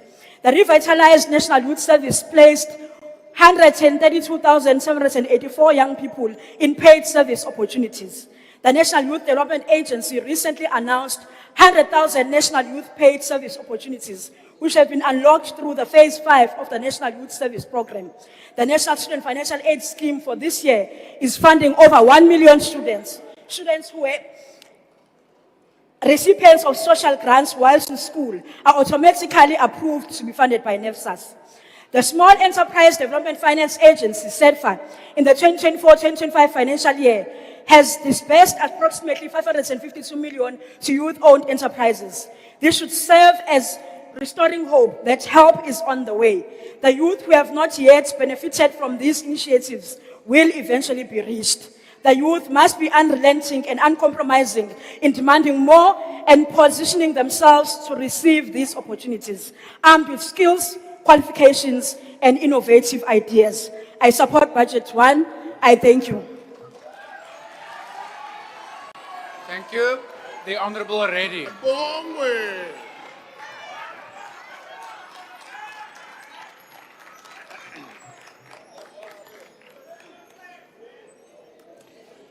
What I fear is that the liberators will emerge as elitists who drive around in Mercedes Benzes and use the resources of this country to live in palaces and to gather riches. Chairperson, let me pause here and let me greet the real president of this country, our President Jacob Zuma.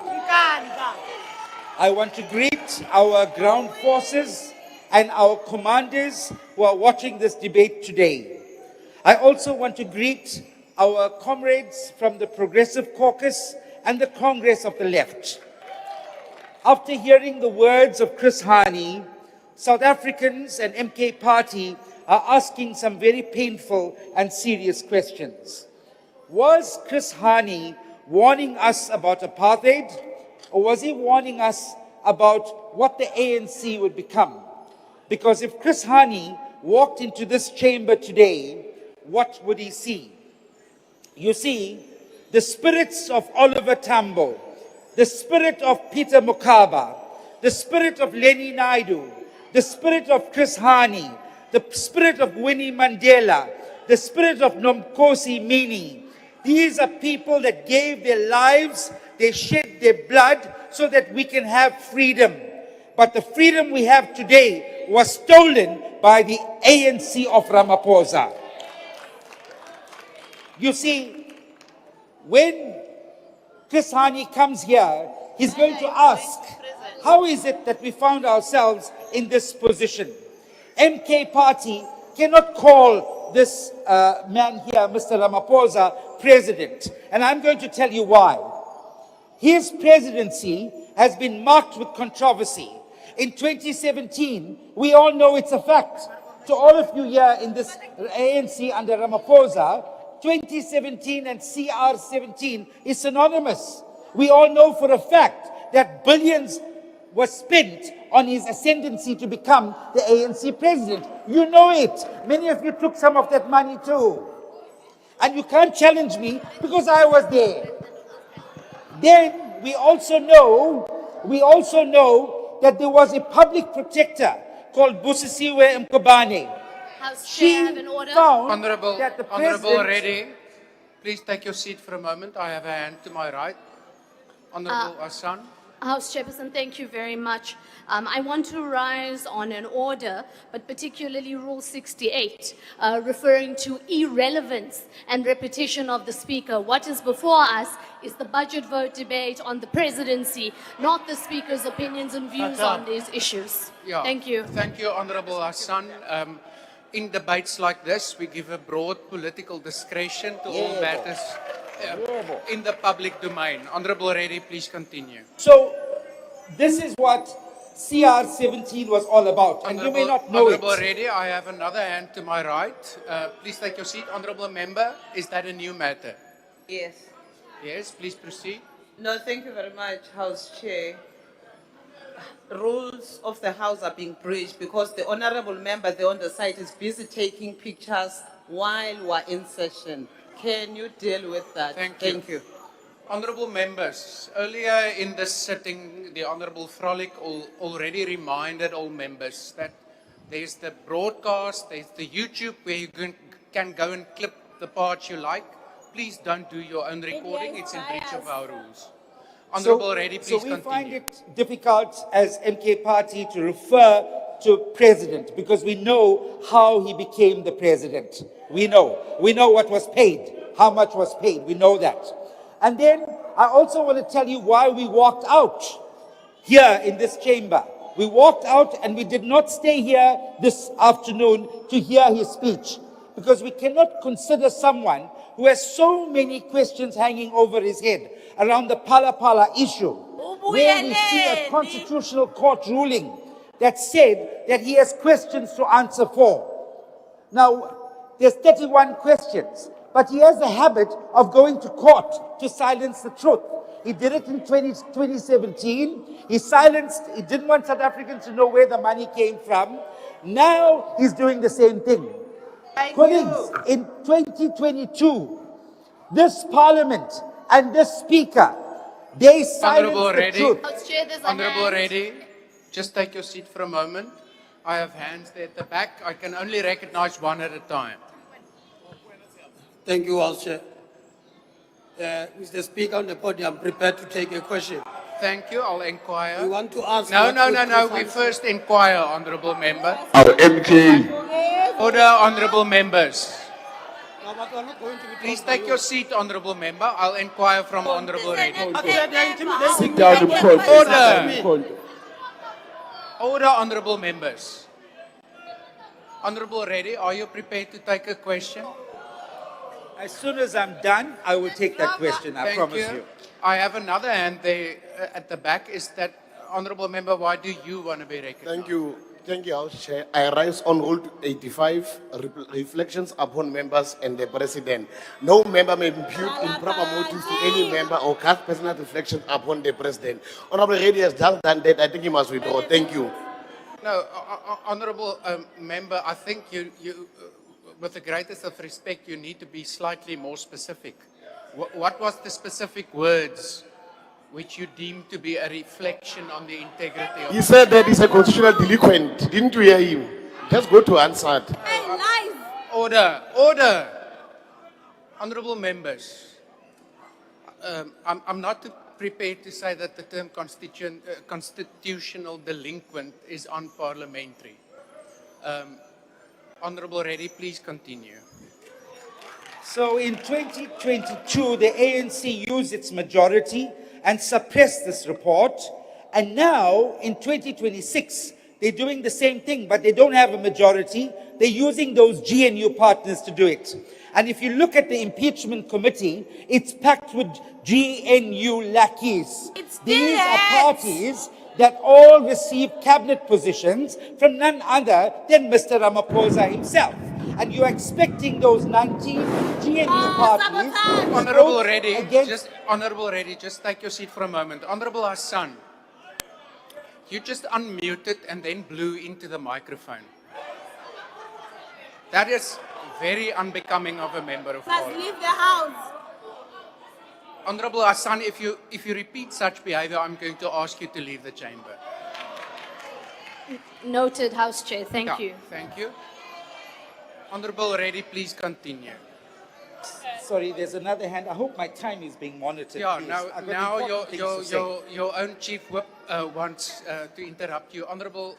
No, Mr. Chair, I'm just asking that his time be reset because we could not hear what he said because of that. So please add another minute or two. Thank you. Thank you. Honourable Dagmore, we're not going to reset any time. We do stop the time of the member at the podium the moment there is an interruption. Honourable Dagmore, why do you want to be recognized? I rise on a point of order, Chair. Could you please rule on whether the description of members of this House as lackeys is parliamentary or not? You're a lackey. Honourable Reddy, I did not give you permission to enter into a conversation with the Honourable Dagmore. Honourable Dagmore, I will look into the context in which it was used. If it indeed refers to this House, I will deem it as unparliamentary. If it is, however, a broader statement not implicating any specific member, I cannot rule in your favour. But I'll consult the Hansard. Honourable Reddy, continue. So in 2026, you see that the ANC is doing the same thing, but there's something else that has Honourable happened. Reddy, I have another hand. Honourable members to my right, I'm going But to... the more points of Honourable orders you Reddy, get, the please. more I get promoted in my party. Honourable So Reddy. keep it coming.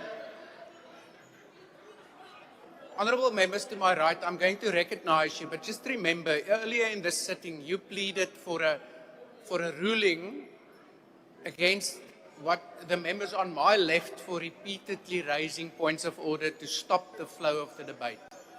Don't do the same thing. Honourable member, why do you want to be recognised? Chairperson, thank you. I rise on reference to members as lackeys in terms of Rule 87. Rule 87, Chairperson reads... Honourable member, I don't know whether you maybe was distracted. I'm not going to say not with us, when the Honourable Dagmore raised his point of order, but he raised that point of order already, and I said I'll look into the answer. Thank you, Chair. Okay, Honorable Reddy, please continue. So now we have a speaker who is also finding herself in trouble with the law. You have a constitutional judgment that says the Section 89 report has to be handed to the impeachment committee. Yesterday, the impeachment committee sat and no report. And we also read in the media that the speaker met with Honorable Reddy, just take your seat. Honorable Skhosana, why do you want to be recognized? No, thank you very much, Honorable Chair. I'm rising on Rule 85. Honorable Reddy is casting aspersion to the Honorable Speaker. He says the Speaker is in trouble with the law. Can you rule on that, Honorable Chair, please? Yeah, thanks. Honorable Skhosana, I understand the context in which that specific phrase was used to have been unpacked when he then talked about the way in which the Speaker has implemented the judgment of the Constitutional Court. So, rules are order, in context now. I'm on the floor. So in the context, there is not a specific inference to the fact that the Speaker has already been found to have broken the law. It's an argument. Therefore, it's permissible. Honorable Reddy, please continue. So the Speaker then has not produced that report, which is a requirement by the judgment, Honorable Skhosana. She hasn't done that. Now what is happening, we're seeing a repeat of what happened in 2022, where this Parliament and this Ramaphosa ANC is once again closing ranks around the President. Honorable Reddy, I have another hand there at the back. Thank you. Keep it coming. I'm going higher up. Honorable Reddy, work with me. Please just take your seat. House Chair, I rise in terms of Rule 84. Yes. The Honorable. Order, honorable members. I want to hear the point of order. House Chair, I rise in terms of Rule 84. Sit down, 𝐿𝐿, sit down, 𝐿𝐿. The toy soldiers there, they are making unacceptable gestures, which suggest that they are going to beat up people. They are doing this in the house. Honorable member, I've already asked that we allow the debate to continue by not repeatedly raising The President is sleeping. frivolous points of order. I have not seen any threatening gestures. Honorable member, order. Order. Honorable member, this is now a further opportunity where you've raised a point of order solely aimed at interrupting the Honorable Reddy. The next time it happens, I'm going to rule that you are acting in a grossly disorderly manner. Honorable Douglas, Honorable Reddy, not yet you.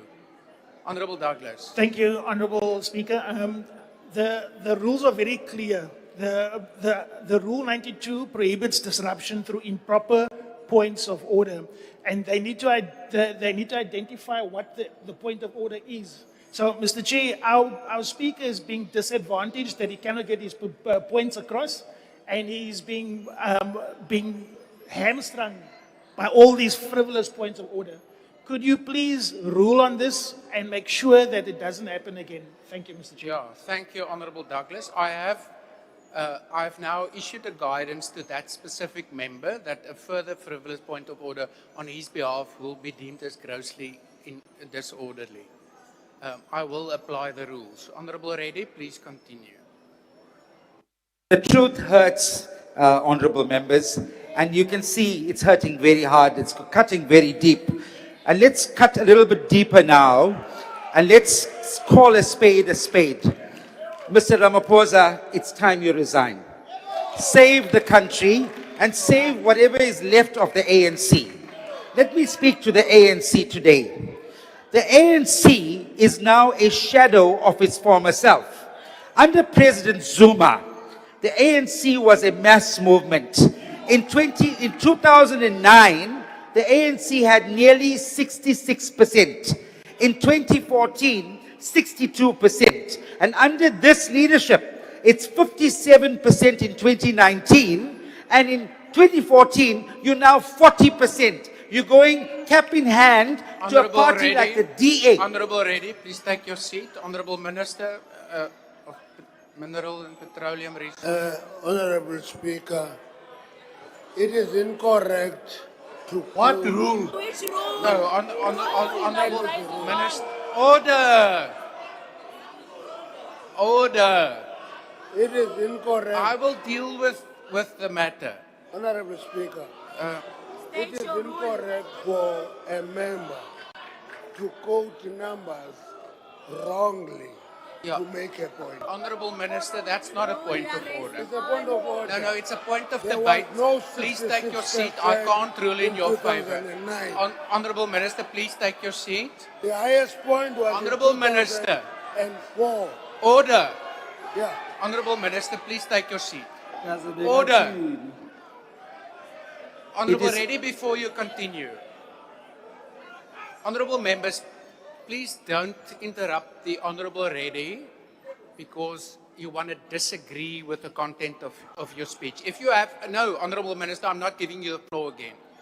If you have something to add to the debate and you're not on the speakers list, give a note to whoever is on the list from your party. Honourable Reddy, please continue.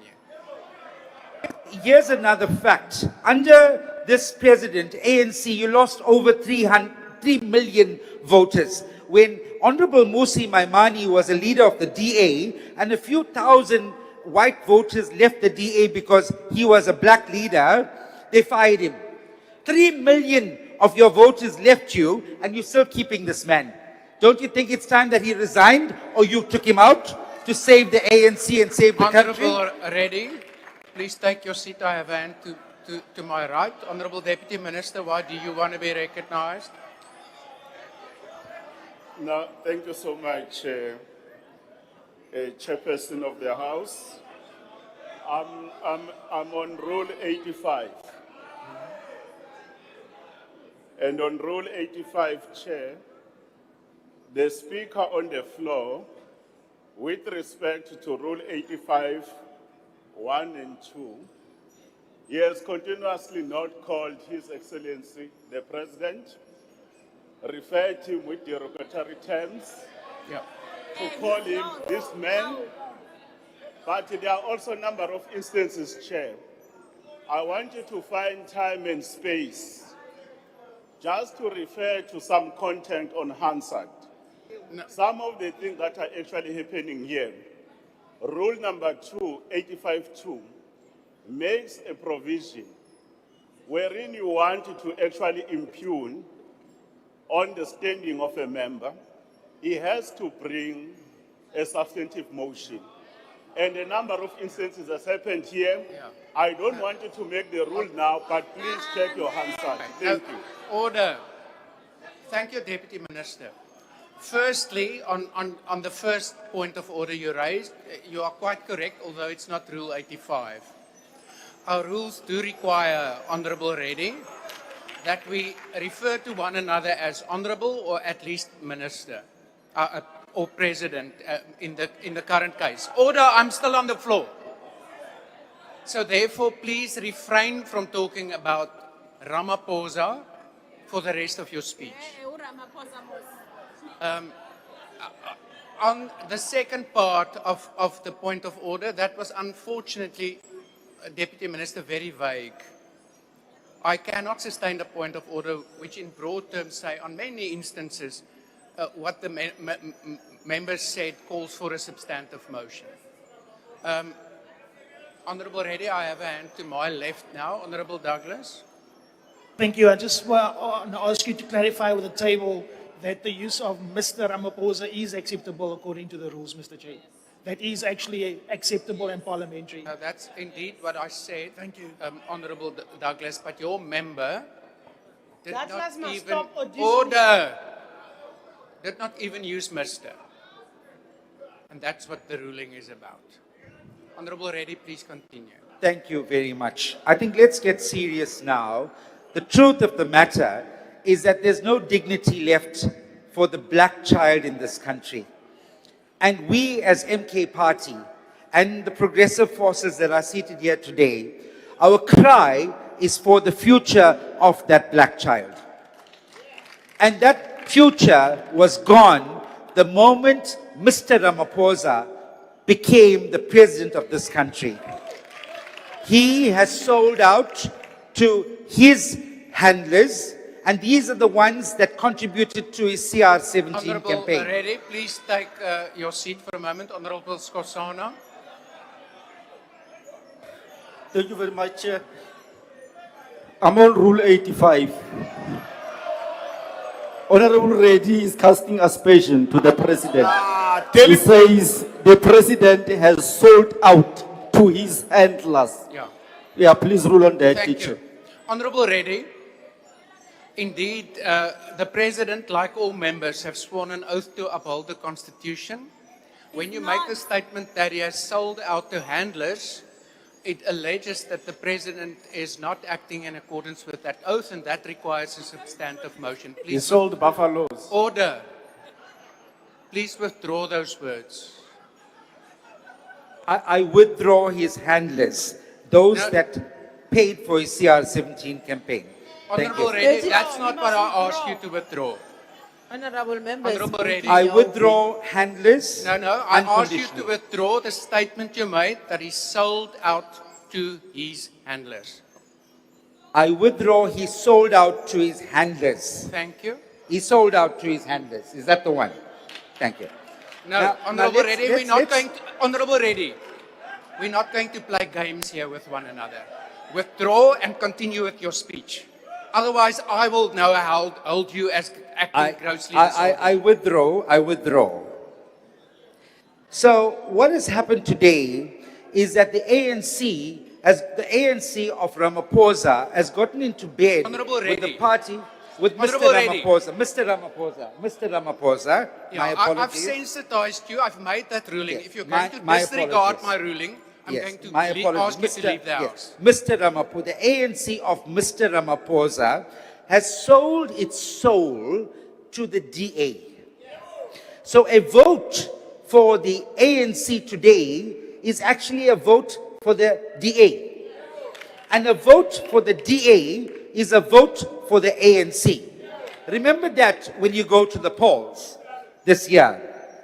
So, Honorable Chairperson, why do established economic interests appear so comfortable with this arrangement, especially with the President of this country, while poor people continue to suffer? Why do powerful voices seem relaxed while unemployment in this country deepens? Why does the presidency feel so distant from radical economic transformation while inequality grows? Because the perception outside is painful, that the ANC under your leadership has drifted from the poor and become too comfortable with the status quo. Chairperson, thank God President Jacob Zuma saw the warning signs. He saw the frustration, he saw millions feeling abandoned, and he understood that freedom without dignity becomes symbolism. And that is why MK Party exists today. We are here to continue the struggle. And when you see us wearing combat, it doesn't mean that we are soldiers. It means that we are a symbol of the struggle continuing. A luta continua. That's what it means. We want to continue the struggle for our land. We want to continue the struggle for jobs, for dignity, for safety, for a future where the black child survives and thrives. Chairperson, please, don't come and lecture to us, the poor people, about defending the Constitution while dignity collapses. A Constitution means very little, beautiful on paper, but absolutely nothing to the lived realities of our people. Look at petrol prices. Petrol prices are going up on Wednesday. For the first time in our history, under President Zuma, it was 12 rands a litre. Let me remind you. Now we're paying 25 rands petrol, 32 rands for diesel, all under Mr. Ramaphosa. And you're telling me that life can be better? That is why we as MK reject this budget, vote MK in the local government elections. 𝐾𝐨𝐧'𝐭, Thank you, 𝐾𝐨𝐽. Honorable Reddy. Honorable Reddy. Yes. Please just remain at the podium for a moment. Yes. Honorable members, on the 15th of May 2026, during the mini plenary debate of Budget Vote 41, Water and Sanitation, Honorable Van Zyl rose on a point of order that the Honorable Reddy had used unparliamentary language and requested that I rule on the matter. I indicated that I would consider the matter given that the Honorable Reddy, upon inquiry, confirmed using the word, but argued that the word is to be considered acceptable language, amongst others because, according to him, the word is contained in dictionaries. While I was ready to rule on the matter later during the debate, the member had left the mini plenary before I could do so. The ruling, therefore, must now be given in a full plenary. Rule 84 provides that, and I quote, no member may use offensive, abusive, insulting, disrespectful, unbecoming or unparliamentary words or language, nor offensive, unbecoming or threatening gestures, end of quote. On examining the unrevised Hansard, the repeated use of the word was confirmed. It was also confirmed that the term is contained in the online dictionary, Wiktionary, which is a crowdsourced dictionary which includes, amongst others, slang and other neologisms. However, importantly, Wiktionary identifies the term as being vulgar in nature. Honorable Reddy, just because language may be used in an informal setting and may be acceptable in some quarters in society, the bar for parliamentary debate is set at a higher level, and we must ensure that the manner we engage with one another and communicate with people reflects the dignity, the decorum, and the worthiness of this House as the representatives of the people. Honorable Reddy has been provided with a copy of the unrevised Hansard so that he's fully apprised of what I'm requesting him to withdraw. Therefore, Honorable Reddy, even though I don't want to say the word, and I'm going to ask you not to repeat it, you may just say withdraw. Please withdraw the unbecoming and offensive use of the word unfuckwithable. I withdraw that Thank word you, I then. used unconditionally. Thank you. Thank you. The next speaker is the Honorable Moore.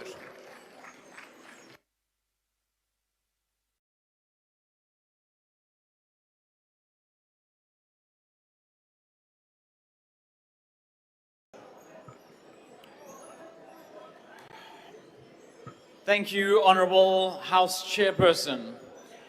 As we debate the Presidency's budget allocation, I want to today speak on the President's leadership in one of our gravest crises as South Africans, the national water crisis. In February, the President acknowledged what residents already knew from their empty taps. Water had become an issue of utmost national importance. He promised us a National Water Crisis Committee. He promised a focused national response, and we were told that a water action plan would be ready by March. It is now June. South Africans are still waiting. I submitted a PIA request to the Presidency to obtain this plan, to see what commitments had been made, what interventions were approved, what timelines were set, and how government intended to turn promises into water in people's taps.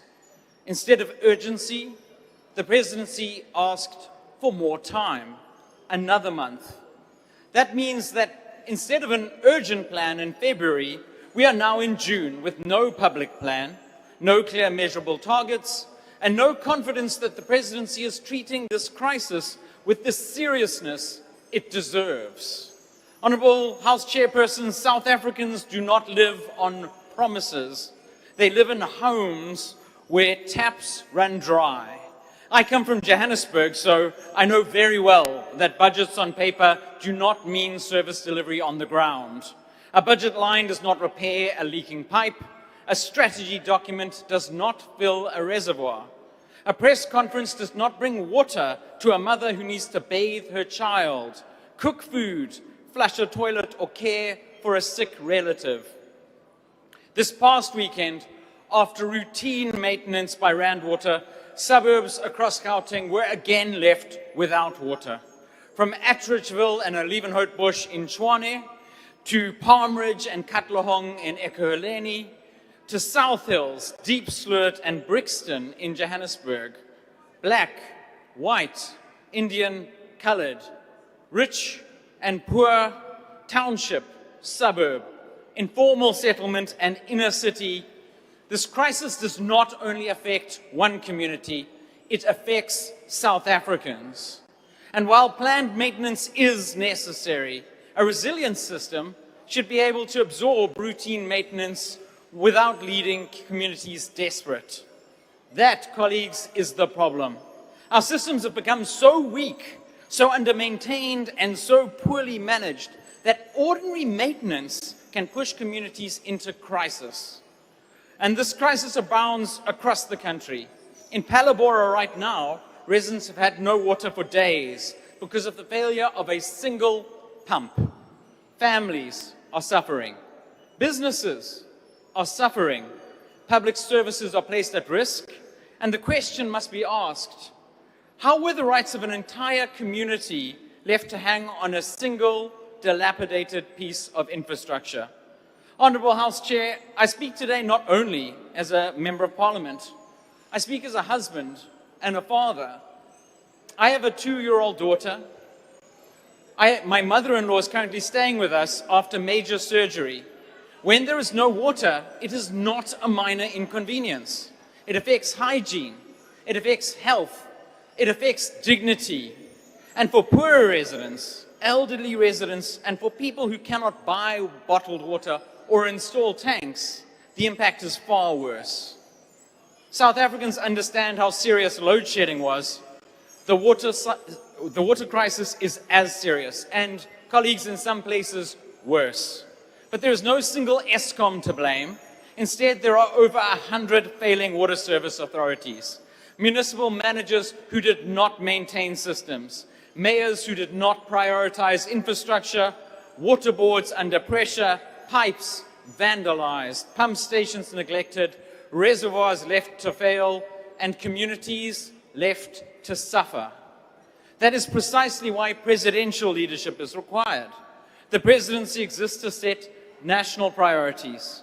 The presidency exists to coordinate government.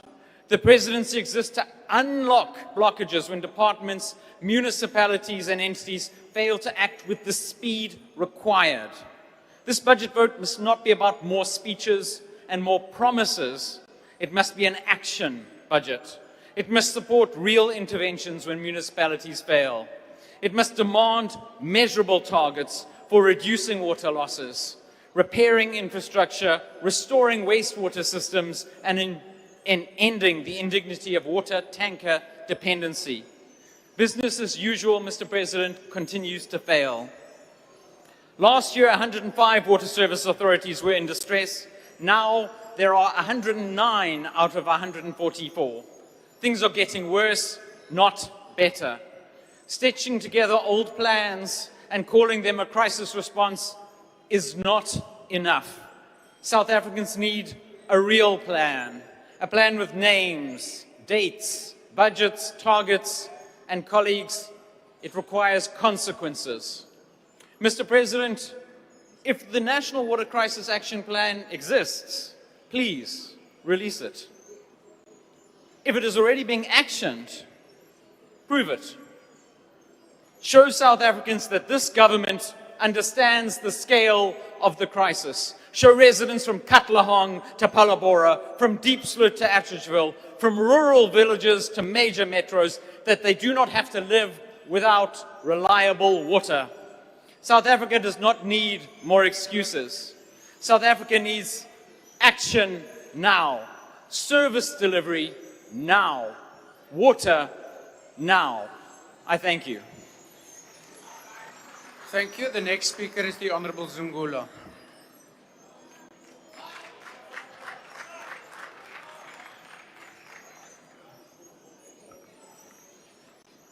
𝐷𝐿𝐵𝐻𝐿𝐵𝐿, President. When you came into power in 2018, you promised a new dawn, renewal, transparent and accountable leadership. The budget that you've tabled today is a repeat of what you've been saying since 2018, which has not yielded results. Instead, the country is worse off when it comes to unemployment, crime, economic growth, and other indicators. For instance, the price of petrol was 13 rands in 2018. Now it is 28 rands. You turn a blind eye on the oligopolies that constrain job creation, keep the economy in white minority hands. Critically, where you have control in government spending, you still spend over 80% on big white companies, and SMMEs that are black-owned get less than 20%. Even with the PIC, which manages assets worth 4 trillion rands, yet less than 200 billion is invested in majority black-owned companies. There can be no meaningful job creation without a local manufacturing drive. Why is the government allowing the destruction of local industries and destroying jobs in the process? Black South Africans are kept out of the informal sector, entry-level jobs, government contracts, and big industries. It appears as if there's an evil ploy to keep black South Africans poor, unemployed, and out of economic activity. And you, as the president, are not confronting this evil. Minister Ntshavheni, deportations are meaningless if there's no physical infrastructure to protect the borders, and there are no mechanisms to track and trace foreign nationals that have overstayed their visas.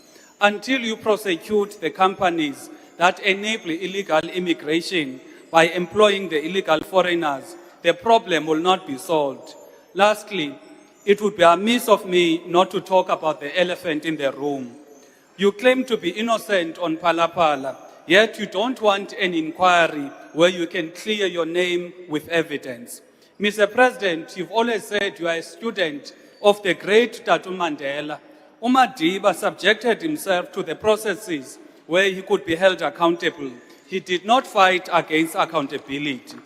The Phala scandal broke out in 2022, and it was not by your doing. It took a whistleblower to inform the South African citizens about what transpired. From 2022 up until now, there are more questions than answers. Surely, Mr. President, you owe the people of South Africa answers. Let me tell you why we want the truth and answers on Phala. You are the head of state with powers over the entire state. Whatever bills that are passed in Parliament need your signature to be law. You appoint judges that adjudicate on judicial matters concerning the people. You appoint ministers that preside over the affairs of the people. You represent the country in international engagements. If enemies attack South Africa, you are the only person that can declare war on those enemies. We want to satisfy ourselves that as you hold that powerful office of being head of state, you are not under any foreign, corrupt, or criminal network influence. We want to be certain that the president of the country only advances the national interests and aspirations of South Africans. Having undeclared foreign currency to the tune of millions for buffaloes that were never collected, and having a wrong investigation when those dollars are stolen raises questions which have never been answered. Mr. President, we will hold you accountable because of the power you have over South Africans. Thank you. The Honorable Ismail Musa.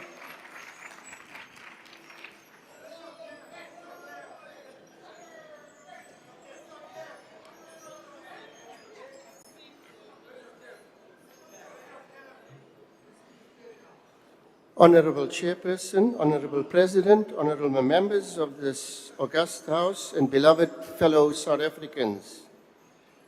I greet you in the name of Almighty, the most gracious and the most merciful.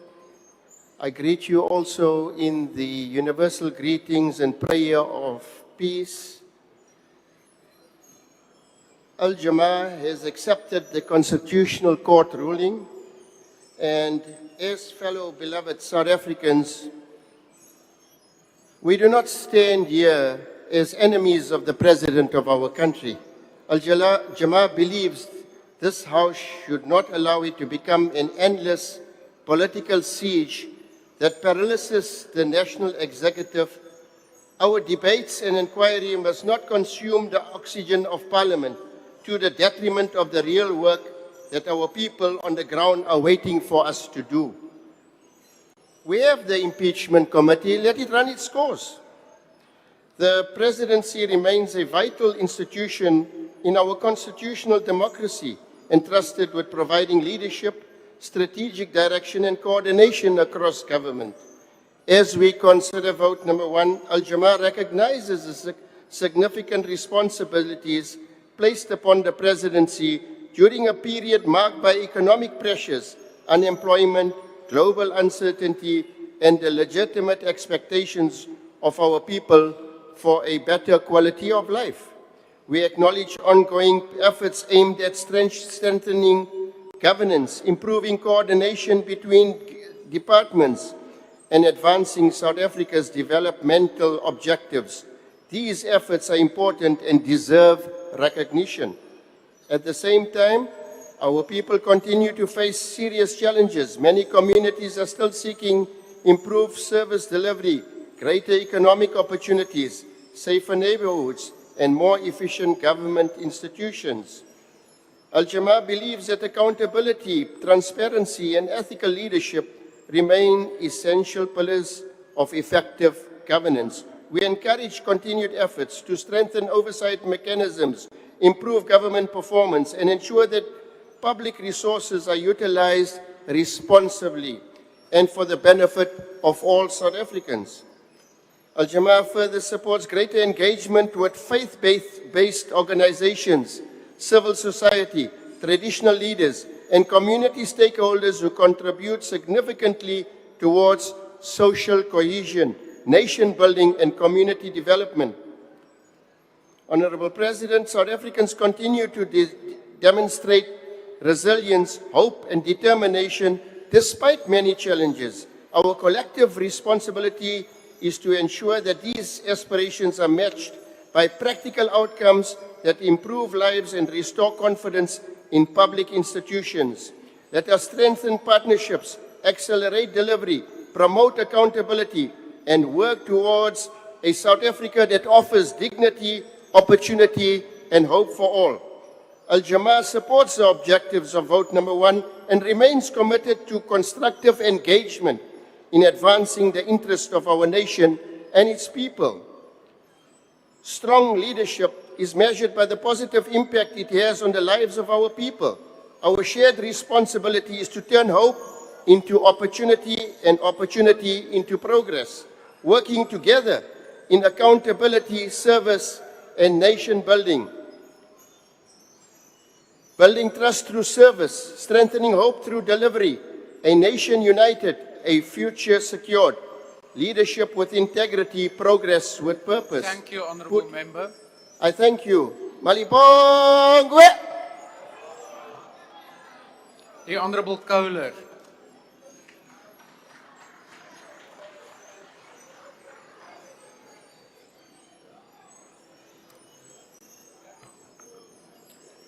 There are those who believe the mafia was a Hollywood Godfather-style construct, irrelevant in 2026.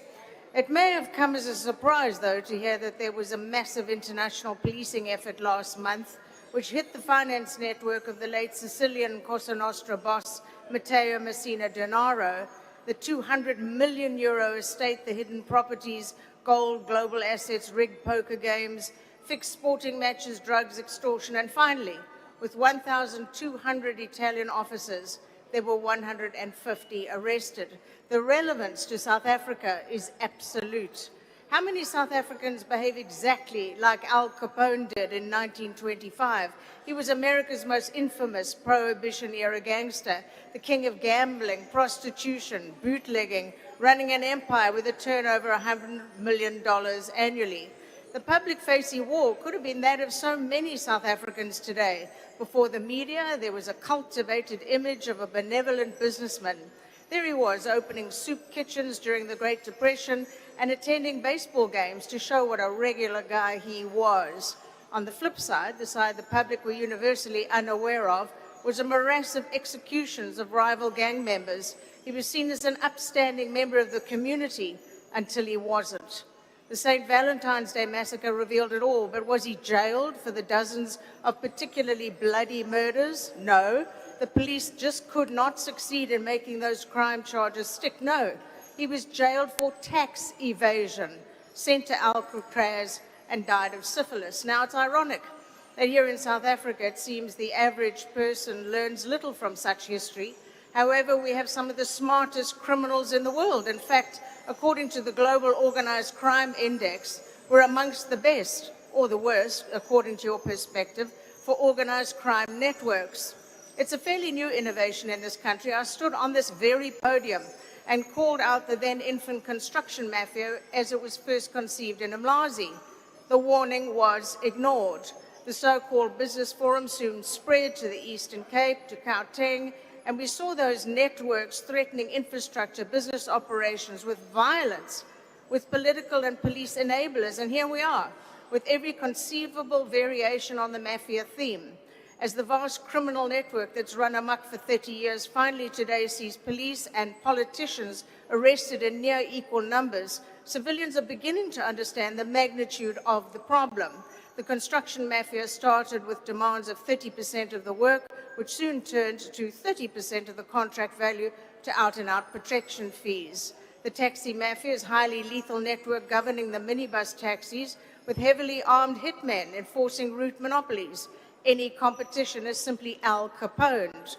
They're using alternative transport or hauled out of vehicles as they attempt to go to work or school. And then, as metros like eThekwini and Tshwane finally collapse in on themselves, up pops the water mafia.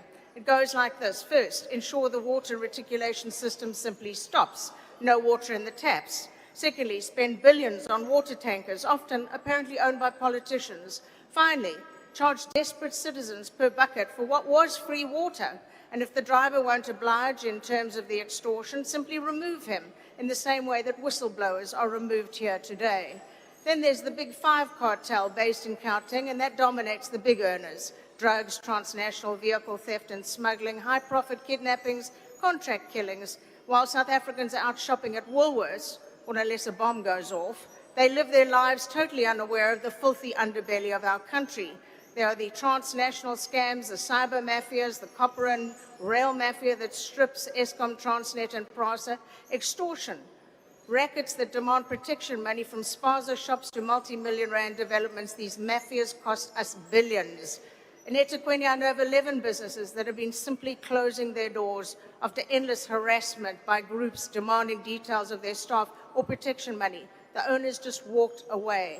The result, massive unemployment, service stripped to the absolute bare minimum, salaries unpaid, potholes unfilled, sewage in our streets, electricity wires killing our children. Question is, where's our intelligence cluster? Billions have been spent on them. Apparently, as we heard during the Zondo Commission, much of it stolen, and expertise is flooding out the doors. We have inside the State Security Agency brilliant men and women who finally succeeded in getting us off the grey list. But who asks how we got there in the first place?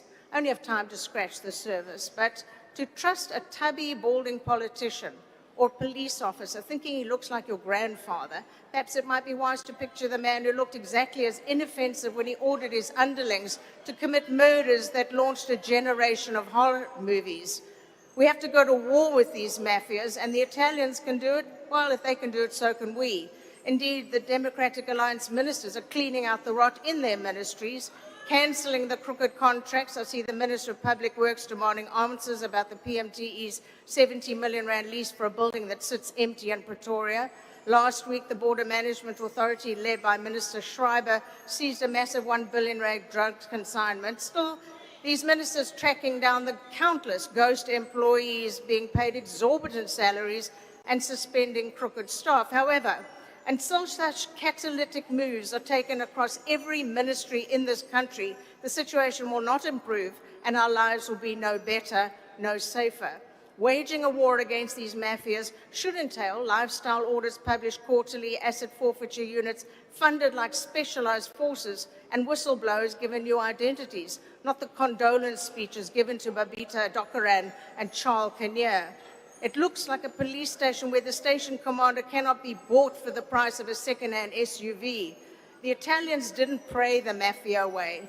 They passed legislation that made it impossible to hide wealth. They protected the judges. They jailed the mayors. We can do that, but first, we must want to, more than we want the convenience of looking away. It's up to South Africa to determine whether this is a Sisyphean task, endless, laborious, and ultimately futile, or not. That's up to us. I thank you. The next speaker is the Honourable the Deputy Minister in the Presidency, the Honourable 𝐬𝐻𝐫𝐿𝐻𝐿𝐻.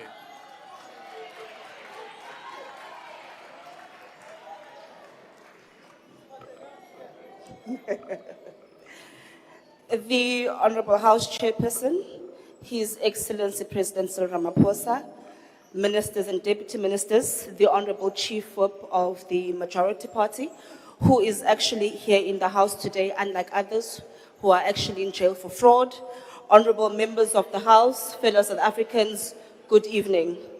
I rise in support of Budget Vote 1, the Presidency. I do so with a clear understanding of the moment that we find ourselves in as a country. South Africans are not asking for more slogans. They are asking for government that is at work, that can be seen, that can be felt, and most importantly, a government that can be trusted. They are asking for a government that delivers on its promises, a government that does not work in fragments, and a government that is able to move from planning to delivery with urgency and delivery. Essentially, South Africans want a government that works for all, especially the young people of this country who constitute 59% of our country's population.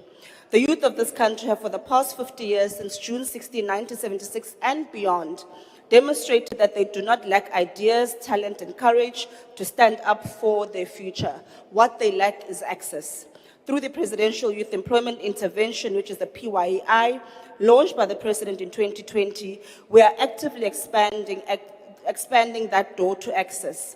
The recently released Q3 results of the PYEI demonstrate real, quantifiable momentum in driving our transitioning young people from learning opportunities to earning opportunities.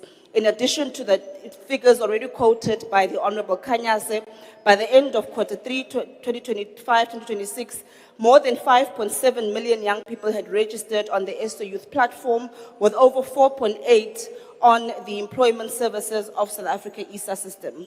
Since its inception, the PYEI has facilitated access to more than 2.3 million earning opportunities for our young people. More importantly, 70% of the opportunities accessed through the SA Youth platform have been taken up by young women in particular, helping close the historical gender gaps. The Jobs Boost Outcomes Fund exceeded in its targets for this quarter, enrolling over 1.9 thousand young people, successfully placing 7.2 of those into sustainable employment. This is funding real outcomes. The revitalized National Youth Service continues its rapid expansion with an additional 100,000 opportunities currently available on SAYouth.mobi. And we therefore call upon young people who are currently sitting at home to register on the site and actually apply for these 100,000 opportunities that have just been advertised, and the closing date is September later this year. The success of the PYEI demonstrates the impact of deliberate policy choices made by the ANC-led government. The Youth Employment Services, which is a private sector-led initiative, which the President, in partnership with the Presidency, as mentioned by the President earlier on, has created over 228,000 youth jobs with an absorption rate of over 60% into full-time employment post the program. 17% of YES alumni have actually started their own businesses with support of the program across sectors. These are real measurable outcomes to the Honorable Kanyile. The reports are released quarterly, readily available on the State of the Nation website. I would therefore invite the Honorable Member to actually visit the website so that she can, in future, quote correct information and not the incorrect figures that she did here earlier today. Through sustained investment in youth employment and empowerment programs, partnerships with the private sector, and the allocation of public resources to create opportunities for young people, this government has enabled hundreds and thousands of youth to gain work experience, skills, and pathways into labor markets. This evidence, the PYI is not an accidental success. It reflects government's commitment to tackling youth unemployment through targeted intervention and innovation. At a time when youth unemployment remains one of South Africa's greatest challenges, the program stands as evidence that government action can make a meaningful difference in the lives of our people. This evidence does not stand in isolation. It speaks to the 32 years of effective governance, which has made South Africa a far better country it is today. The propagandists want us to believe that this country has gone backwards, but in actual fact, the numbers as released by Stats South Africa in the General Household Survey last week tells a different story. Therefore, honorable members, allow me to recount the story of South Africa in numbers. And I urge the Honorable Lynchfield Chabalala to listen closely, as she clearly stated that she pinned her entire input on 𝐿𝐻𝐫𝐫𝐞, and unfortunately, 𝐿𝐻𝐫𝐫𝐞 alinazo statistics. So here it goes. South Africa's total life expectancy at birth increased from 55.2% in 2022 to nearly 67% in 2025. 84% of households live in formal dwellings, and more than half of those own those homes. This is empirical evidence, Honorable Lynchfield Chabalala, that we are indeed housing the nation, not based on 𝐿𝐻𝐫𝐫𝐞. Earlier, the President recounted that we have gone for over a year without load shedding, and in addition to that, 94% of our households in South Africa actually currently do have access to electricity. Access to water and sanitation, 84% of South Africans have access to pipe water, with 8.1 million of those having gained water since 2022. On connectivity, 93.8% of households have access to a functional telephone, with 85% of those households having access to the internet. In addition to that, our state-owned company, which is Telkom, actually declared a near 560 million rand dividend to government in the past financial year. Ladies and gentlemen, this is the story of South Africa in numbers, with the presidency at the apex of driving this delivery through effective coordination. It is a story of a nation in progress, with real tangible development in the lives of our people, as affirmed by the Honorable Daniels. The Honorable Trollip stood here and purported to do an assessment of Chapter 9 institutions. He forgot that the very institutions that he relies upon as a Member of Parliament are in fact a function of this government as led by the Presidency. The Constitutional Court, the Public Protector, the Auditor General, the South African Human Rights Commission, the Independent Electoral Commission, the broader suite of Chapter 9 institutions were authored, established, and resourced by the ANC government. The Constitution itself, in its principal authorship, is the work of this particular president. Honorable Mamane, ndicela uxele umama uba nazi izinto ezenziwe zi-commissions of inquiry since you asked. Firstly, over 17 billion was recovered by the state to date as a result of the Zondo Commission. 2, the Mpati Commission cleansed governance at the Public Investment Corporation, which is Africa's largest asset manager. 3, the 𝐬𝐮𝐻𝐿𝐵𝐻𝐿 Commission restored the integrity of SARS and recovered tens of billions of rands in revenue. The Nkandla soldiers who spoke here today spoke about taxes, having forgotten that the reason that we have a SARS to speak about today is because of this very presidency. Those who sought to cripple this institution now sit here in opposition benches and want to lecture us about progressive taxes. Honorable President, of course, the Honorable Cyril will call your presidency a presidency of commissions, because the Madlanga Commission exposed the owner of the cult as having turned the city of Tshwane into his own personal ATM. The greed was so unbelievable that they even referred to him in the text messages at the Madlanga Commission Honourable as Deputy Imbungulu. Minister, The anger, Honourable in Deputy fact, is Minister, because of the shame Order, that is being Honourable exposed Deputy today. Minister. Please take your seat for a moment. Honourable Lonzi, why do you want to be recognised? Chair, I know comprehension is very difficult on the No, other Honourable Lonzi, you either rise on a point of order or a point of privilege. The member is simply misleading Parliament. No. There is no Madlanga Commission. Honourable that saw Lonzi. anyone Honourable Lonzi. in the EFF to be That's implicated not a in the point of Madlanga order. Commission. It's Please a lie.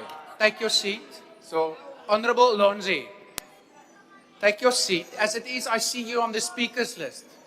If you have a difference of opinion with this member, please come and tell us then.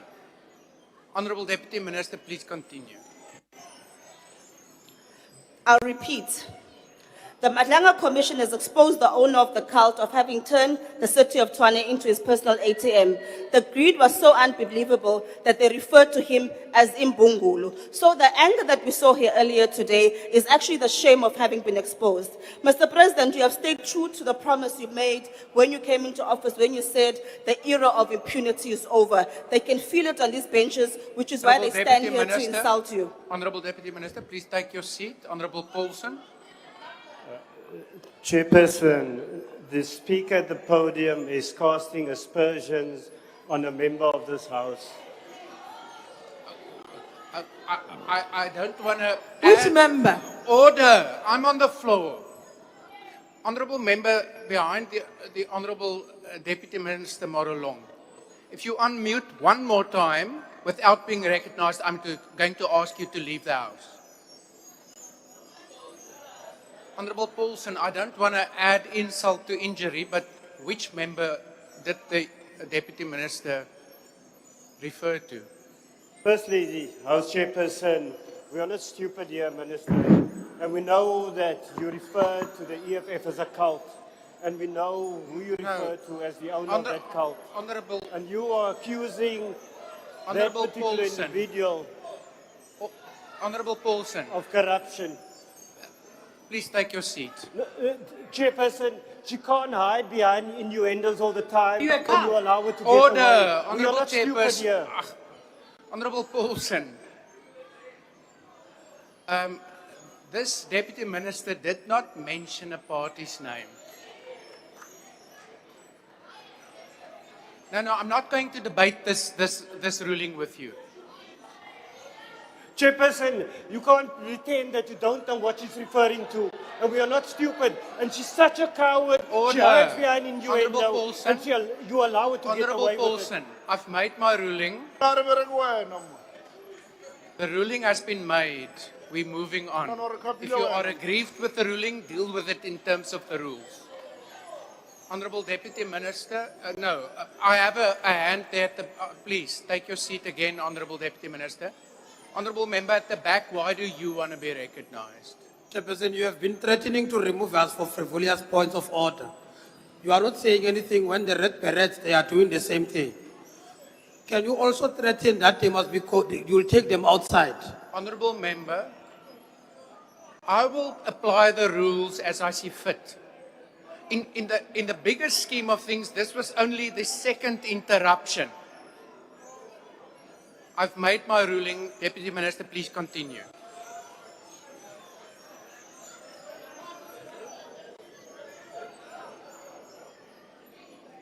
Honourable Deputy Minister, now your own whip don't want you to proceed. Honourable Dartmoor, please take your seat, Honourable Deputy Minister. Chairperson, you've indicated consistency.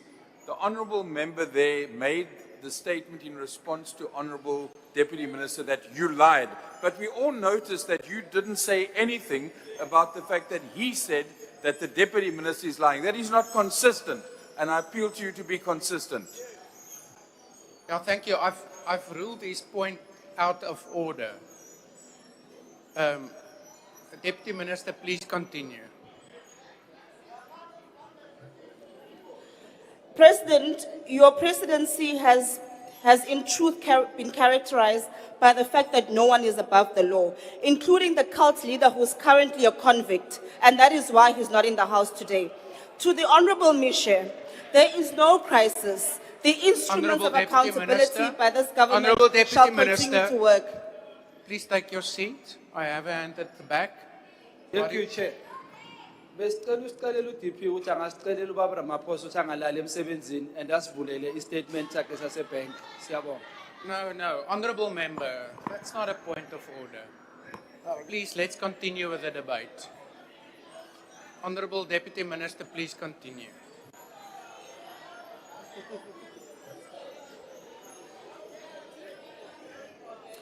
It's interesting that those with half of their caucus that's currently in court is speaking about stealing from the people.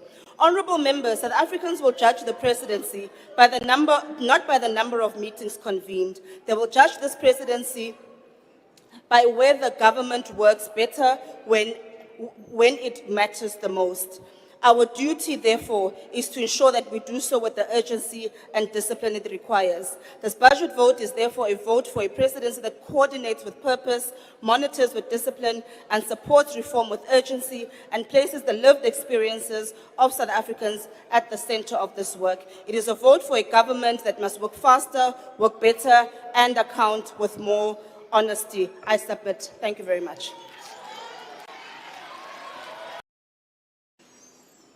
So when they look at South Africa, these institutions of authority on economy, they will look at that progress that we are making because they are adopting scientific approach to problems of the economy. However, honorable members, we must also understand that we are pursuing the objective of building a better Africa and a better world under conditions that we do not control. I will make an example. As we sit here, supply chains of the world are constrained because of the onslaught that is executed on Iran by Israel and the United States of America. As a consequence of that, the Strait of Hormuz find it difficult for transportation of goods and services to go through as a consequence of what is happening imposed on Iran by the US and Israel. So it's important, honorable members, that when we speak economics here, and we speak about the price of petrol, the price of goods and services, we talk about the prices of what our people are consuming. We must bear in mind that what is impacted upon the prices here in South Africa and the rest of the world is exogenous factors in the economy, because we don't have control over those exogenous factors. It is therefore very important for us to bear in mind that if you are a leader at the level of the president, you don't only consider what honorable members are saying here. You consider factors as a whole, including these exogenous factors that I'm talking about. The exogenous factors include the fact that we are in the world where midnight there might be trumpets which are imposing through Twitter, rattles around the world. And we have to respond to those particular situations. There is an honorable member who came here and make a point that we are doing nothing about illicit sale of cigarettes. Now, we have a challenge in the House here, honorable members, of a syndrome which I refer to as systematic memory lapse.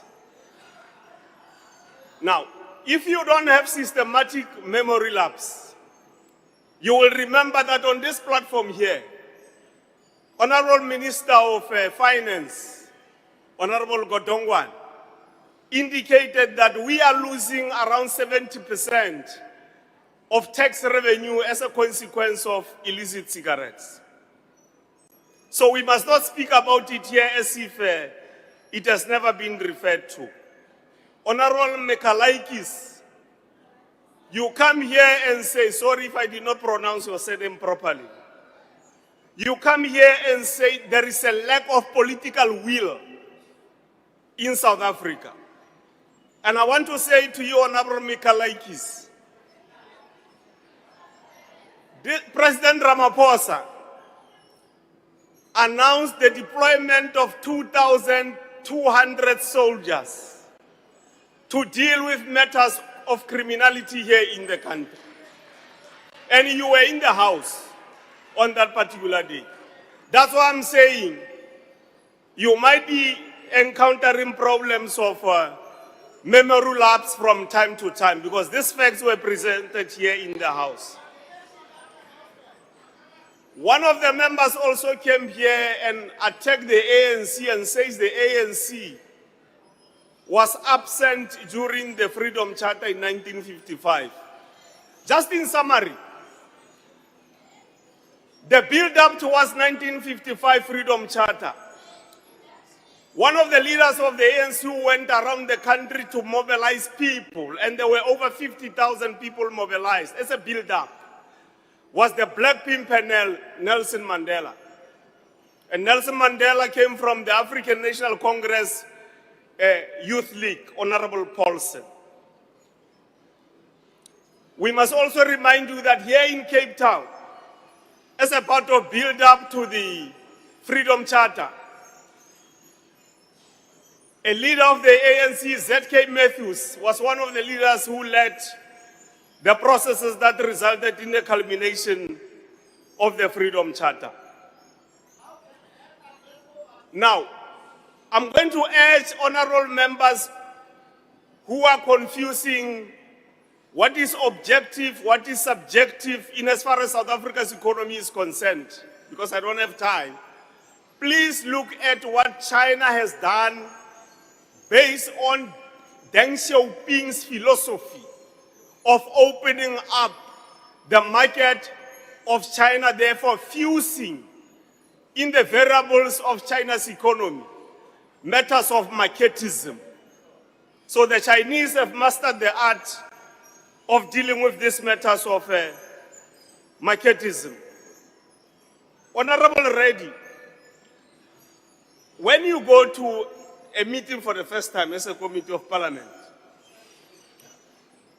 one of the first things that you do there is not to study a report. What you do in the first meeting of parliament, like the committee did yesterday, of impeachment, is to appoint a chairperson. Honorable Mahoma. Subsequent to the appointment of the Honorable chairperson. member, just take your seat for a moment. Honorable Reddy, why do you want to be recognized? Thank you, House Chair. Is the honourable member prepared to take a question? I will inquire from him. You can stand down. Honorable member, are you prepared to take a question? Yes, as soon as I'm done, Chair. Okay. Please proceed. When you arrive in a committee like you did yesterday, you elect a chairperson and the chairperson has been elected. It is only after the chairperson has been elected that the report will then come to that particular committee. But in addition, it's a memory lapse problem again. The speaker through the ATC circulated the report of Section 89 on the 11th of May to all of us here. We've got that report. So don't go to a committee and ask for a report that is in your gadget. There is also a member who came here and wants us, honorable members, to adopt what I call microwave diplomacy. Now, microwave diplomacy is when you seek simple solutions to complex problems. So they want South Africa to cut corners by adopting this microwave diplomacy. Now, we are not going to adopt microwave diplomacy because we as the African National Congress, we are a disciplined force of the left, which means as a disciplined force of the left, we will not seek to provide simple solutions to complex problems that are facing society. We will, for instance, at all material times, continue to call for the resolution of conflicts all over the world through engagement, by discussing. We will continue to call for engagement so that we can resolve conflicts that are facing the world. Honorable Bergman, I'm going to refer you to a book written by Johan Keynes, another one by Abalena. If you read those two books, they will tell you that a role of a state in building an economy is very critical.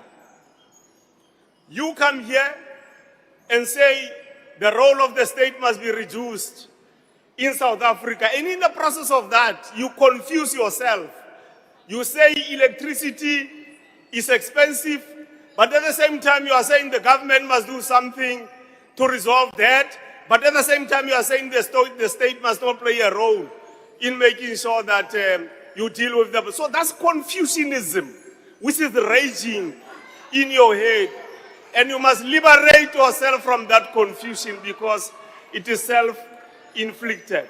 In the end, honorable members, we are calling for the African continent to unite, for SADC to come together, President, to address the challenges that we are facing with our fellow brothers and sisters who are here in South Africa, either illegally or legally. The only way is to talk as SADC and resolve the problem jointly. Ke a leboha. The Honorable Dr. Mahlatsi.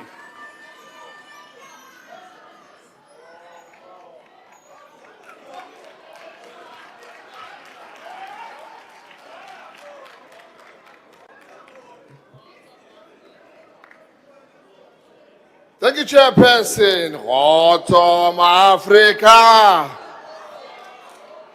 Honorable Mahumapelo, you're talking about contradictions. Last time I checked, your SG said you are center social. Today you regard yourself as a left. There is the contradiction.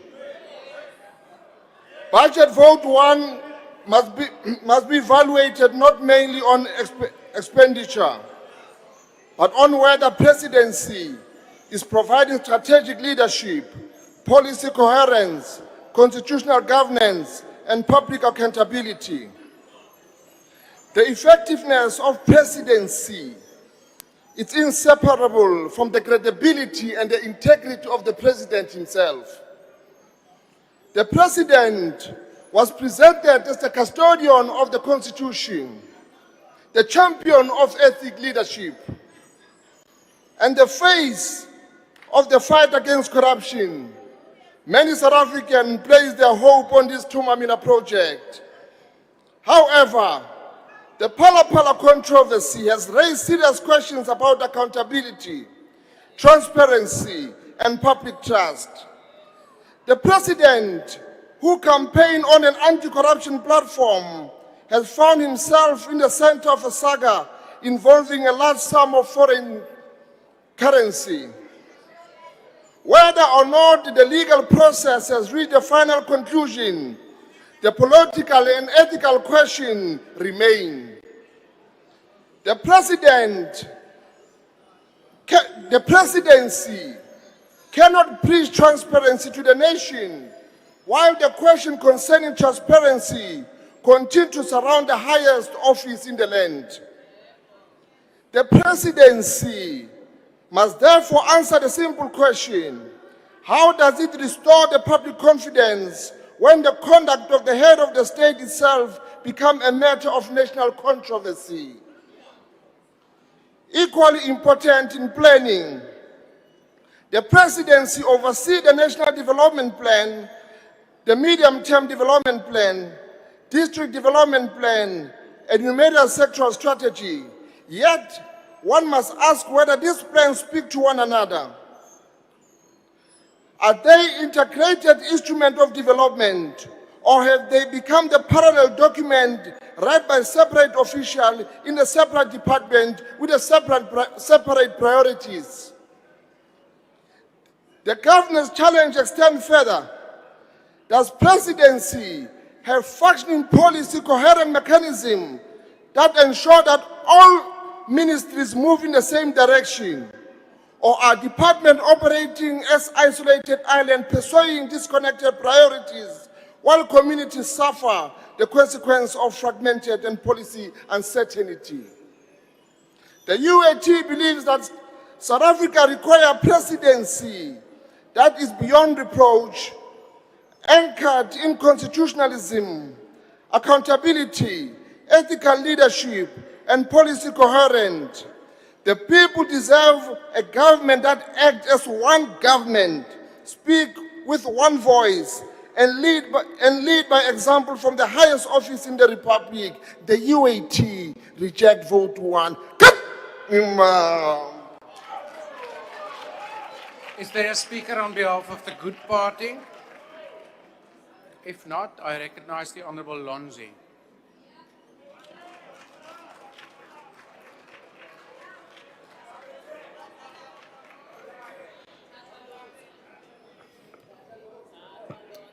House Chair, the President has a tendency to run away when we speak here.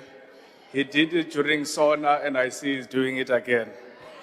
But his colleagues will inform him. We must begin by conveying our heartfelt condolences to the family of 𝐿'Sambo, a 19-year-old young man from Limpopo whose life was brutally cut short in Mossel Bay yesterday.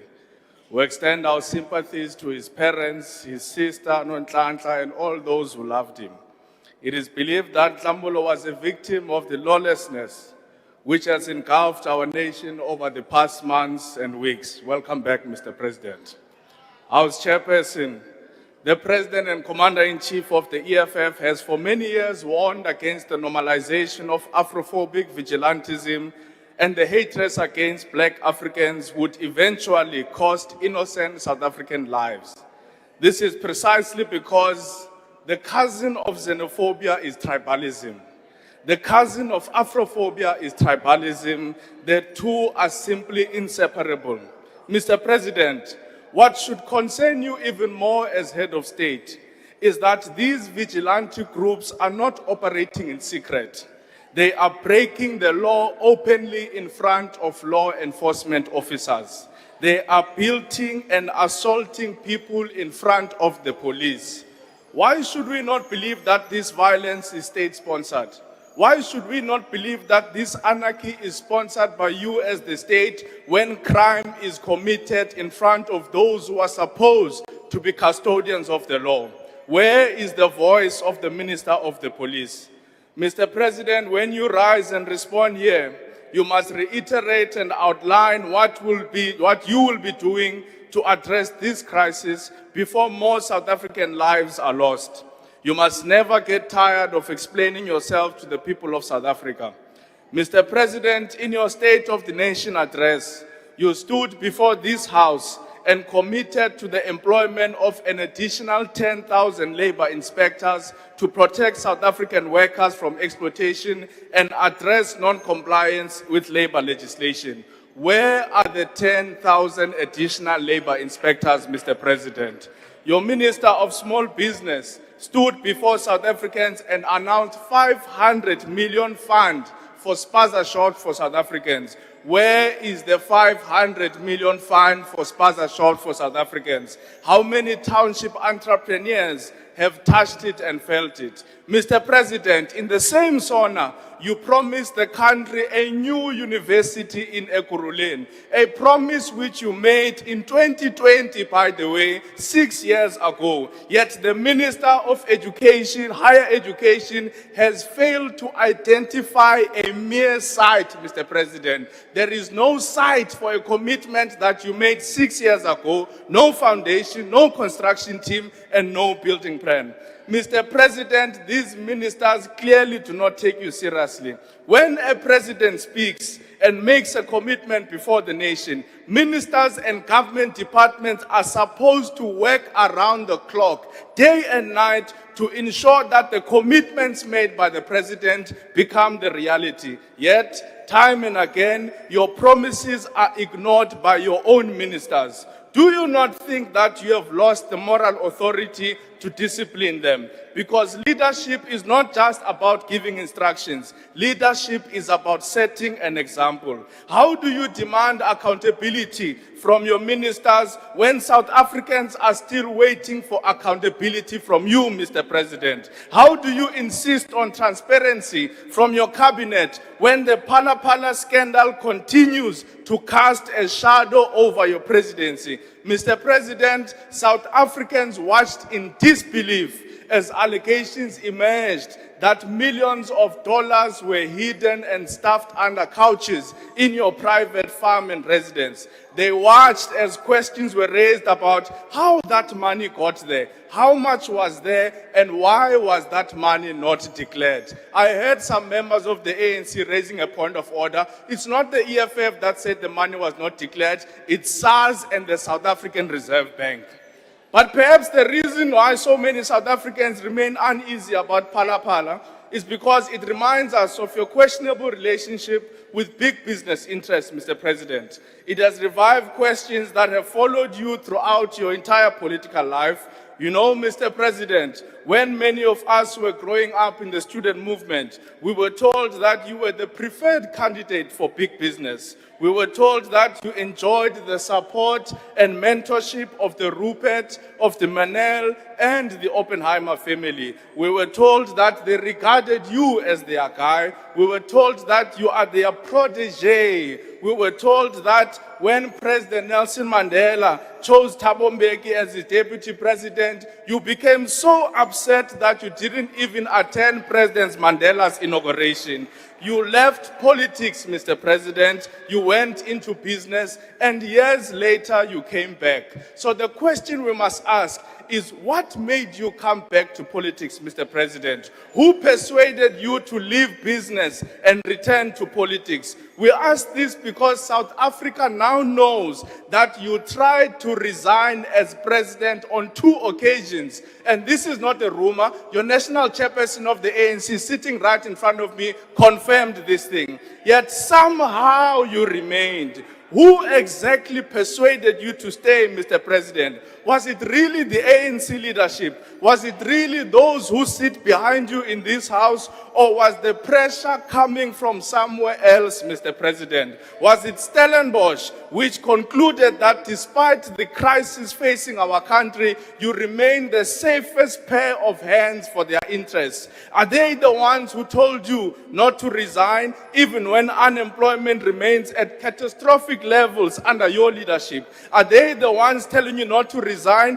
even when millions of young people wake up every morning without hope of finding work? Are they the ones telling you not to resign even when workers struggle with rising costs, rising petrol, rising diesel, rising wages, deepening their further poverty? Are they the ones telling you not to resign, Mr. President, even when municipalities are failing to deliver basic services to our people? Are they the ones telling you not to resign, Mr. President, even when the Constitutional Court told you and your party that what you did was wrong by using your majority to try and hide the truth? Are they the ones who are telling you not to resign, President, even when your own conscience is telling you to resign, Mr. President?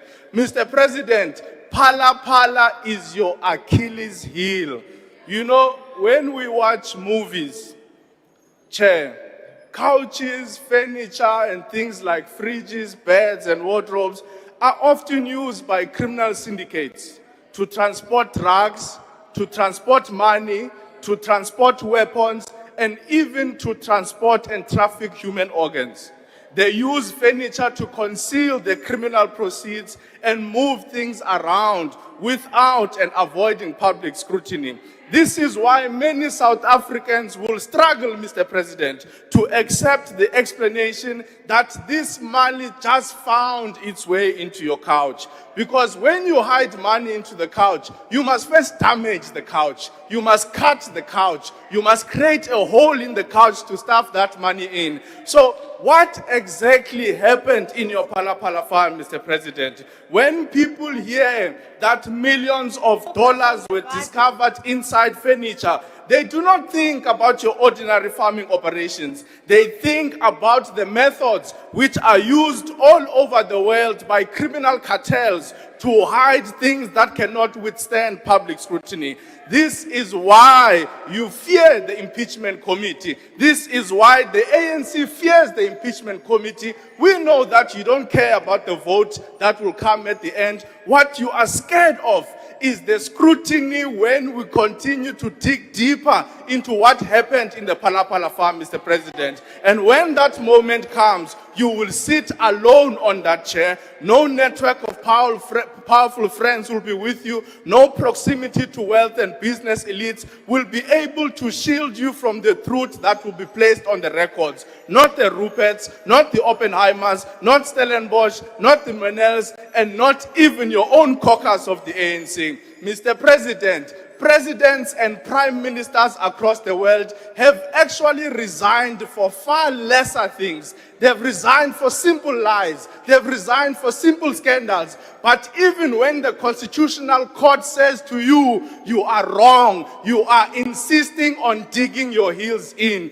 Mr. President, history will not remember you for Phala alone. History will remember you for refusing an opportunity to resign even when the people of South Africa wanted to give you a dignified and honorable exit. Do the honorable thing, Mr. President, and resign.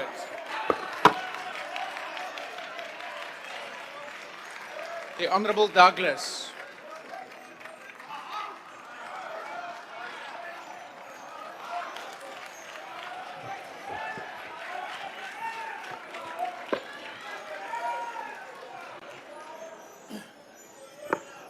Thank you, Honorable Chairperson, Honorable Members, people of South Africa. I greet you all in the name of my Lord and Savior, Jesus Christ, and in the language of the Khoi and San people, 𝐶𝐶. As MKP, we reject vote 1 of the presidency. There is an African proverb which teaches us that the fish rots from the head first, because leadership matters. The character, integrity, courage, and moral example of those who govern determine the destiny of a nation.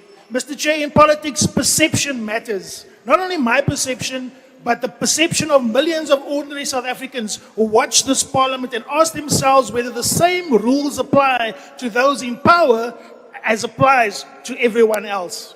The truth is that the public perception is that this parliament used the ANC majority and rules of this house to shield the president from full accountability regarding Phala in the 6th parliament. And now the perception is that the GNU is doing the same in the 7th Parliament and will do the same during the impeachment hearings, using their majority to whitewash and shield the president, even though there is a perception of guilt. The impeachment is already a mockery, as the chairman is from the GNU, undercover, but RISE received more than 30 million rand from the Stellenbosch mafia, so they are already compromised and biased even before this process begins. Similarly, the public perception is that questions were avoided rather than answered by the president. So we need to see more of the president coming out and answering, and that's what we want in the impeachment or in court. Whether one agrees with that perception, the subsequent constitutional court findings that the president has a case to answer to this house and the public regarding Phala is irrelevant, and it's immediate, and it needs to be done. Trust in public institutions is built not merely on legal outcomes, but on public confidence that leaders place accountability above political expediency. This is no longer the case in this house. This debate is therefore not just about the budget, but about the ethics of what a governing GNU majority can veto, defend, excuse, or explain away in this house by virtue of their majority, rather than what is the right thing to do. It is about what's expected from those entrusted with the highest office in the land. South Africans are not asking whether something or someone can survive a parliamentary vote, but is the president guilty of what was done? Has the president broken the law? That is important. And this House is selling its soul, because it's not voting with its conscience, it's voting with its party lines. It's voting not for what's righteous and what's good and the character of a man. It is voting according to party lines and to defend someone that has been shown to be in the wrong. One of the most troubling developments under this budget has been the growing concentration of state power within the presidency itself. Today, the presidency exercises unprecedented influence over intelligence coordination, national security structures, key law enforcement appointments, military deployments, and strategic state decision-making, including the appointment of judiciary-like constitutional court judges. Through the National Security Council intelligence reforms, presidency-based coordination structures, and direct oversight mechanisms, more and more authority has been concentrated in the union buildings. Yet all that intelligence did not lead to uncovering corruption at the highest level. It took the bravery of General 𝐻𝐾𝐭 to reveal the truth, despite the president having all the power and knowledge at his fingertips. Yet despite this concentration of power, South Africa has not seen accountability. Increasingly, citizens perceive a state that acts swiftly and publicly against political opponents, like arresting MKP MPs, whips, and even illegally incarcerating President Zuma without a trial. Yet the same cannot be said about DA and insiders and ANC insiders found guilty of crimes. They are protected by this president. They are protected by this House. They are protected by the rules of Parliament. How much of the rest of our members are genuine and how much is political persecution? How much is the president and others wielding the state influence, the state power to stop the rise of the people through MKP and through EFF and through other progressive parties? No, Mr. Chair, this is unjust. And where there is a perception of injustice, the people on the ground will take their anger to the street. And if they cannot get help from the politicians, they will take law into their own hands. And this is what has happened with March and March. And we as MK, we will support the people to rise up and to say no more. No more corruption. No more of hiding what should be out and be exposed. We need to see people held accountable. We need to see the president held accountable. Mr. Chair, the presidency has failed to address the most pressing issues of our generations. Honourable Douglas, just take your seat for a moment. I have a hand at the back. Why do you want to be recognized, Honourable? House Chair, but these people are not debating a vote one. They are not relevant to the debate that is in the table. Honourable Member. They are speaking their own issues. Oros from Temo. Oros from Temo. Oros. Honourable Member. Please, honourable members to my left, don't unmute. I'm able to deal with this. Honourable member, I have previously dealt with this matter and clarified that this is a political debate. No member has strictly limited themselves only to the budget at hand. Furthermore, I have warned you before that if you raise another frivolous point of order, I'm going to ask you to leave the chamber. Therefore, you must now please leave the chamber. Honourable member, please leave the chamber. Order, honourable members. Honourable member, I've made my ruling. Do you need assistance to leave the chamber?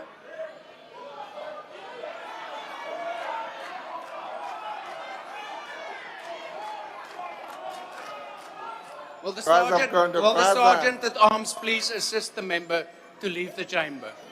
Yeah,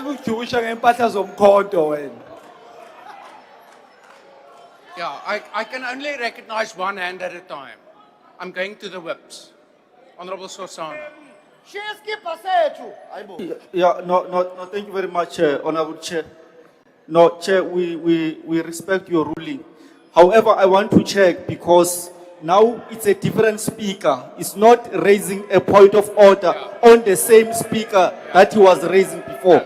It's a totally different speaker, Chair. No, thank you. Even though you say you respect my ruling, you're actually challenging it. My ruling is final. Honourable Douglas, please continue. want to join in. Honorable Douglas, just take your seat. Honorable Deputy Minister, is that a new point, or are you also going to challenge my ruling? Thank you, House Chair, for recognizing me. House Chair, I want to, not to challenge your ruling, but to speak to it. No, House Chair, but the that's, honorable there's no member opportunity has to do raised that. Listen to people. a point. Can I be listened, please? Deputy Minister. He has raised a point in the rules. No. In the rules, Yeah. there's point of debate that Thank must you. be relevant. I've made my ruling. The rules also clearly state that once the ruling has been made, it's final. You can take it But further with the MK has rules. been abusing us the whole day. Yeah. That is unfair.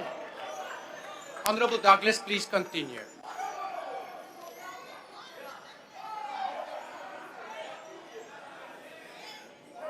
Mr. Chair, the public perception of government has not emerged Honorable from one Douglas, event. I have another hand to my left. Honorable Member, I'm going to recognize you. Now we don't know However, the difference of left. Honorable Deputy Minister, I've not given you permission to unmute. Honorable Member, if it's not anything new, you also now run the risk of being declared as grossly disorderly. Please do not challenge the ruling. You have the floor, but unless you're going to raise something new. When are you taking a break? Thank you very much, Honorable House Chairperson. I rise on a point of privilege. Yes. And I want to address you. You are abusing your power. No. And Honorable Member. you are abusing your power. You are biased because your ruling itself, it borders on biasness. Thank you. That's Because your... you are intimidating Honorable everyone Member. in this house. We've got privilege to speak as members of this Honorable parliament. Member. You can't be bullying us Thank like you. that. Thank you. Yeah, you have now abused the rules yourself. I made my ruling, and it is final. Honorable Douglas, continue. House Chair. Honorable, thank you, Honorable Douglas. Honorable Daniels, unless it's something new. Listen to people. House Chair. I'm going to say what has not been said before. So for the record, I want to state that the Patriotic Alliance is in agreement with the previous speaker that we believe that you are abusing your power.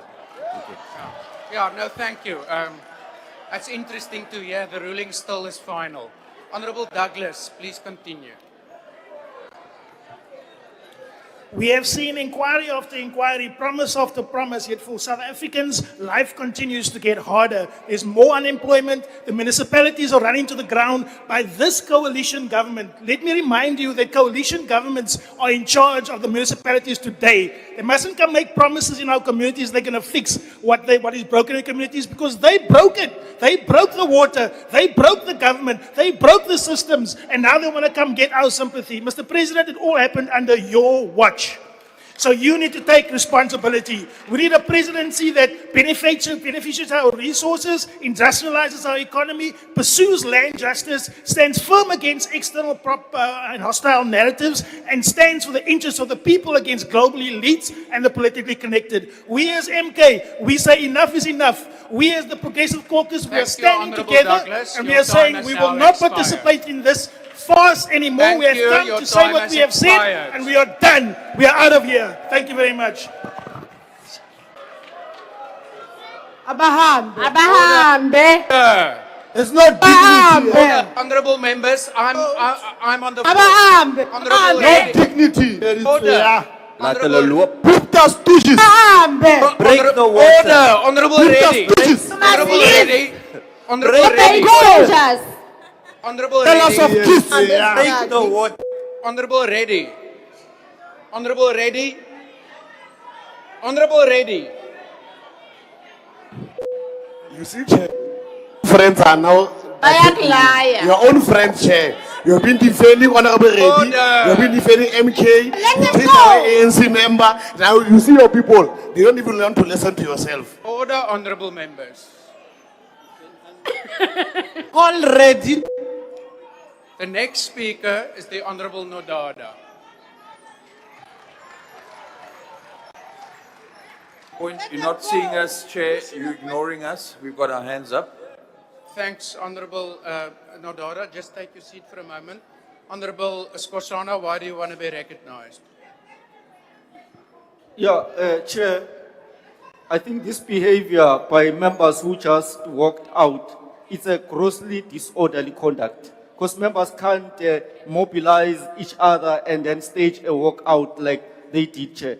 So can you please make a ruling and, if possible, refer the matter to the relevant committee, please, Chair. Thank you. I'll take the matter under advisement, and specifically the Honorable Reddy ignoring me while he was still in the chamber, and deal with it. Honorable Nodada.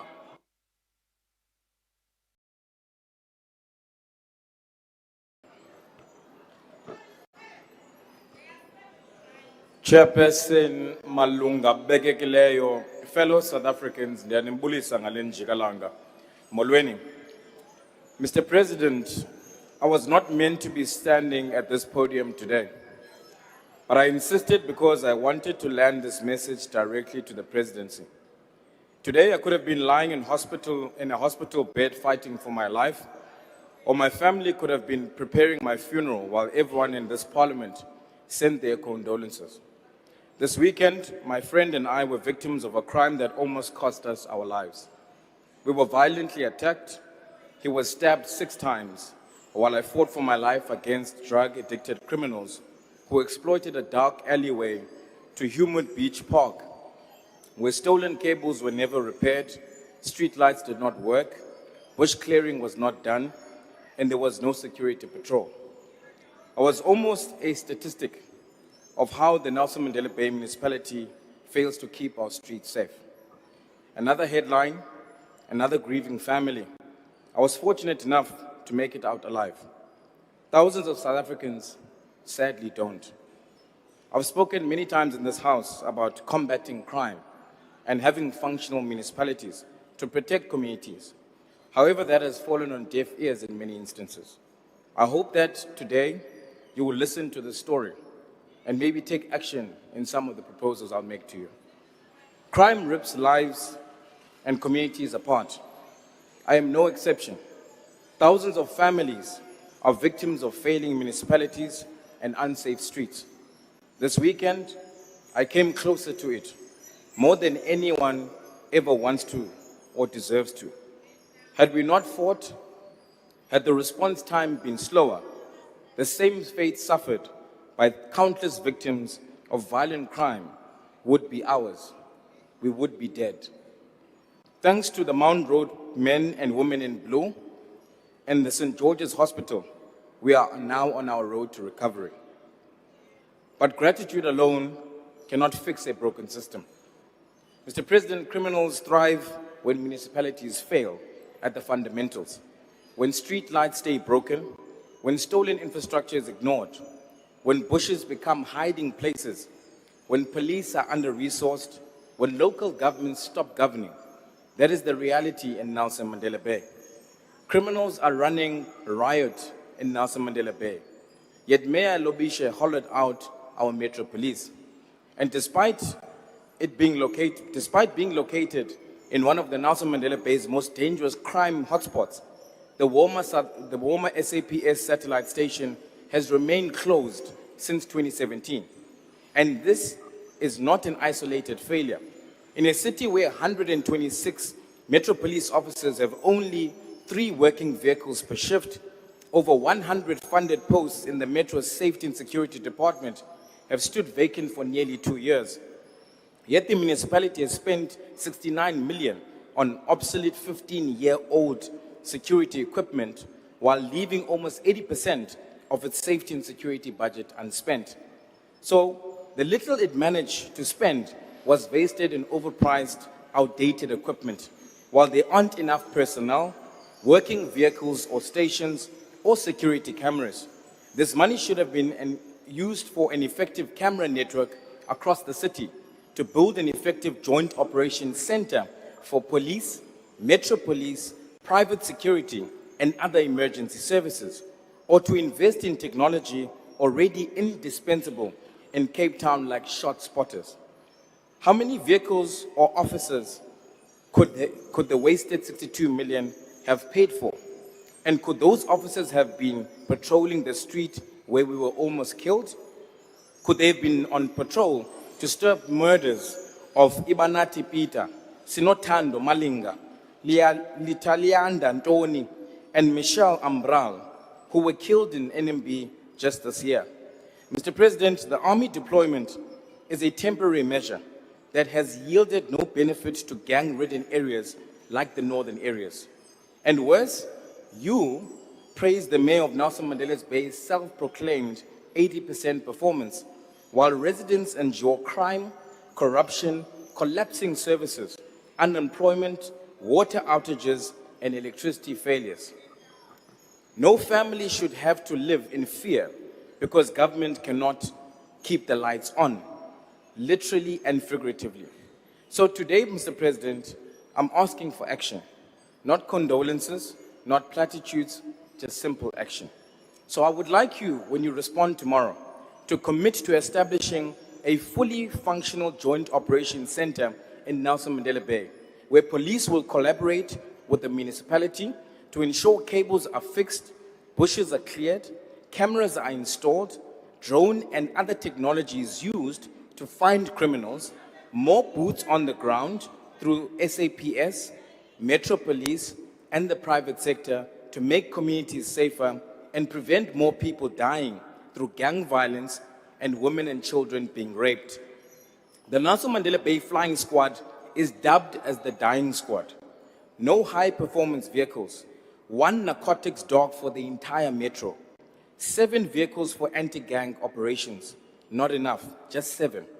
No wonder Eastern Cape, and particularly Nelson Mandela Bay, continue to rank among the country's leaders in murder and rape. But 80 kilometers away lies a different reality. In the 𝐷𝐻𝐿𝐴 municipality, where they have invested in a 24-hour joint operations center, an ever-growing CCTV network, first responder drones, a security app for residents, license plate recognition technology, dash and body cams for the police. Same in the city of Cape Town, where we've got shot spotters. So, Mr. President, these examples prove something simple. Safer communities are anchored by competent and compassionate local governments. The DA will do everything in its power to ensure municipalities can deliver water and electricity, root out corruption, and fight crime to create environments of economic growth where people are lifted out of poverty. South Africans are indeed tired of speeches after funerals, tired of promises after statistics and endless calls for patience while criminals and gangs run their communities. So when you respond tomorrow, do not give us just simply words. Please commit to the action that I've requested today. Commit to actioning a joint operations center with devolved power to fight crime in the country's murder capital, Nelson Mandela Bay. Commit to properly resourcing the flying squad to fight gang violence. Mr. President, our lives begin to end the day we remain silent about things that matter. Otherwise, we too will end up in the grave of crime. If we fail to act against crime and local government failure, more South Africans will not merely lose hope, they will lose their lives. I thank you. The Honorable Mahlaule.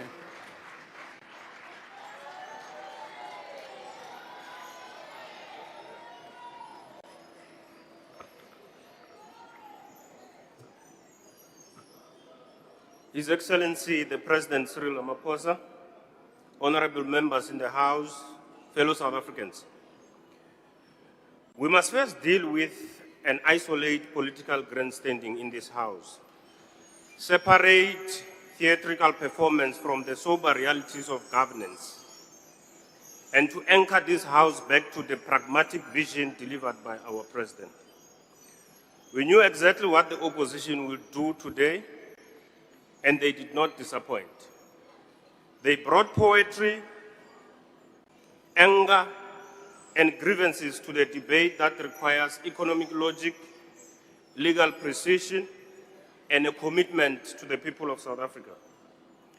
The Honorable Litchfield came here and calls South Africa a growing neoliberal economy, and then uses that as a label and as a reason to reject the budget. We see that as an oversimplification of the debate. Our economic framework is actually a contested mix of market mechanisms and strong redistributive programs such as social grants, public services, and targeted industrial policies, none of which fit neatly into the textbook of neoliberal model. The real test of this budget is not an ideological slogan, but whether these allocations expand jobs, strengthen public sector, and tackle inequality. But anyway, she was not here to listen to the president and what he said. If the member believes that the economy is too market-driven, the logical step was to propose amendments to strengthen public investment and regulation. Simple walking away from the budget abandons the very workers and the poor communities they claim to defend.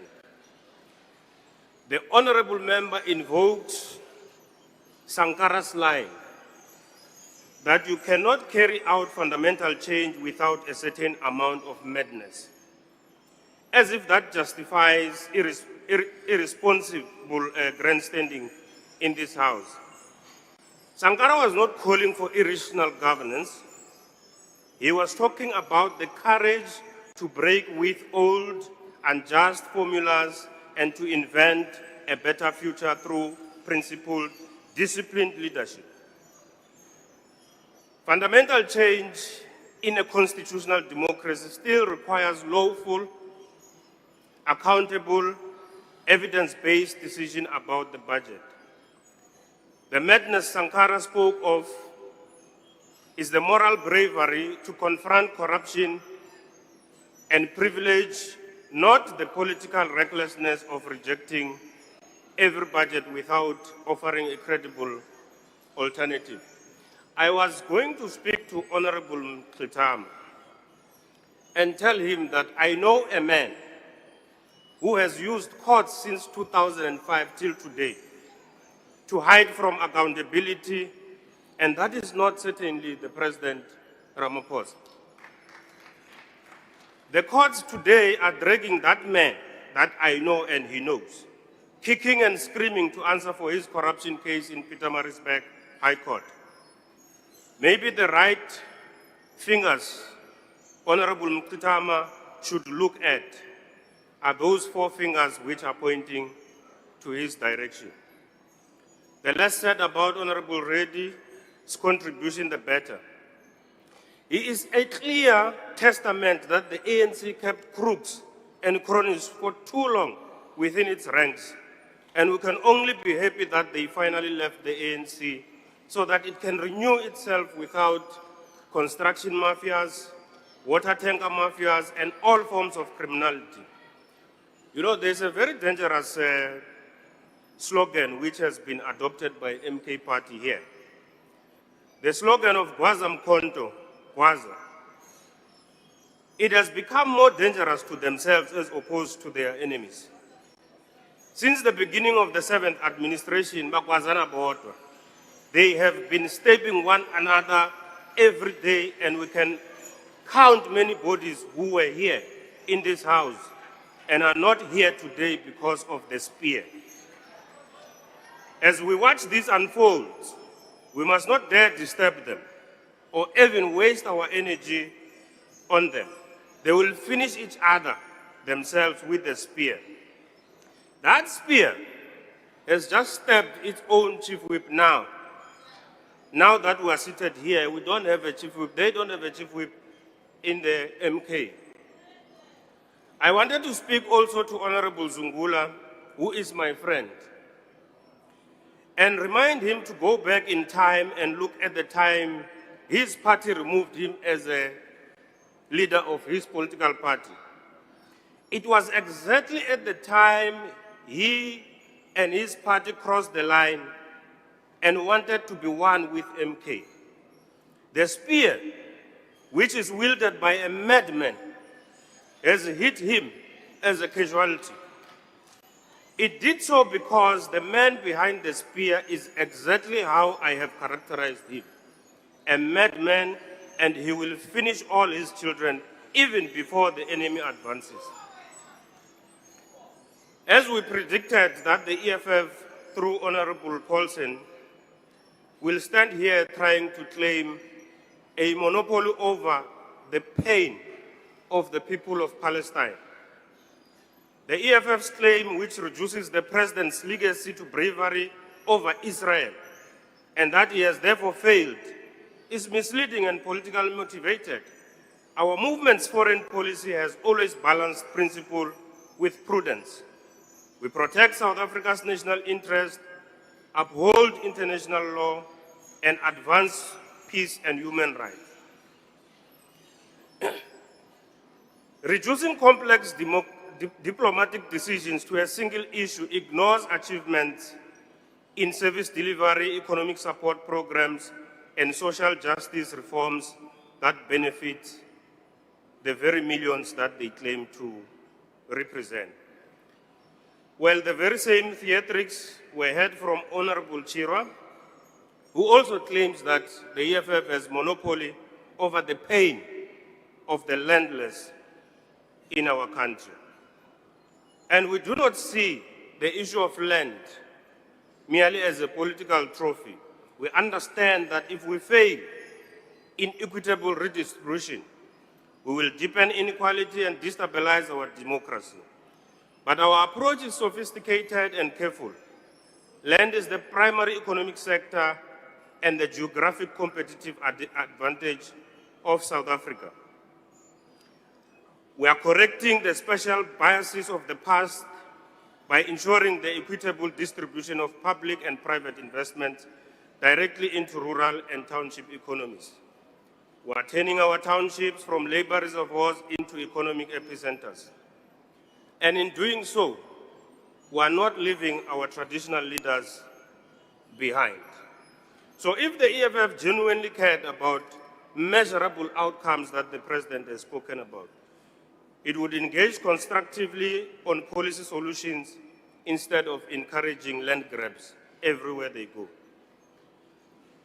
The Honorable Kanyile of the DA's accusation that the presidential youth stimulus does not account for funds is incorrect and misleading.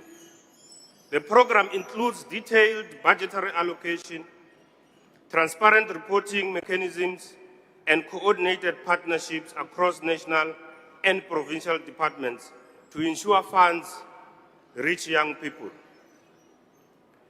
This administration has already dispersed support through targeted grants, training stipends, and enterprise development funds. So instead of spreading unfounded doubt, what the DA should do is spend more time doing what a government is supposed to do, to serve our people fully, instead of pretending to serve our people out there and denounce government when time for accounting in this house comes. You cannot part-time to be in government, unfortunately.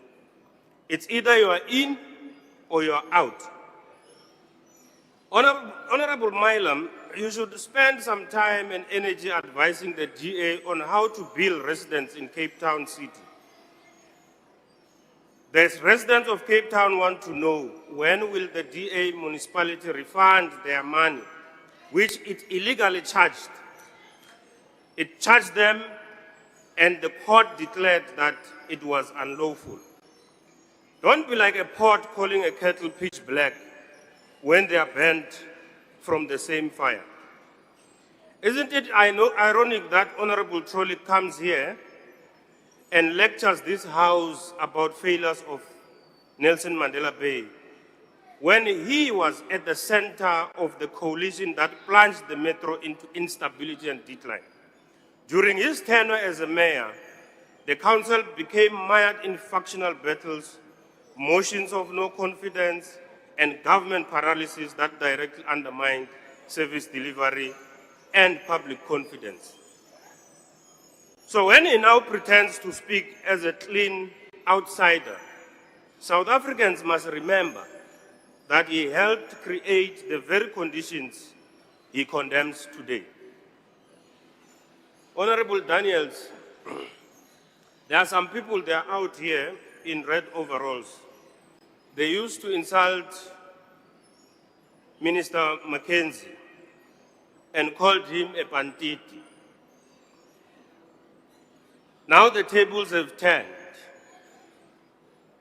and we have a pantiti who is just waiting to change from red to orange overalls. And if the revelations at the Madanga commissions are to go by, we are still to see this pantiti having extended stay in prison. All in all, we have an opposition that offers nothing but grievances, slogans, and attacks our democratic institutions. They want a spectacular crisis because they thrive in chaos. We leave the rhetoric to the benches opposite us, and we take the work to the people of South Africa. I thank you. Thank you. Honourable members, that concludes this budget vote debate. The Honourable President... Malibong, where? Order, please. The Honourable President will have an opportunity tomorrow to reply to the debate. That concludes the business for the day. I request members to stand and remain standing until the presiding officer and the mace have left the chamber. This House is adjourned.